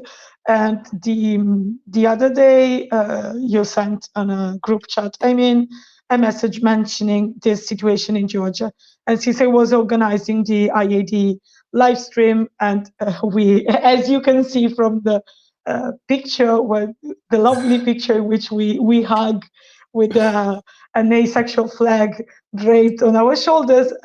Becca is also asexual. It was fun to spot one in the wild. And so I said, like, how about you come on the stream and tell us more about this? You mentioned that like the thing we can do is like spread awareness. Talk about it a bit. Yes. I wanted to ask if there's something else we can do. Like someone also asked in the chat, like everything, you know, from donations. If you know what are the groups and association in Georgia who are facing maybe building a campaign against this that could benefit from donation, we can drop them in the chat and talk about them now. Or also if there is someone, you know, organizing, you know, contact with other European countries and groups, how we can get in contact, what we can do, also maybe to like put pressure on Europe to have them say something, as you said. Yes. I don't know if you thought of that more, or if you're part of groups, or if you're in contact with groups who are doing something like that. But just let's drop all the possible information and everything we could do in the chat, and then we'll try to spread the word about that. Yes, thank you for the question. About donations, I'm not really aware if they are collecting any, because as I mentioned, I kind of become an individual activist and kind of step aside from the organizations at all. I do still have connection and we have partnership, but other than that, I do not have any information, unfortunately. Well, the second question was about pressure, right? So Europe is actually doing pretty well. I think this news about EU candidacy status and its cancellation was kind of a strategy, maybe, for them, because it's the biggest pressure you can put on our government ever. And it is kind of tricky for EU to say something, because our government is trying to put like in a frame that everything bad is coming from Europe, like we do not need them. Like they're trying to provide this kind of narrative, and they are especially using LGBTQ movement as a weapon, you know. They're saying that you know, all the gayness and all the like this gender dysphoria things and stuff like that comes from Europe. Like without Europe, we'll be safe and free and back to our roots. And it's crazy. And also they kind of used the latest how to say, oh my god, I forgot the word. You know that LGBTQ numbers are have been risen up, like because of the acceptance, like people are coming out more oftenly. So there is some kind of polls, I might say. Am I saying it right? That are saying that like LGBTQ people in Gen Z have been risen up, and they are saying that this is because of the propaganda. But I'm saying that this is because of the acceptance and safe space that people are able to talk about their sexuality freely. But yeah, our country is framing everything in a wrong way. They are just taking everything from random articles and translating in a wrong way, so that they are misleading people. So yeah, that's so what I'm saying, that it is tricky for Europe to say something out loud about queer rights, because it's kind of turn around. So it will turn around so quickly, and they will use it against Europe. So I don't know. I kind of let them think about their strategy and what they will gonna say next. I know that Europe really cares about our society, and they see that how are we fighting for EU membership. I understand, the political strategy, because like it sometimes happens in Italy as well with right-wing parties that like insist on like the Christian roots, the traditional roots of Italy, and everything bad comes.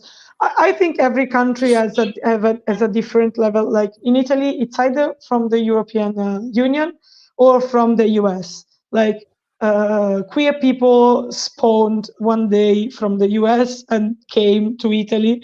There wouldn't be any queer people in Italy if it weren't for the US.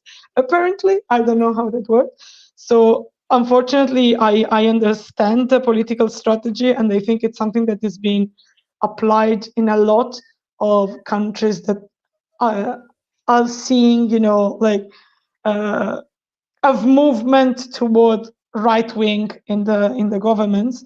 Do you still have a few minutes? I wanted to. Yes, of course. Of course. Also, so if there are any questions, people in the chat, like this is the moment to drop them.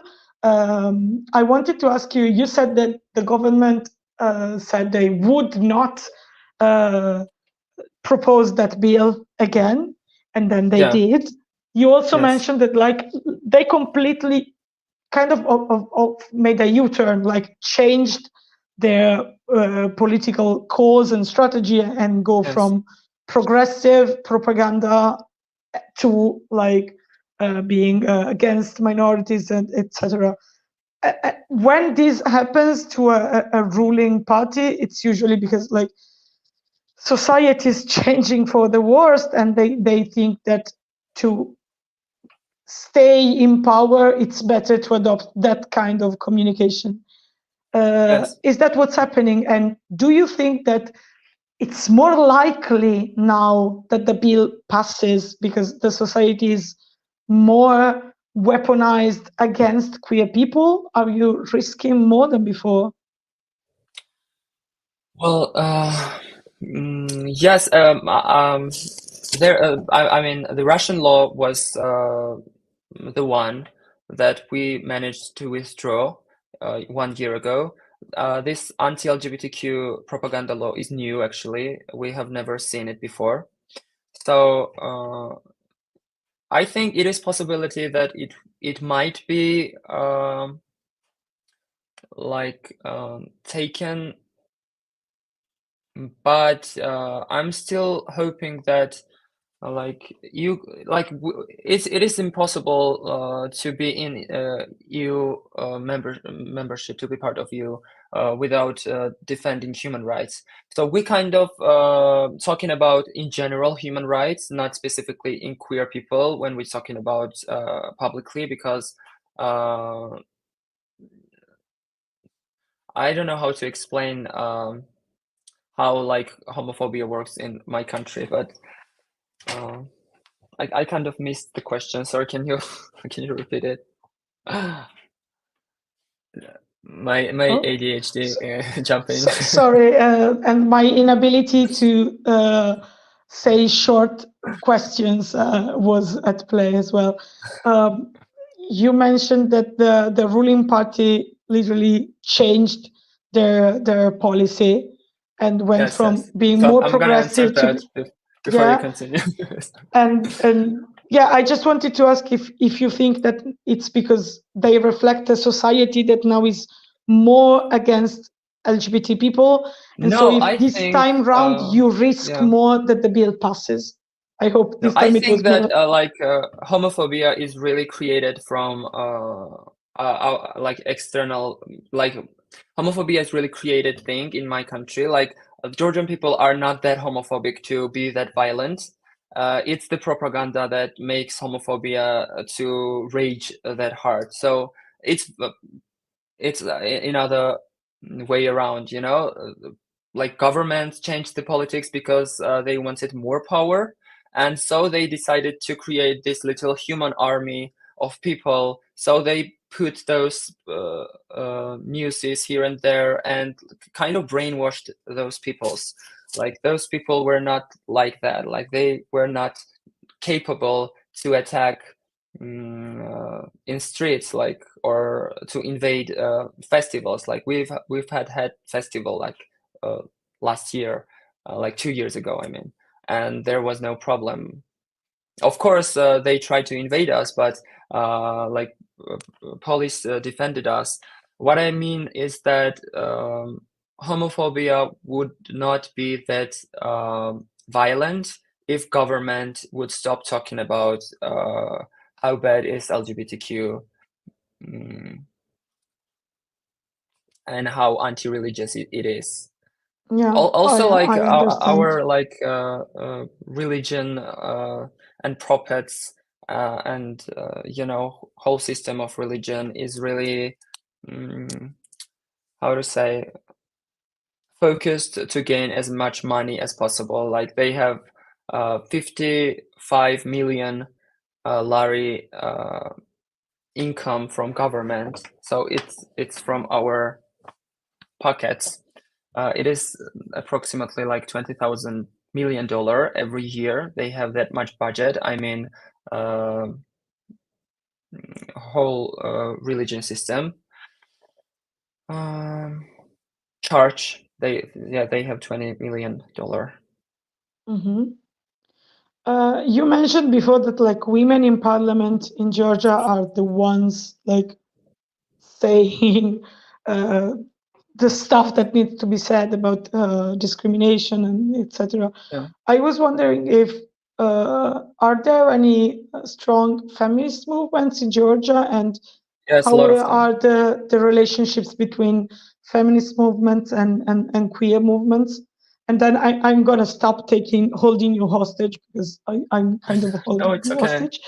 No, you're not. So yeah, thank you for the question. Actually, we have lots of feminist movement here and organizations also, and we're kind of really friendly to each other, and we're communicating very effectively. We support each other, and if we have hardship, they will support us, and if they do have the hardship, of course, like queer movement is always with women empowerment. So yeah, actually women are pretty strong in Georgia, I would say. Like they are cool. Yes, women power. Great, that's great to hear. So maybe we can also contact the other feminist movements from other European countries to ask them to Yes, that would be a great spread idea. awareness about what's happening in Georgia. We'll try everything we can do. Unless there are other questions in the chat, this is your last moment to share or share messages or ask whatever you'd like to ask Becca. So if there are no questions or no messages for you, I would really like to thank you like a lot. It's so strange to have this lovely picture on screen when we are talking about such horrible things. But yeah, it's Yes. lovely. Yeah, people mentioned they're making an artsy, an Insta story about it later, or post or things Thank like you that. so much. I think, can you send me, I think that, is it okay to have the email? Because we'll try to cut out the phone number Okay. part, but is the email okay? Would you share the email? Yes, maybe I would Okay. share the email in chat, and you can cut Yeah. out the whole part of it. Yeah, okay. Yeah, Okay. yeah, the idea is that we're probably gonna have, if we can do something like that, it's gonna be cut, the part of the video. Yes, yes. So So if I'm you gonna want to give you the share the email, yeah. you have to share it again. That's why I was asking. So if people want to ask you for more, info, data to make Insta stories or posts or awareness in any other ways, they can contact you. And also, if you have more information, more context later on, please write to me and we will try to make it Okay. circulate. So if you're writing it in the chat, that's great. Here right now? Whenever you want. I don't see the chat here. Oh, Okay. okay. So it's a private Just- chat. Where should I write it? Oh, okay. Comments here. Yeah, if it's okay for it to be in the comments, of course, so people can contact you. And Oh, ask, we have a Discord chat, as I know, right? Or we do not have it? Yeah, we can. I'm gonna send it to you, the email, and you can put it wherever you feel. You're sure? Okay, so I want to be, since we have a problem earlier, I want to be sure that it's okay to you if the email gets shown on a video that it's on YouTube. Yes. Yes, okay. Okay, then. You're okay. scaring me, like, what could go wrong? I'm thinking about that. No, nothing. But like, Okay. about phone numbers, people are usually phone numbers, okay, reserved. But I just wanted to ask. But anyway, like, people can contact us and ask to put them in contact with you if they need. We will organize this. We will organize how to make information circulate. If you have anything to share, please do, and we will spam the hell out of it anywhere needed. I really wanted to thank you again. Sorry for scaring you. I didn't want to scare you. It's okay. I just wanted to double check, and it was lovely to kind of see you again. I might add on a personal level. And just a bit of technical information. We are gonna switch now, after this panel ends, to the next link.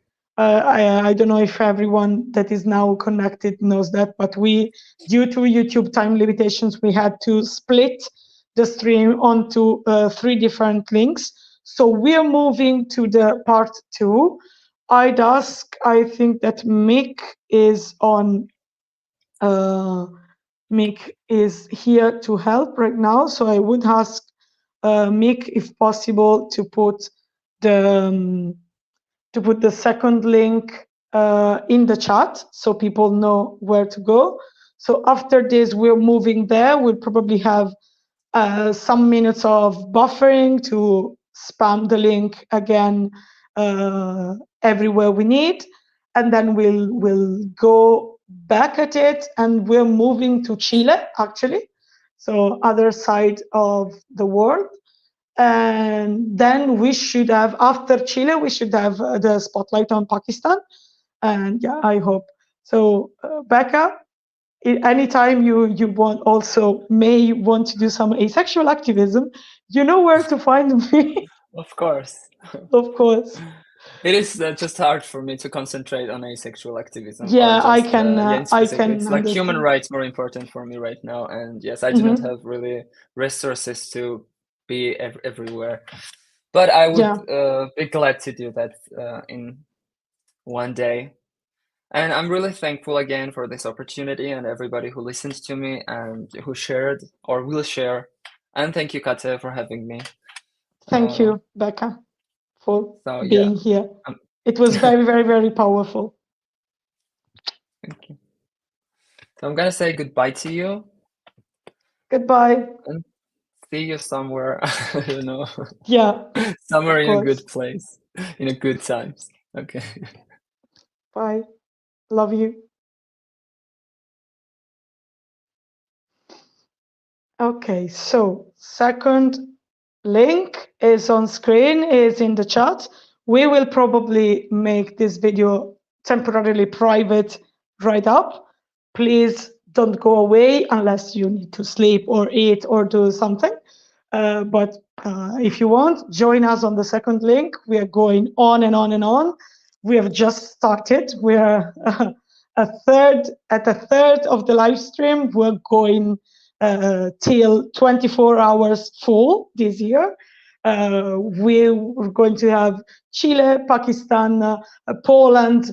We will talk about education and school resources for queer people. We're going to be here with activists from Nepal, Bangladesh, with Yasmin Benoit, who we talk about the Stonewall research she participated in, and so much more. So please stay with us, and we'll see each other in the next link. Bye.